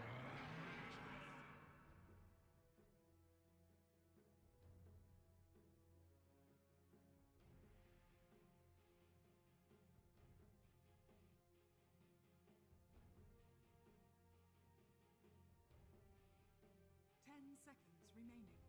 ဟုတ်တယ်အားလီကျုံတော့ဆို crystal academy ဗျာရိုးရှင်းလင်းလေးပဲဟိုရင်တော့လိန်လေး Remaining. ကျွမ်းဟိုဝင်းဒုံးဗျာအလဲကိုကျွန်တော်ပြောသလိုအမ်ဘာပန်ကို vice separate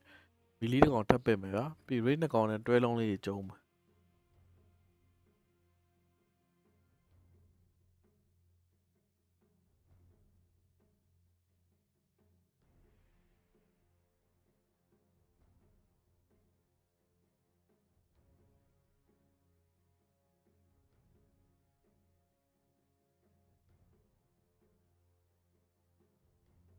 Falcons turn to ban.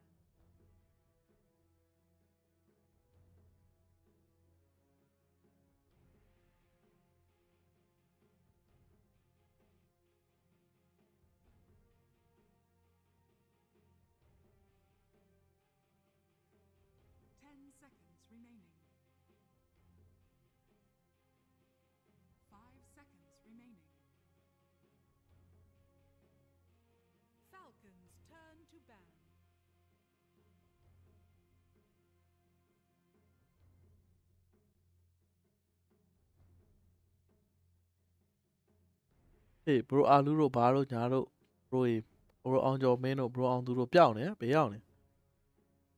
10 seconds remaining.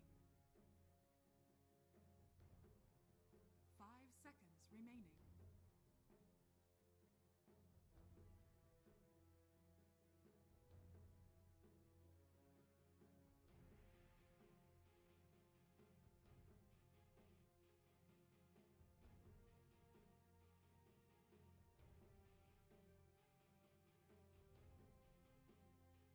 Beast coast's turn to ban.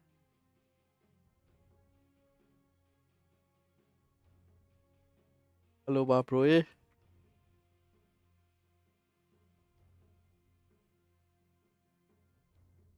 တောင်းနိုင်သားလေးဒါပေမဲ့ကြီးကဘလို့ကြီးလဲ 10 seconds remaining. 5 seconds remaining.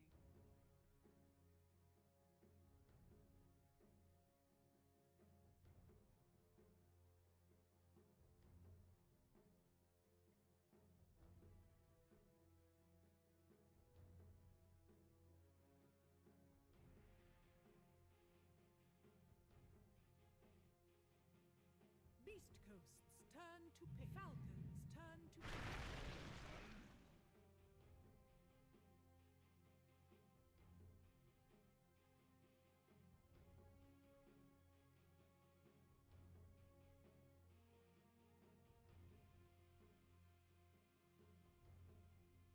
10 seconds remaining. 5 seconds remaining.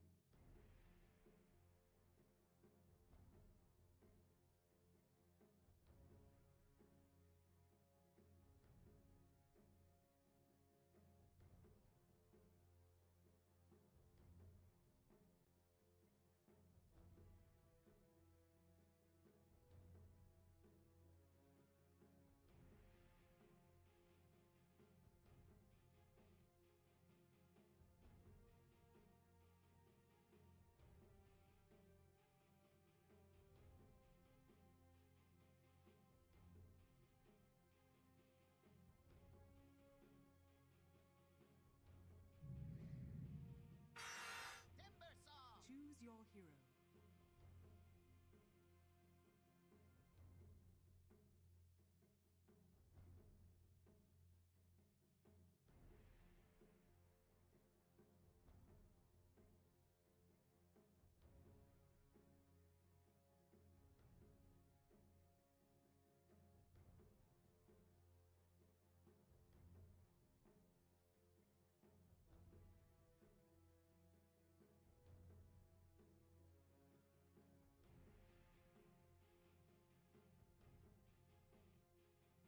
Big go on ထားတယ်ကြော်သူရင် bro ဟုတ်လက်ဗျာ bro ကျွန်တော်ဟိုအားတစ်ချက်ချိန်လိုက်မယ်ဗျာ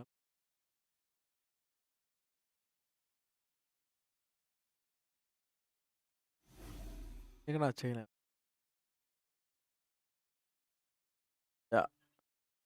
ရပြီကျွေးမယ်ဗျာ beast coast အပေးမယ်ဗျာအဲ့တော့လေ bro beast coast နဲ့အတူရှိမယ်ဗျာနော် bro ကြော်သူဟိန်းတို့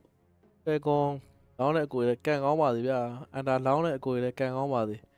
ဖဲကွန် first time game လည်းအဆင်ပြေပါသည် Игрок в доту.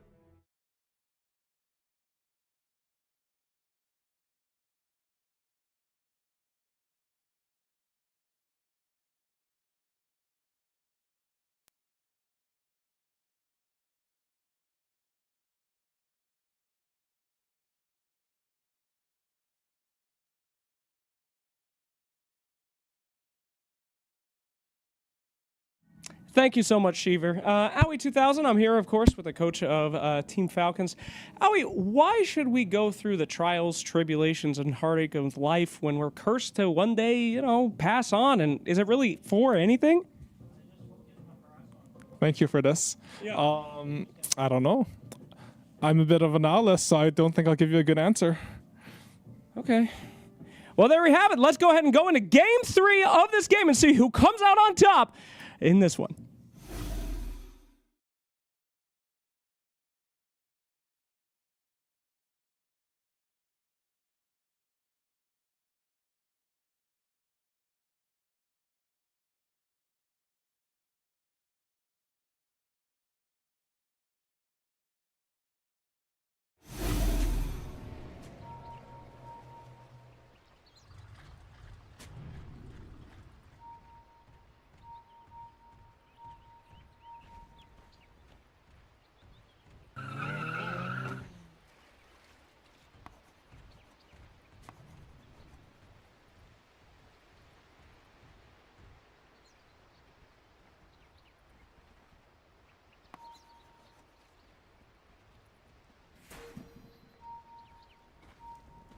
30 seconds to battle.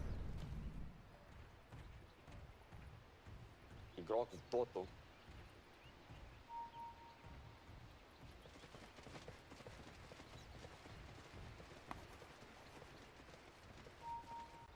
Ê lù gì nó bắt một khoa này thì bro tu đấy. Một cho nó mà bắt hào thì đã bắt hào được áp bây giờ là bộ. Còn để phê con bắt hào được bố này rồi phê bắt hào được đấy. Đâu này mà bộ. The battle begins. Nhưng mà đã thì biết trang kêu à phê con bây lại. Bây giờ anh đã lên phía lại.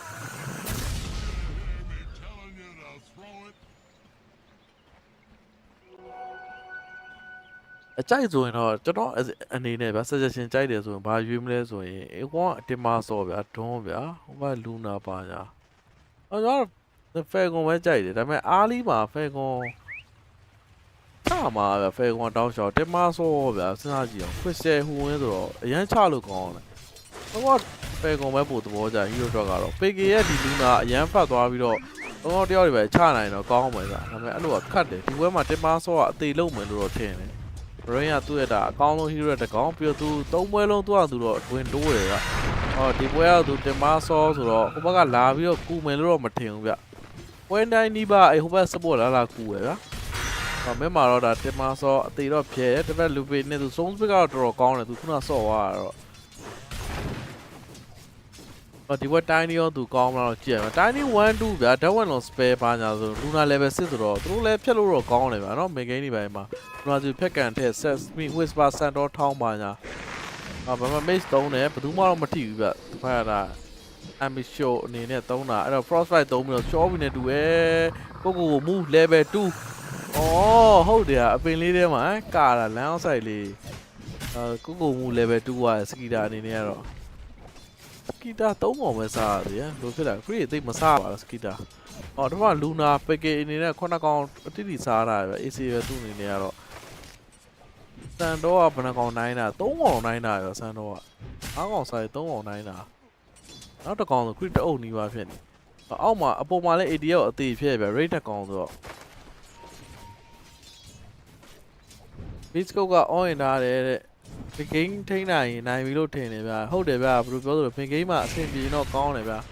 đó phải ADL rồi là mấy cái time mà tôi lấy đồ chảo mà ấy chảo để liệu khai này video giờ nào mà biểu nè tu ta cô ta li ta mẹ hi kê li tu po mà tụi nó Bisco chỉ này con này vậy không bao giờ lấy phi phải con lấy phi để chỉ mà tụi nó cho đi phi vì tìm tụi nó ngồi để phi à mày xem video bắt con rồi phi à phi kìa cũng là cái quan nó là tụi đấy mà tạo vậy trên này đôi fan nào tụi nó kể đi à nên xây cha để mà nó pha tụi vậy luôn fan nào mà nhà lấy thì biết biểu gì mà tụi còn lấy một đi ra một đi qua tụi lấy mà để tay à này rồi vậy nào cái này giờ tôi đu lên phao mà vậy thì bông ra này rồi cái ngoài nó tôi so thì tôi tôi ấy nè nó hoa ta là ADF đó này nè là tôi đó bà nhà thì mí mày hoa tôi hoài xí mí cái phía cái cricket cái lô biển so với rồi vậy à liền rồi mà số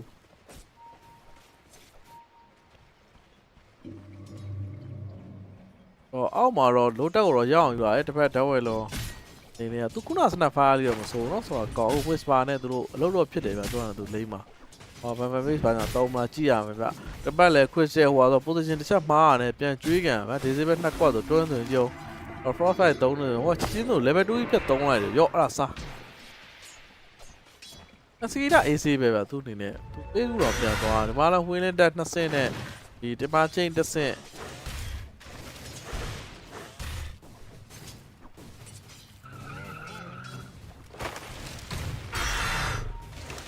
nào đấy à chết tao nó biến cái này bị solo tao mà mà lê tê bị à chắc quay bài Marie level 4 hoàn toàn nó cái chắc quay bị nó thì mà chơi miền đông hả đó thì trông này thì ai biết bao giờ rồi vậy tùy đi rồi về lại rồi mà lê đâu thế luôn đó thì đâu luôn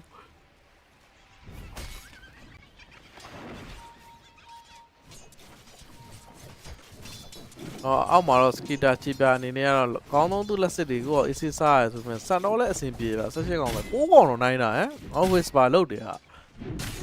nó quay đâu နေမှာမနိုင်ဘူးဆိုရင်စံတော့ပွဲတော့သူနိုင်သွားပြီဗျသူခုနမကနဲ့ပွဲနဲ့ဟိုကနေတိတ်အဆင်မပြေဘူးဆိုရင် profile ကြောင့်ဖြစ်မှာပါတော့နှစ်ပွဲလုံး profile နဲ့ထိန်းရအောင်နည်းခတ်တာကသူကြတော့မီလီတဲတဲပြန်ထိန်းရတော့ expert ပြန်အဆင်ပြေသွား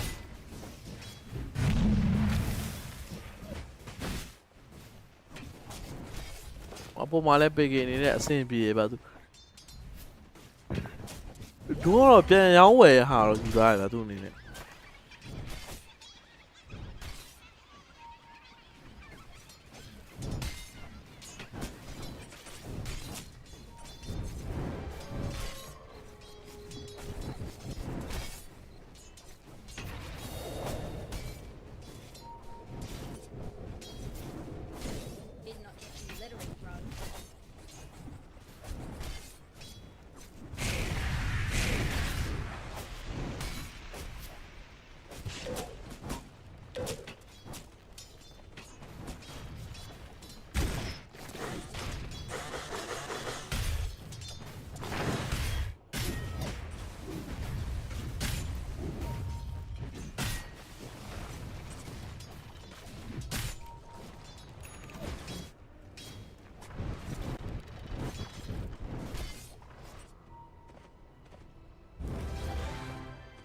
Radiant structures are fortified.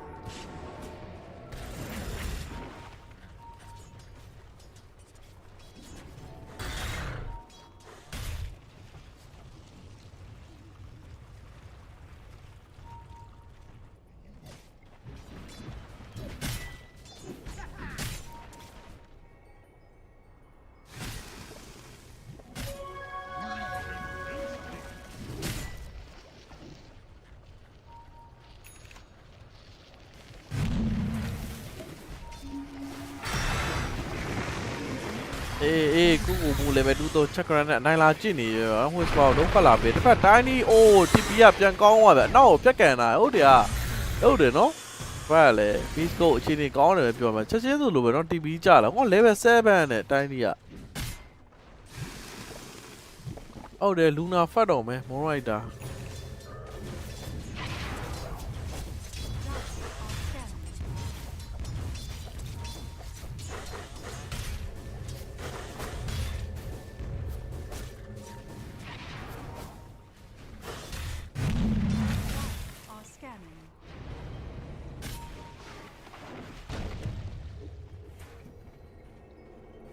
Dire's top tower is under attack.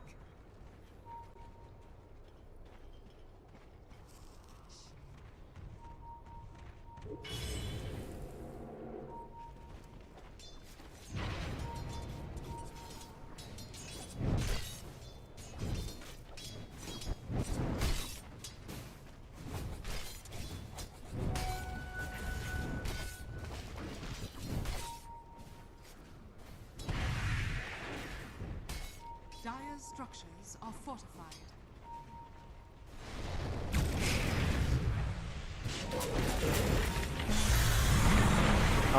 Stamp 3ပြေးသွားသားရလေးပဲဗျအေးစေးပဲအမှဝင်းလင်းတဲ့တွေပဲ3လို့ဆိုပဲ Luna ဒါတော့ပြေးဆိုပြန်ပြစ်တယ်ဟာပေးကြီးကမကြောက်အဲ့တော့ Frostbite ပဲ3လို့ဆိုပေမဲ့လေကေး2ကေးတော့ပေးလိုက်ရပြန်ပြီဗျအဲ့မှာထပ်ပြီးတော့မှ ATF ပါထပ်ပေးရမှာလားတစ်ဖက်ဒုံးမှပြတ်တယ်ကိုမူ level 2 အခက်မဲ့နောက်ကနေလာတော့ခုတ်နေဗျလို့စစ်ပင်ပြန်သုံးတယ် Luna ပေးကြီးပြက်ပြေးနေဗျပရိယ Nova ဘာညာဟိုမှာလဲ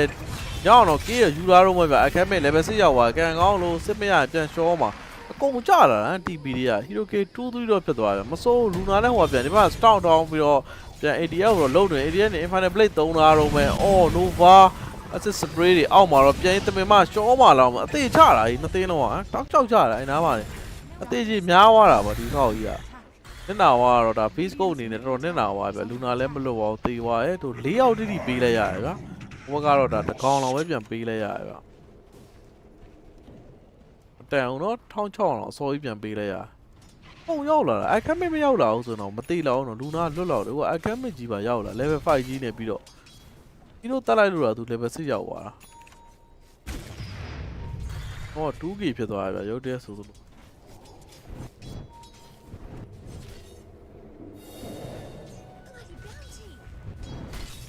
တော့နေတော့အခြေအနေပြန်ကောင်းသွားပြီ Drone တော့ပြီးသွားဒီ team fight လေးမှာသူအခြေအနေတော်တော်ကောင်းသွား လူနာကတော့သူ first side နဲ့အမွန်ကတော့ပြန်သွားတာပဲသူအနေနဲ့ခဏနေခုနကသူရနေပြီမသိရင်အပေါ်မှာစကီတာကိုလာတော့ cover တော့ပေးတယ်အောက်မှာတော့မို့အနေနဲ့ဒါတမင်မ level 6နဲ့ဗျ level ကတော့ fat တယ်သူအနေနဲ့ကcrit downမှာ level 5ပဲရှိတယ်တမင်မ level 6နဲ့လေကြည့်အောင်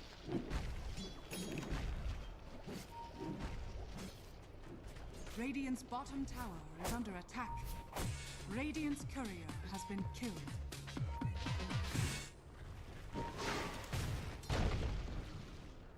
Beast go တော့2ကီတော့ပေးရတယ်ဆိုပေမဲ့လည်းပြန်တော့ fan တယ်ဗျဆန်တော့နောက်တော့တတိယနေရာမှာရှိတယ်ချင်းနေကောင်းတယ်ပြောအောင် Return တော့ပြီးသွားပြီသူပြီးတော့ next item ကိုဒါကတော့ပြန်တဲနေ whisper ဒီဘက် tiny ဒါကတော့ရရင်တော့ damage ထွက်ပါတယ် tiny 1 2နဲ့ဆိုတကောင်တော့တန်လေးသူတို့လည်းဖျောက်လို့ရ crystal တို့ဒီဟိုဝင်းတို့ကတော့အောက်တာဝေါ်ယူဂျင်နီယာလာ beast go သူတို့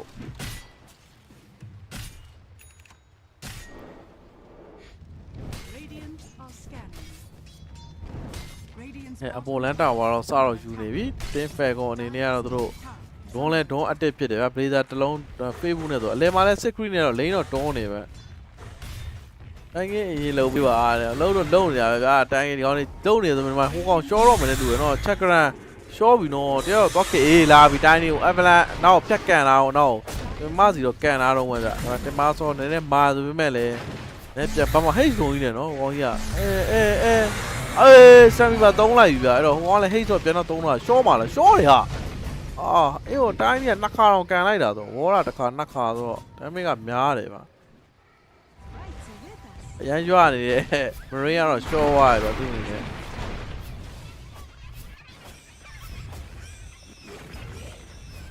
မစ်တာဝါမှာစကယ်လီယန်လေးပါပွားပြီးတော့ချိုးရဆိုရင်ဘေးမှာ prison free ဘာညာတော့သုံးလို့ရရနော်မသုံးပဲသူကတော့ frost fire ကိုသုံးသိယူတာ over 10နဲ့အဲ့ချုပ်ဖို့ကြိုးစားနေတာသူဟောပြန်ခိုးလိုက်ချုပ်လိုက်နိုဝါနဲ့စားတာဟုတ်တယ်နော်တုံမှာပြီးသွား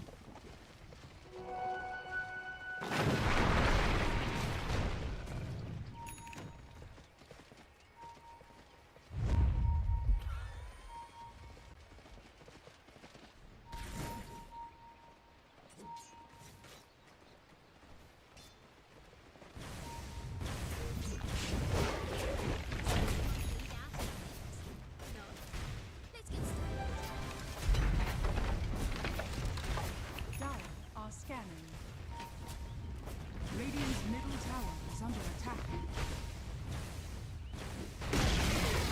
Radiant's middle tower has fallen.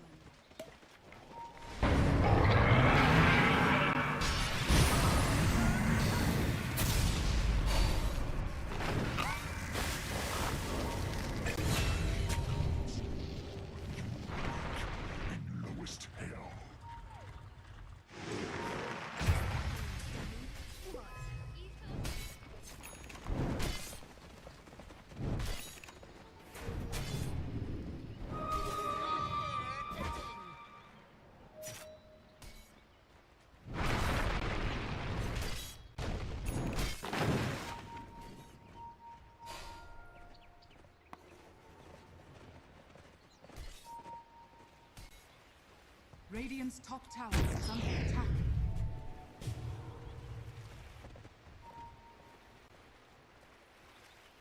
Radiant are scanning. Radiant's top tower is under attack.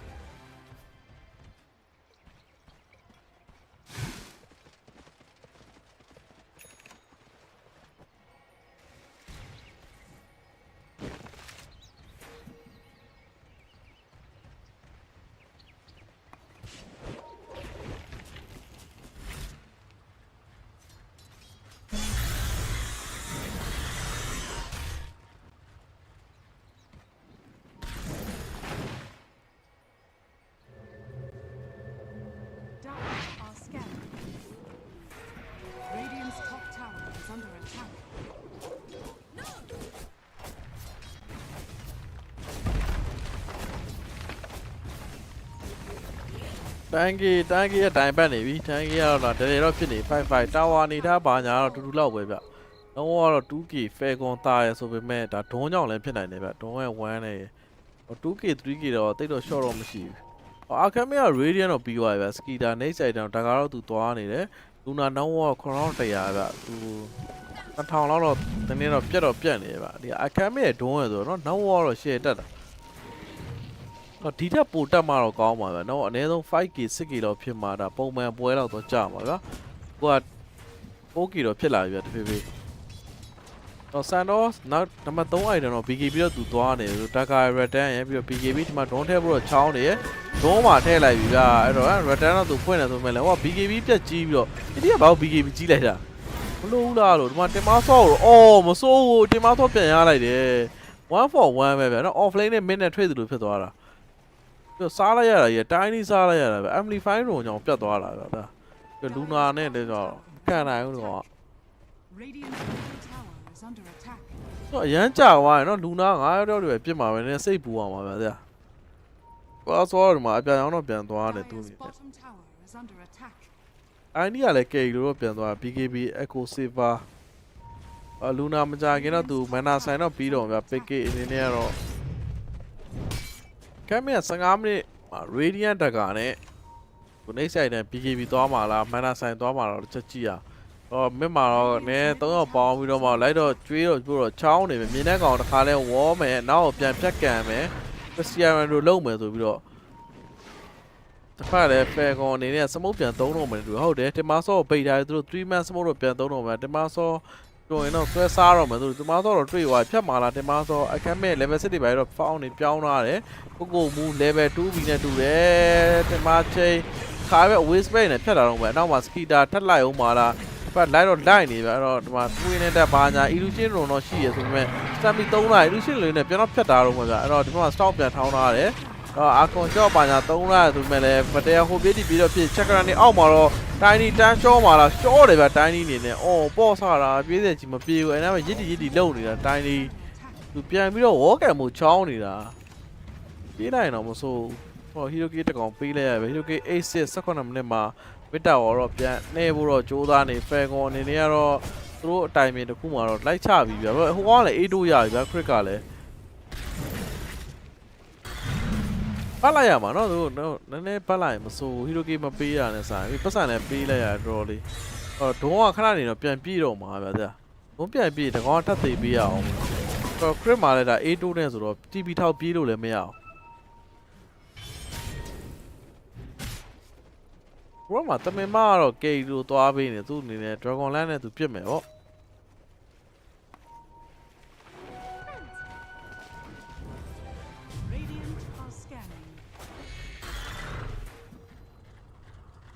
မရိန်းနေနေသူကတော့အပြာချောင်းပဲသူသွားဖို့ကြိုးစားနေတော့သူတို့လိုသေးတယ်တန်းအောင်ရဖို့တော့ပွဲလေးကနည်းနည်းလေးတော့နော်နည်းနည်းအေးတော့အေးသွားပြန်သူ Hero K 8 တဲ့တန်း K အခုထိဘယ်သူမှမရသေးတော်သေးလို့ပေါ့ကွာနည်းနည်းလေးလိုသွားဒါပေမဲ့လည်းကြံခဲ့တာဟိုကောင်ကြီးတေးပေးအောင်မယ်တုတ်သွားပြီဗျာ TV ထောက်ပြီးတုတ်သွားတာအကုန်လုံးဒုံးဖတ်ဆိုင်တယ်အဲ့ BKB တော့သဘောကျပုံမှန်ဘေးဒုံးမှတော့ BKB ကိုတန်းမသွားဘူးဗျာဒီတိုင်းတကွာလောက်တကာတော့ပါကိုခံနေဗျာပြီးမှ BKB အော်သူကရောင်းနေဟာယူလာတာပဲရောင်းနေဟာကျတော့သူခုနအကြောင်းတကာနဲ့တခါထည့်ပြန်ရောင်းပြီးဦး BKB ပြန်သွားတာ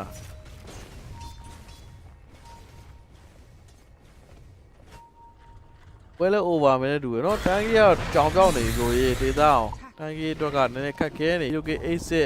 Dire's middle tower has fallen. Radiant's bottom tower is under attack.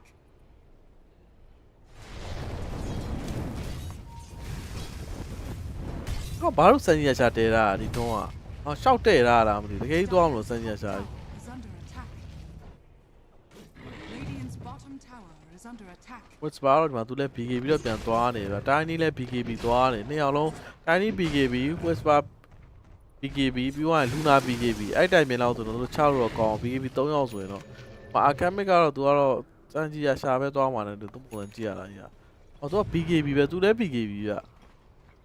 Radiant's bottom tower is under attack. မြန်ချနေတယ်သူရဲ့ Falcon ကြည့်ရသူပွဲကိုတိတ်မစိမ့်ဘူးဗျာပွဲစိမ့်လိုက်လို့ဒီ Luna ကြီးကျန်းသွားရင်သူတို့ game ကခတ်သွားမှာဆိုတော့ Dire's လူနာလည်းဒီမှာသူလည်း PK လူနာ idea ဘယ်လိုကြီးလဲ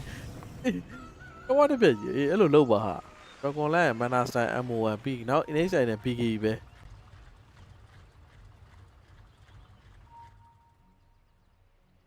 ဝစ်ဖာရဲ့ play ဆိုင်ရာရဲ့အရန်ညံ့တယ် 5K တန်း game မှာ position အရန်ကြော့နေတယ်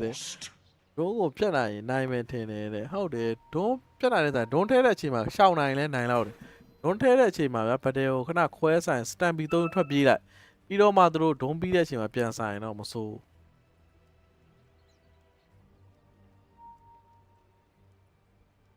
ဒုံးအရင်တက်ဖို့ဆိုတာနည်းတော့ခက်တယ်ဗျာဒုံးက first item BKB သွားတာတော့ဗျာတိုင်း1 2 3လာနဲ့ BKB ကောက်နှိပ်ပြီး level 2 3ပြီးတော့ dry နဲ့သူကပြန်ပြေးမပြေးဒုံးထဲလုံးမှာဆိုတော့အခုချိန်တော့မလွယ်သေးဘူးဗျနောက်လူနာရောဒီစန်တော်တိုင်းရော BKB ပါလာရင်တော့အဲ့လိုခုနကတော့ဒီကောင်ကိုတန်းဖြတ်ရင်တော့ဖြတ်လို့ရတယ် BKB ကြီးပြီးတော့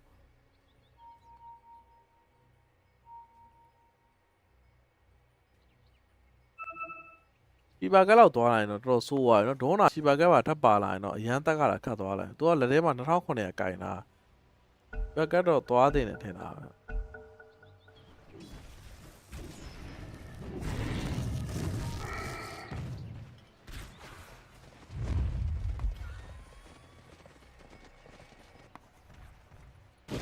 ခုနကောင်တက်လာမသိကောလိုက်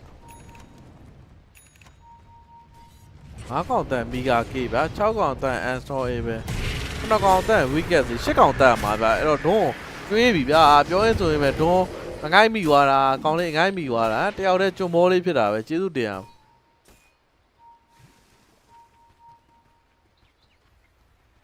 ဒါကြောင့်မလို့လေဘို့ဒီတိုင်းပဲ level 6နဲ့ကယ်လို့ရတယ်ဒုံးထဲဟိုက TP ထောက် BKB ပါနှိပ်ပြီးပြေးလို့ရဟော BKB နဲ့အဲ့ဟိုအောင် level 6 3လာနဲ့ရတယ်အပြနောက်ပိုင်းပေါ့နောက်ပိုင်းအရန် item ပြီးသွားမှအပြကြောင်းထည့်တယ်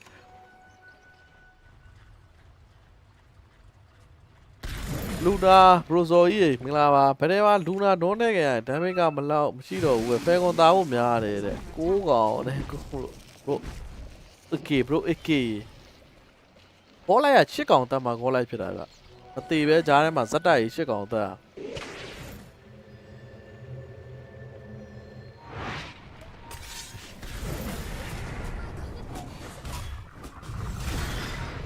အဲ့တော့ဒီမှာတော့ကိုမူလည်းဘူးမဖြစ်တော့ဒီကတော့အဲ့တော့ချက်ရှူတာသုံးတယ်တိုင်းနေနည်းစနေရဗျ BKB စီမန်းသိတော့လေဗျ BKB များပေးမလားဆိုပြီးတော့ waste spell လေးနဲ့ပုတ်ဟောလည်းမပေးဘူးအစ်စေပဲအရင်အထဲထဲဝင်လာမတော့အဲ့တော့ BKB စရလာပြီလူနာပဲကြံတော့ BKB ကကဲ PK လူနာရ BKB ရတော့ပိုအတင်းဖိုက်ကောင်းကောင်းကြီးကြီးတော့ဆိုင်ရတော့မယ်တော့ဟော Falcon 3 man smoke ထားတယ်ဟိုဘက်ကလည်း beastcoast 3 man smoke ထားတယ်တကယ်ဒီ10 fight ကနိုင်တဲ့လူကတော့စုအနေနဲ့တော့ Roshan ရမှာအဲ့ဝင်သွားတယ်2 man အလှလေးတောက်မှာထောင်းတာ step ပြီး3သားပြီးတောက်မှာ BKB ခုထိမပွင့်ရသေးဘူးအဲ့တင်မဆော့မသေးသွားဘူးဟော BKB ကြီးပြီးတော့ဒုံးရအောင်တဲ့သွားတယ်တော့မှာတော့အော်ဟိုလက်ပလာကြီးနဲ့ခုတ်လိုက်ရနာတယ်ဗျတော်တော်ရဲ့တို့ကဒုံးကအဲ့လို surprise တက်ရင်မသေးဘူးလို့ဟောချုပ်စဲတော့ရအောင်ခေါ်သူ့အသက်ပြန်ပေးရပြီပြောမတန်ဘူးလားလို့တိုင်းကြီးရဲ့လုံးရက်လိုက်တာတိုင်းကြီးရဲ့မင်းဘွားကြီးဟာ7 minute ကိုတက်ပြီးသူကပြန်သေးသွားတာတဲ့ပုတ်ကမအားလို့ဗျသူရရှာတကယ်ဆက်တာဟုတ်တယ်ရဆိုင်ကြီးသွားမှာဒီကောင် Pretty resistant လိုချင်လို့လားခုနကျွန်တော်ပြောတဲ့အကွက်တိုင်းဖြစ်သွားတာဒုံးကသူတို့ဝင်ဖြတ်တယ်ဆိုပေမဲ့ဒီ terrorite ပြစ်တာကူလောင်းဖြစ်နေတဲ့အတွက်ဒုံးမပြတ်သွားတော့ဒုံးက BKB ကြီးပြီးရအောင်ဒုံးထည့်ပေးလိုက်တယ်ဗျာတင်မဆော့ကလည်းအပြာချောင်းနဲ့ကြောက်တဲ့ level 3ကိုဖွင့်ပြီးတော့ပြေးသွားအဲ့နှစ်ကောင်အဲ့ဓာတ်ဝင်လုံးစစ်ရှိတော့မစိုးဘူးပဲခုနရှိရမသုံးတာဟောဒီကောင် level 6ကိုသုံးလိုက်တာအဲ့တော့အဟွာပိတ်သွားအမှန်ဆိုဒီကောင်အဝေးကနေ fear သုံးပေးလိုက်ရမှာနော်ဓာတ်ဝင်လုံးအမှန်ဆိုလူကိုယ်တိုင်မသွားဘဲနဲ့ဗျာ2 3ပြီး level 6ပြစ်လိုက်ရင် fear ဖြစ်တဲ့အချိန်မှာထပ်ပြီး damage ပေးလို့ရတယ်ဗျာသိလားဟိုကကြီးရတယ်ကောင် level 6ကအသိရမှာ damage ပေးဖို့သုံးလိုက်တော့ဟိုကကြီးကတစ်ခုပိတ်သွားသူကစစ်နှစ်ခုကအဲ့တစ်ခုပဲသုံးလို့ရတယ်တော့တော့ level 6 damage လိုချင်လို့ဆိုပြီးသုံးလိုက်တယ်အမှန် fear ပြစ်တင်တယ်ထင်တာပဲ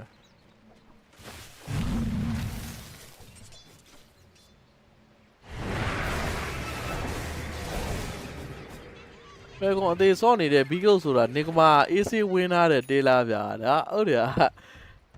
နောက်ပွဲပြမှာဗျကျွန်တော်မပြရင်ပုတ်ပြလိုက်ကျွန်တော်နှစ်ပွဲစတိုက်ဖြစ်သွားပြီဆိုတော့ခုနတစ်ပွဲအခုတစ်ပွဲနဲ့ဆိုတော့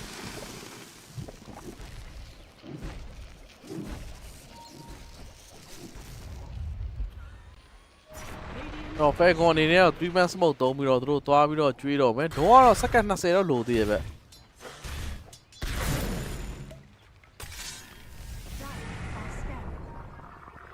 အဲ့တော့လာပြီကိုဘူး level 2တကယ်ကိုလိုက်အောင်ပဲဆော့ပြတယ်စကီတာတို့ကလည်းလုံးဝစကီတာတို့ကဂုံဆောင်ပဲလုံးဝကိုဘူး level 2ပေးလိုက်တယ်မှာပြီးတော့တော်တဲ့ဒူဝိုင်း smoke 3 man သုံးအပိုင်ကြီးဝေကျုံးပဲဆိုပြီးတော့ဒုံလည်းဆန်ရရှာဆက်ထားတယ်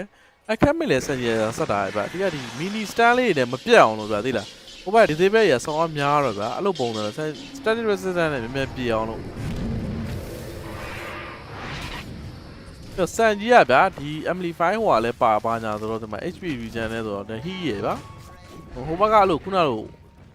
chain damage တွေကစောင်းအားများတယ်မှာတော့ tiny wall can ပြီးတော့အောက်မှာ burmese ပြီးတော့ lunar legend ပဲ sun or town ဆိုအဲ့ stand mini လေးတွေနဲ့တကောင်အသေးွားနိုင်တော့ဆန်ကြီးလာရှာဆိုတော့အဲ့လိုသူတို့ဖျက်လို့မရတော့ဗျဥမာ stand နဲ့ဟာနည်းနည်း short သူတို့ဖြစ်သွားလိုက်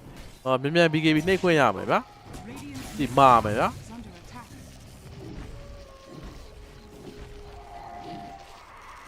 လူနာခံပတ်နိုင်တယ်ဆိုတော့နည်းနည်းပပတော့ရှိပါသေးခံပတ်ကတော့တဲကုံကြီးပဲနိုင်မယ်လို့တော့ပြောလို့မရသေးလူနာအခုရှိတော့လူနာကောင်းကောင်းမပြရသေးကျွန်တော်ကြည့်နေတယ်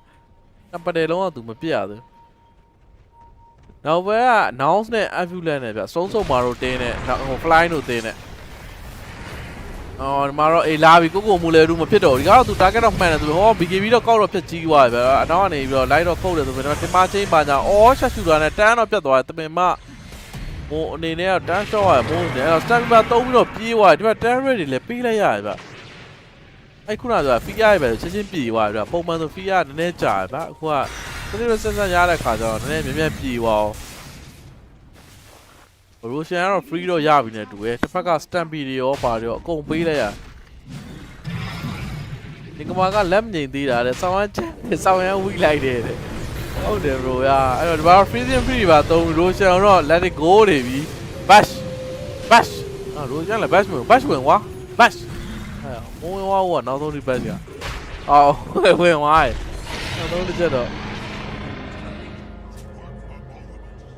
လူနာပြစ်ခွင့်ရတယ်မစိုးလို့လူနာတစ်ခါမှမပြရသေးဘူး BKB မပါလို့လားစပယ်စင်တာနဲ့ तू ကနားနေအခုကျွန်တော်ကြည့်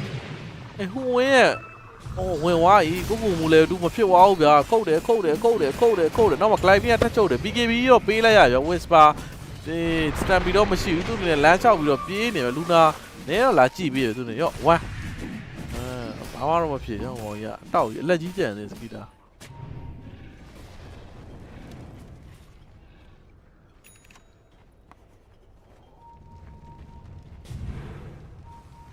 ADF အနေနဲ့ကတော့သူပါသွားမှာ revision အော်တော့သူ slot ထဲမှာတော့ပြလာတယ်ဗျာပါသွားမလဲတော့မသိ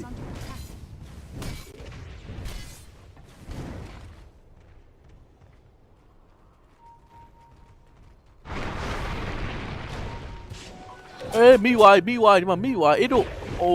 ဘူဆွဲနာမည် stand ဖြတ်ပေးတာနော်မန်နာတော့မရှိတော့ဘူးဝါပါထောင်းတကောင်လိုက်တော့ပြတ်နေပဲတစ်ဖက်ဒုံးထဲလိုက်တယ်ဆိုတော့ stamina နေတယ်ဒုံးထဲ stamina နေတယ်တဲ့ပဲတန်တယ်စစ်ချင်း trade တာတော့မယ်မောင်ကလိုက်နေတော့မယ် infinite blade နေလိုက်နေတာတော့ဟောရှော့ပြီးနေတူတယ်ဗျာတင်မချင်းဘာညာ stone တော့ထောင်းတာဆိုတော့ဟော BKB အဖတ်နေဗျာသေဝါရနောက်ဆုံးတော့အဲ့တော့ဒီမှာစံတော့ပါထက်လို့ return နဲ့နာရစကီတာနာလဲခုတ်တယ် return နဲ့ဝင်းလေးတက်ကြီးကနာချင်းနေတာပဲတကောင်သွားခဲ့တာနှစ်ယောက်အသက်ပေးလိုက်ရပုံမှန်ဆိုတိုင်းကြီးပဲတည်မဲ့နေရမှာအခုကဒါ whisper ပါထပ်ပြီးပေးလိုက်ရ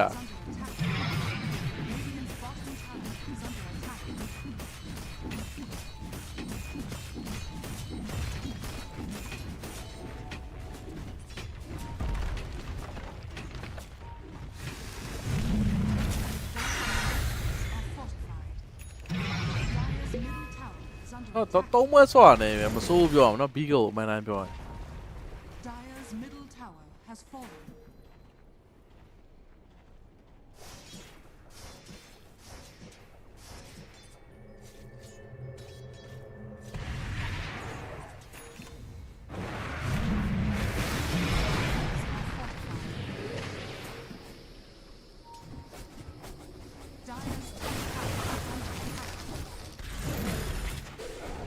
Radiant are scanning. ပေါင်30တော့တသားပြတာလူနာလေးကိုပြီးပြီလူနာဘာလို့မှလဲ BKB ကြီးပါလား ပြေးရပြီဗျာ BKB ကတော့အော် ဘိုင်ဇဲတော်သေးတယ်ဟိုမှာဘတ်ကဟိုမှာကယ်ရနဲ့လာနေတော့မို့လို့တော်သေးတယ်ရန်သက်မခုတ်လိုက်လို့ဘတ်ချွင်ကသေပေးရအောင်မယ်ဒီတက်ဝယ်တော့ပါဖစ်တကယ်ပြစ်ဖို့လားသူလည်းပဲသူအပြာရောင်းနဲ့ပြစ်ဖို့လားမြင်သွားပြီပြေးမှလည်းမပြေး TV ထောက်မှာထောက်တယ်ဗျာ TV ထောက်တယ်ဟောလိုက်တော့အော် Terry ပါတက်ပြီး3နာရီနောက်မှာတော့လကားတော့ waste တော့ဖြစ်သွားပြီပြောရမယ် level 6ခရီးကိုချုပ်တဲ့ဟာနဲ့ဖြတ်လိုက်တယ်ကောင်းတယ်နော်ဟောတိုးပြီးတော့ခရီးတွေကိုချုပ်တယ်အုပ်လိုက်ချုပ်တဲ့ဟာလေး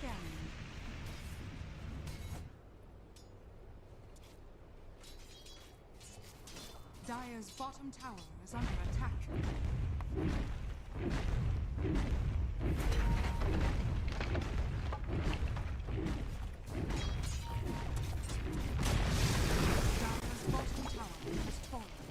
TI မှာတော့နိုင်တယ် TI မှာနိုင်တယ်ဒါတော့တပွဲပဲနိုင်တာပါ TI မှာငါပစ်တဲ့ပွဲပဲ Dire's bottom tower is under attack. ဟောသူပြောတာဟို BO2 မှာဝမ်းကိုပြောတာ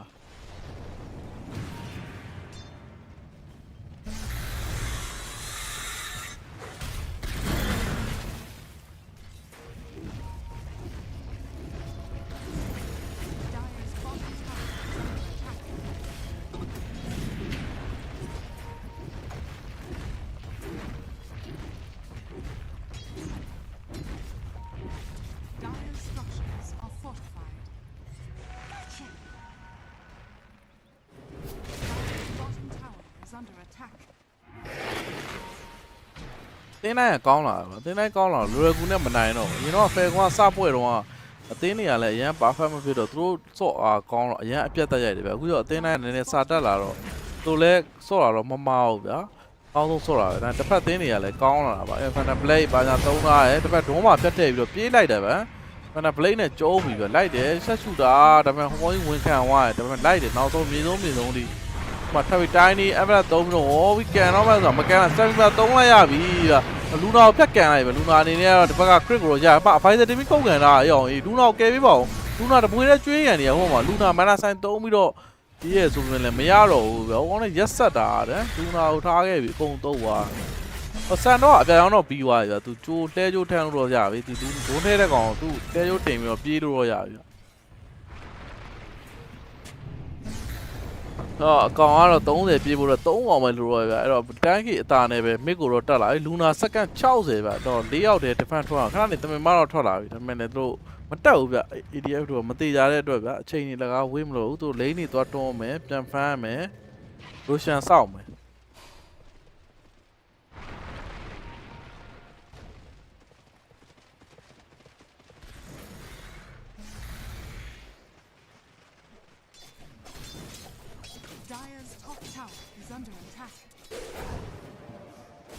ဟုတ်တယ်မတ်အန်တာကတော့မရတော့ဘူးလေမတ်အန်တာကတော့ဟောဆို32မိနစ်မှာဖြစ်နေပြီဆိုတော့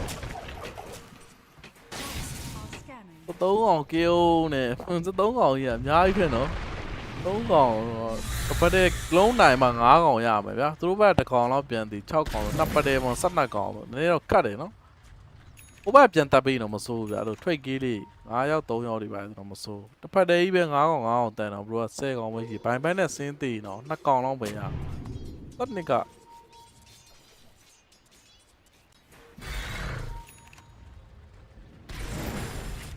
ခွစ်ဆယ်နဲ့ဒီဟိုဝင်းနဲ့2ကောင်နဲ့1ကောင်အရင်သေးတော့မစိုးအဲ့စပုတ်2ကောင်သေးပြီးတော့ပြေတော့ရိုရှန်ထွက်ဖို့တော့ကတော့အဝေးတော့လိုသေးရဲ့ဗျအခုက lane လေး fade လေးပြန်တော့တွန်းနေရယ် crit အနေနဲ့သူ full step တော့ပြန်သွားနေရဗျဟိုဒီမှာအပြာကြောင့်ဘသူ့ပေးမလဲတော့မသိဘူးเนาะတင်မဆော့ပဲပေးမလားသူ့ပေးဒုံးပေးမလားဒုံးပေးလက်အဆင်ပြေတာပဲเนาะဒီကောင်ကပါစမ်းကြရဆက်တယ်အခုကျတော့ကာယာစမ်းကြီးပြန်ပြောင်းလိုက်ဟောရရှာစမ်းကြီးပြန်ပြောင်းလိုက်ရရှာနဲ့ဟိုကလည်းကာယာဟုတ်လားရရှာကာယာပြီးတော့ရှိပါကထည့်လိုက်ဟုတ်ပါလားဒီကောင်က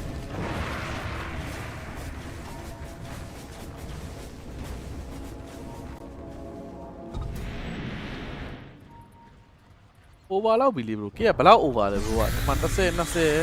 20ခွန်ဆိုတော့ဘယ်လောက် over 40ကျော်လား40ကျော်ဆိုရင်တော့ကောင်73ကောင်တက်တဲ့အပြင်ဟိုဘက်9ကောင်လောက်ထပ်3ကောင်လောက်ထပ်တက်မှာ ကားလောက်နော်40ကျော်သူတော့အနေအများနေ Dire's bottom tower is under attack.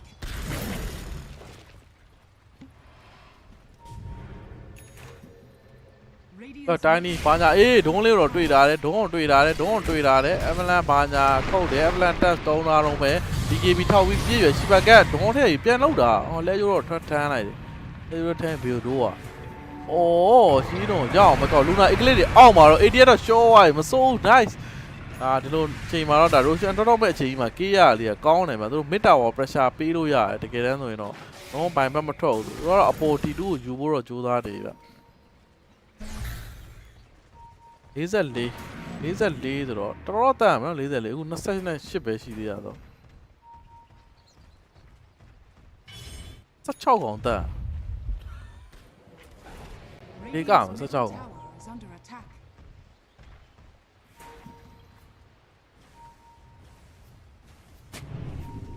Radiant's top 18ကောင်လောက်တန်အောင်ပါလားဟောတိုင်းนี้ကိုပဲရမှာလားဖြတ်မှာတိုင်းဆန်ရီတော့ထောင်လိုက်ပြီဒီမှာတစ်ခါတမင်မကိုတန်းပြီးတော့ဖြတ်လိုက်တယ်တမင်မအော်မသေးပါဘူးဗျာလဲကျိုးတော့တန်းရန်လိုက်ရရင်တော့မှထပ်ပြီးတင်မဆော့ကိုတက်လို့တော့မရဘူးဗျာတင်မဆော့အပြာရောင်းနေလဲကျိုးကနေဆင်းလာရေးမိုးအနေနဲ့ရှောမှာလားမသိဘူးเนาะသူအနေနဲ့မိုးပဲထားခဲ့လိုက်တာတော့ကောင်းပါဗျာတော့ support တကောင်လုံးနဲ့ဘာမှတော့သိရမှာမဟုတ်သူ Roshan ထပ်ဖို့ကလည်း away လို့တော့အိုးတော့ Hiroki ဒီကောင်တော့နည်းနည်းဆုံးရှုံးသွားတယ် Whisper တော့ထပ်လိုက်မှာလိုက်နေတယ် Whisper ယူ Whisper ရေးရှောပြီTP ထောက်လိုက်တော့ Whisper ကြီးဟောအပိုင်စင်းနဲ့ကိုကိုပဲလဲချုံနေတယ်ဟော Glyvinia နဲ့ချုပ်တာသွားပါပြီလို့ကောင်းတဲ့ဘက်တွေးမယ်ဆိုတော့ Roshan ထပ်ဖို့တော့ away တော့လိုသေးပဲအဲ့တော့ဒီမှာထပ်ပြီးတော့ solo K လုပ်ဖို့တော့ကြိုးစားနေတယ်သူနေ BA ကြီးမှာလား BA ဖြတ်ကြီးတယ်ဒီက K ရဖို့တယ် Infinite Blade ထပ်3တာတော့ပဲလိုက်တယ်ဗျနောက်ကနေတောက်လျှောက်မီးမြိုင်ပြီးတော့ကြော့အမှာဟုတ်တယ်တကောင်ရတကောင်တယ်နော်ဒီမှာတိုင်းကြီးနေရတော့ Wishon တော့ပြန်တော့စားပေးတယ်ဗျသူအနေနဲ့ Dire are scanning. မစ်ကို pressure တော့အခရီးတွေပြန်တော့တွန်းပေးတယ်ဗျတဲ့လားအပေါ်မှာတော့ tower တော့ပြန်တော့ရမယ်ထင်တာပဲ fair ကောင်အလဲမှာပြန်တွန်းမှတော့ရမယ်လူနာအတူရင်းနဲ့ပြန် tower နဲ့ပြီးနေဆိုအပြာရောင်းဆက်လိုက်ပြီးသူ့ပေးမှလည်းမသိဘူး crystal ပဲပေးဘသူပေးဒုံးပေးလဲတန်တယ်ဗျဒုံးတော့ပုံမှန်ရနော်အုပ်လိုက်ကြီးဒုံးတော့ဒုံးထဲမယ်ဒုံးနဲ့တင်မဆော့ပဲပါဆော့အပြာပါပြီးတော့သူပေးတယ်မလို့တော့ဗျာကိုဝင်းကလည်းအဲ့လောက်ကြီးမလို့အပြာကြီးอ่ะ crystal ဆိုလဲဒါကတာပဲမလို့စေကောင်ပဲလို့တော့တယ်လှုပ်တာစူးစားတာ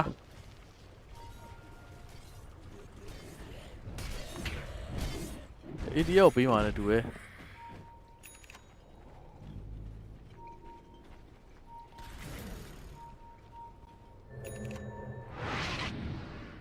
bro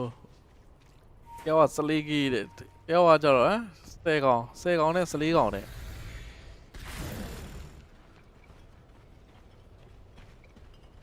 ဘိုင်ဘက်တွေအရေးကြီးရဲ့ဘိုင်ဘက်လေးလူနာမှာဘိုင်ဘက်ရှိလားမရှိဘူးဗျလူနာ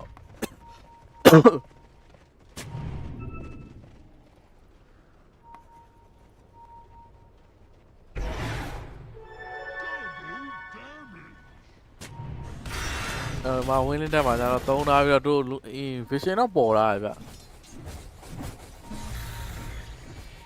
handicap 14.5 minus 14 bro အာကာဖြိုးခိုးလက်ပါဗျာအဲ့တော့ Roshan 15ကြီးတော့ဆိုင်ရတော့မယ် vision လေးပေါ် Whisper အနေနဲ့ position တော့တေချာတော့ယူရတယ်ဒါပေမဲ့တင်မဆိုးကြီးနဲ့ထိတဲ့တွေ့မှာတင်မဆိုးကရှင်းလုံးကြီးနေတော့ဝင်သွားရင် Whisper စတန်ပီသုံးလိုက်ရတယ်ဗျနှမျိုးဖို့တော့ကောင်းတယ်နော်စတန်ပီရောတဲဂျိုရောသုံးလိုက်ရတော့ဆန်တော့စစ်တော့မရှိတော့သူတို့ထပ်ဆိုင်အောင်ပါလားဟိုဘက်မှာတော့ Dawn level စစ်တော့ရှိရနော်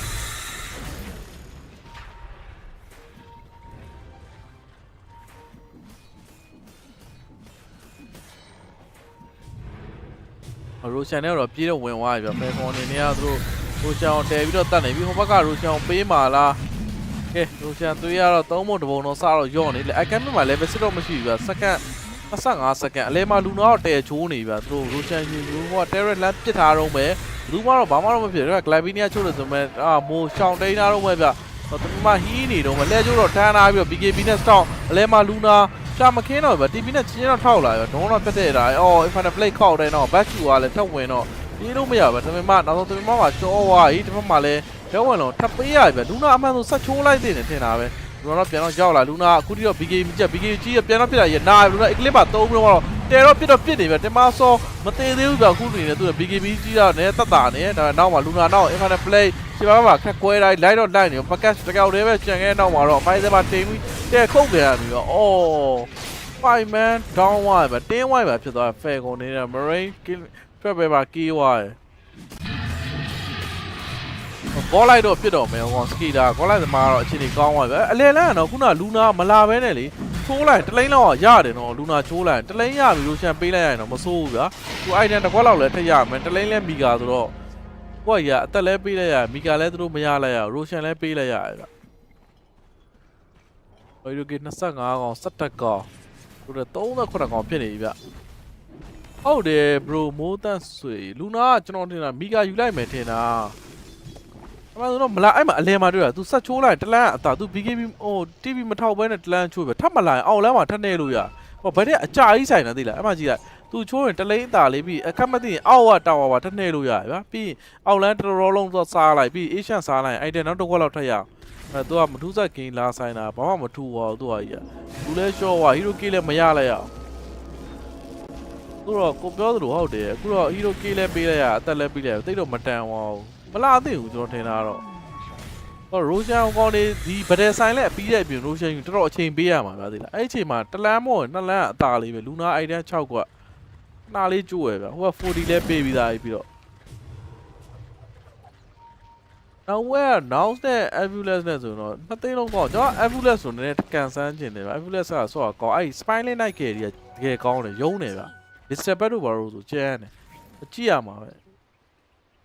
ဦးဝါတော့သွားမယ်အဲ့ပွဲတော့2-0တော့မပြတ်လောက်ထင်တယ်ပွဲအဖြူလက်ကိုပို့သဘောကြတုံးစုံမှာတော့ squad အခုဒီပွဲမှာတော့နောက်2900သားနဲ့ပဲ AG ယူလာတယ်အယောင်နေတောက်နေကောင်3ကောင်ဖြစ်နေပဲအခက်မဲ့တင်မဆော့ရဲ့ဒွန်းရဲ့အဲ့လေ40ကားလိုက်လေခဏဆောက်ပြီးစချိုးတင်တယ်လေ40ကားလိုက်လေတက်နေဗျာသိလားဘယ်လိုပဲမဆိုသူသွားလိုက်ပြီးဆိုင်ပေါ်မလွယ်ဘူးလားအဲ့တော့တမင်မပေးရပြီဗျာဟိုက်ကောင်မှာ400 500ထပ်ဆိုင်ရပြီလေသူတမင်မရေတော့ပြီဗျာအော်ကျွန်တော်လည်းချက်ရောင်လေးတော့တိတ်တော့မကြည့်တော့ဗျာတမင်ပြီးတော့နဲလာ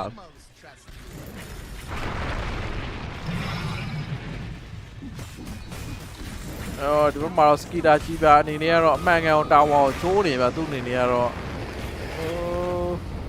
ပလင်နေပါဘန်နာမှာသုံးတာတက်ရစ်သုံးပါလားမသုံးအစတော့ပါညာဘန်နာဟုတ်တယ်အပြောင်းနဲ့လမ်းကျိုးတာနောက်တစ်ချက်အော်တစ်ချက်ပဲလို့တော့တာဝါကိစ္စကလည်းကြော့ဝါတကားနဲ့ပြန်ရှောင်တာတော့ပဲတစ်ဖက်ကဝင်းနေတဲ့အိမ်ုံတက်တော့ပြီးသွားပြီဗျတင်မဆောကလည်းလာနောက်ချက်နေတယ်ဗျအဲ့ယုံပေးမချိုးဖြစ်နေတယ်တစ်ချက်စာလေးကိုစပယ်လန်အဝေးစပယ်ပေးလိုက်တာအသေးတယ်တော့ချိုးနေတယ်ဗျဟောနေရတယ်တလဲကိုရဖို့အတွက်ဘိုင်ဘက်ကလည်းပေးရလို့မတန်တော့9စက္ကန့်ပဲထွက်တော့တာဆိုတော့အေးဂျစ်လည်းမကြောက်အောင်တလင်းသားလေးရပြီဘတ်တော့ပတ်သွားပြီဗျ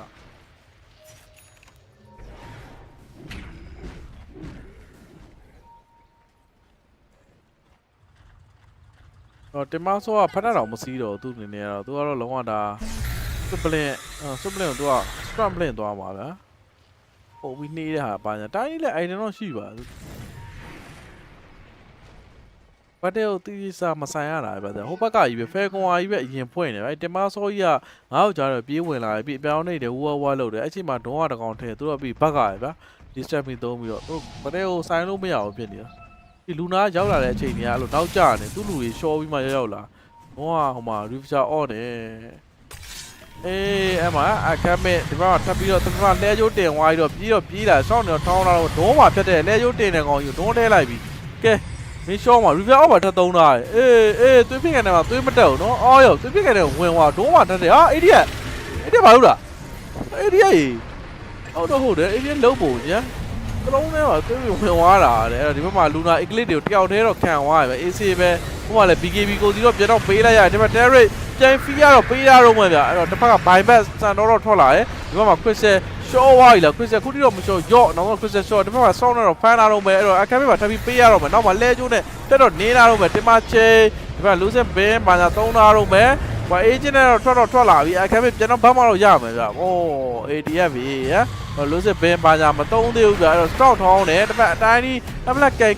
ကန်လာဆန်တော့ကန်လိုက်တာတဲ့။ဒါပေမဲ့လည်းတေးပါဆန်တော့ကန်လိုက်တယ်။ treatment တော့ပြန်ရတယ်ရောဘိုင်ဘက်လေးပေးလိုက်ရတော့မစိုးတန်တယ်ပဲပြောအောင်။ရွာတာ ATF ကိုကျန်သွေးပြစ်ကန်တဲ့ကိုဝင်ပြီးတော့ဒုံးနှစ်ကောင်ထဲ तू ကတေးပေးလိုက်တာဒီတိုင်းဆို तू တတ်ဖို့အတွက်အကြကြီးတက်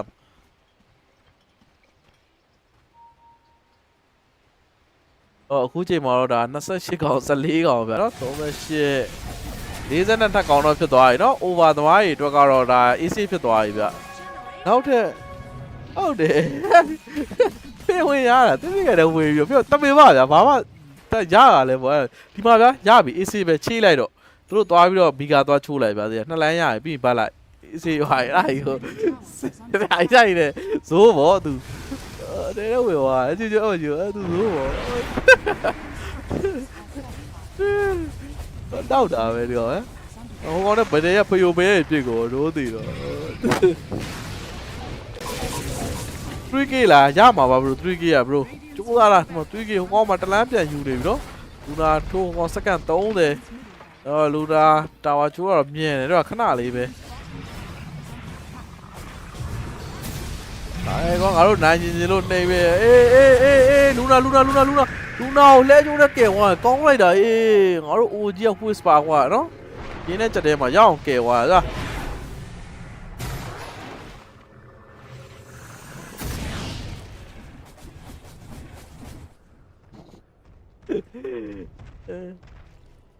ဖက်ကိုတော့ဆိုဘယ်ဘက် bro မပွင့်နေအောင်လေ bro ချစ်တော်ကဝိုင်းဘက်ကြီးတဲ့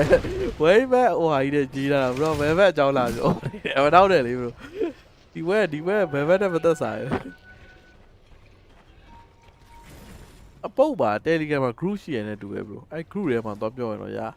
ADF ဖက်ကိုတော့စော်ဝေးနေတာမဟုတ်ဘူးရဲ့ KO ပါသမားတွေတော့စော်ဝေးနေတာADF ကြောင့်တလဲမီကပေးလိုက်ရဘာကြတော့မဟုတ်ရေကုန်သွားဟိုဘက်ကဒါတော့ပြာဖြူကပြာဖြူပါဖဲကောကတော့ဟောတာ1900တာတော့ဘီကာတလိဒီချိန်မှာတော့အရေးပကြီးတော့တော့ဝယ်တော့ physical ပြောင်းနေပြီနော် level 2တဲ့အသေးပြစ်တော့ပါဘော FOL ရဲ့ hyper zone တွေပဲဝယ်တာနဲ့တော့တော့တကယ်ပြစ်တော့ပါနော်လူကြောက်လည်းရှုံးသွားရတော့နော်ဖဲကောရေ ADF မေးကြောက်တော့ဖြစ်ပြီ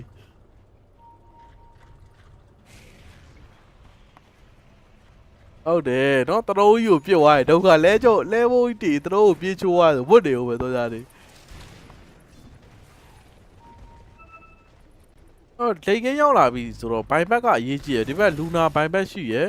တိုင်းနီးကပတ်စံ100လိုနေပဲဆန်တော့ကတော့ whisper အနေနဲ့သူ4မိနစ်တောင်လိုသေးရပါတော့ဝင်တော့ပတ်စံ900လိုသေးရတမင်မအနေနဲ့ကလည်း4မိနစ်လိုသေးရပါတမင်မရဲ့ဆန်တော့ရဲ့တေးလုံးမဖြစ်ဘူးအဲ့နှစ်ကောင်တေးတော့ဘိုင်ဘက်မရှိရတဲ့အတွက်ရန်ခတ်မယ်တစ်ဖက်ကပေကွန်ဘက်ကကြည့်မယ်ဆိုတော့ဒုံးဘိုင်ဘက်ရှိရအခမ်းမဲ့ဘိုင်ဘက်ရှိရဆန်တော့ဘိုင်ဘက်ရှိရပါကိုဝင်လဲဘိုင်ဘက်ရှိရအဲ့တော့ AC ပဲ crystal အနေနဲ့ကလည်း sneaking ဘိုင်ဘက်က400ပဲလိုတာဆိုတော့သူတို့ဒီဘိုင်ဘက်9កောင်လုံးရမယ်ဆိုတော့တပတ်တည်းပြီးမွေထွက်ပြီးပြန်ဆိုင်လို့ရတယ်ပါအဲ့ဒီက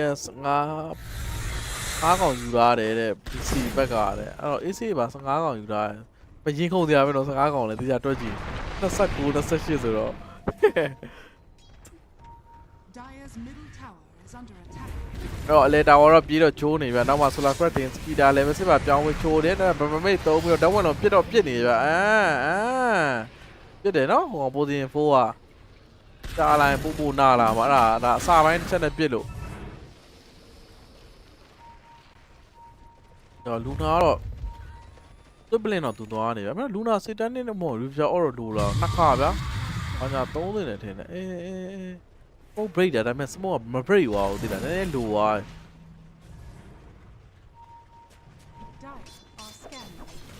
Dire scan တော့သုံးလိုက်တယ်ကွက်တီပဲဗျ scan သုံးလာတာကြီးကတော့ဟိုဝင် trick ကိုတော့အရင်ရမှာလားတစ်ဖက်လည်း high ground မှာပဲ stat နေရတင်မဆော့ကိုပဲပိတ်ပေးတာတင်မဆော့ကတေးဘိုင်ဘက်ထွက်လို့ရတယ်ဆို AC ပဲဗျ4ယောက်လုံးဘိုင်ဘက်ရှိရရေးကြီးတဲ့ကောင်တွေဟိုဘက်ကလူနာနဲ့ dine ပဲရှိရဗျအောက်ကို TV သွားတောင်းတော့မယ်နဲ့တူပဲလူနာတို့ဆိုတော့40ရလည်းမရှိဟိုဘက်ပြန်လာကာမလို့ရမယ်ဗျမကာရင်တော့ဟိုမှာတာဝါကိုပြစ်လိုက်စမ်းပါလူနာရဲ့4ချက်တော့တက်ပြလူနာတက်ပြ ချိုးကိုချိုးတော့မှာလားဟောနဲ့တရုံးကိုပြန်သွားချိုးနေနော်တရုံးကိုချိုးနေပြီနော်ယော decision making ရဲ့ကြောက်စရာကြီးဘလို့ကြီးလေမင်းတို့ကတမ်ပီမှာ3နေပြီဟိုမှာဒွန်းနေတော့ဖြတ်တော့ထဲ့နေပဲကိုစီတော့အဲ့တော့ဒီဘက်မှာ terror ပြောင်းပြီးတော့2 man တော့မောင်းတော့ထုတ်တာတမင်မရတနာတော့ပြစ်နေဓာတ်ဝင်လုံးကလည်းသူတနိုင်တစ်ပိုင်းပြောင်းပြစ်ဟိုမှာတရုံးကိုချိုးဖို့တော့ချိုးသွားနေပြီလူနာမှာတော့ဘိုင်ဘက်ရှိရပဲသူအနေနဲ့ကျန်တော့ပြေးနေရအတောင်ပိုင်းနေဖွင့်ပြီးတော့လူနာဟောဟာဒီဂိမ်းပိုက်နေတော့ပြေးရပဲနောက်မှာလူနာနောက်တော့တော့ shot တော့လိုက်နေလူနာ TP တော့ထောက်ပြီးပြေးရလွတ်ပါမလားလွတ်တယ်ဗျာလူနာအနေနဲ့ဒီမှာကြံခဲ့တဲ့ဒီမှာဆိုတော့တပွေလေးပဲမင်းသားလုံနေပါသူအနေနဲ့ကတော့လောက ATF နောက်တော့ shot တော့လိုက်နေပြီATF တော့ပြစ်တယ်brain တော့ကိုလိုက်နေတာ brain ပြေးတာဘာကြီးယူဝါနဲ့တရုံးပြေးချိုးတာတဲ့အကွက်တွေကိုလည်းကျွန်တော်2သိန်းလောက်ဟောသေးလို့ပေါ့တစ်ဖက်လည်း ATF ကလည်းဒီမှာပြန်စင်းကလူပြအော့နေဒေါနှစ်ကောင်ထဲဟိုဘက်ကလည်းဘိုင်ဘက်တွေတော့ပြန်တော့ထုတ်ထားတယ်ဗျာသွေးလေးကိုင်းသွားတာပဲเนาะ2သိန်းလောက်40မရှိတော့ဘူးဘူကူကရှူရပြစ်ကုန်တော့မရိုရှန်ထွက်တာရိုရှန်မှာအပြာရောင်းရှိရဲ့ဗျမိနစ်50ဆိုရင်တော့ရိုရှန်အောက်ရောက်မှာဗျအောက်ရောက်ရင်တော့ဒါပြာမဟုတ်ဘူးကြာအော့ဖြစ်တော့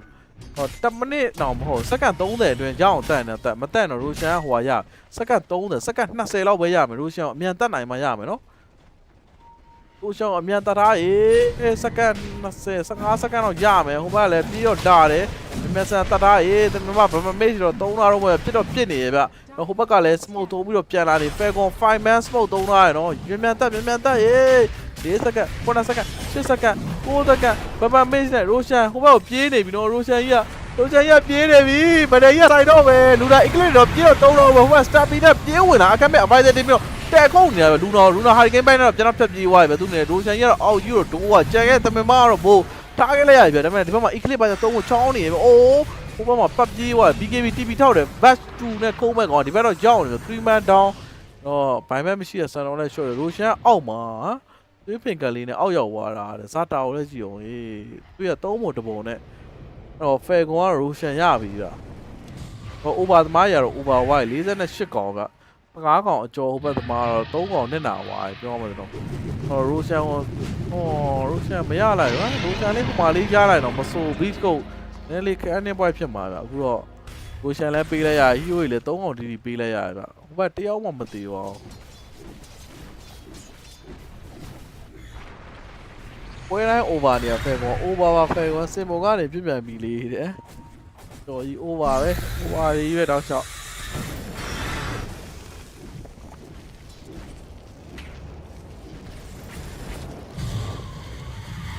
တခါလေးပဲသူတို့ Omega တော့တဲချိုးတော့မှာပဲနော်ဟုတ်တယ်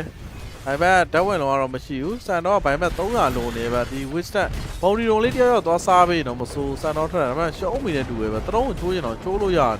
တော့ Omega ချိုးနေတရုံးချိုးသေးနေ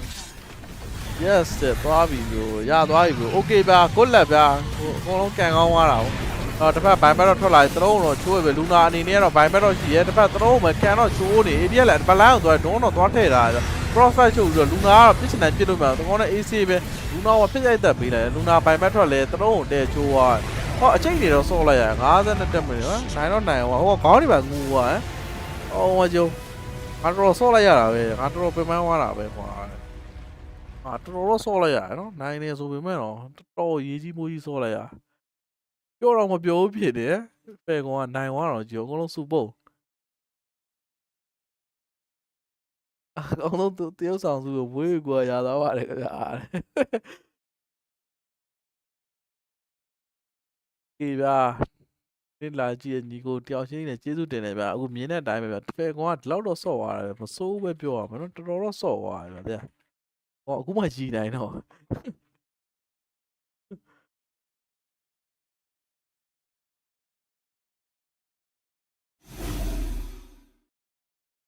ဲ့တော့ဗျာဒါလေးချက်ကြည့်လိုက်ကျွန်တော်လေးနော်ကောင်းဆုံးဆောက်ဆောင်မိုးရရွာနေရဟုတ်တယ်နော်အဲ့တော့ဘတ်တဲ့လူကြီးလည်းအဆင်ပြေရဲ့ကြီးတွေအဆင်ပြေတော့ဟိုနေတယ်နောက်ပွဲရတော့ခဏနေပုံပြဖို့တော့များတယ်ဗျမပြဘူးဆိုတော့ကျွန်တော်ထမင်းလေးစားပြီးတော့ပြဒီနေ့စားပြီးတော့10ပွဲแล้วဆိုခဏနေစားတော့မဟုတ်ပွဲရတယ်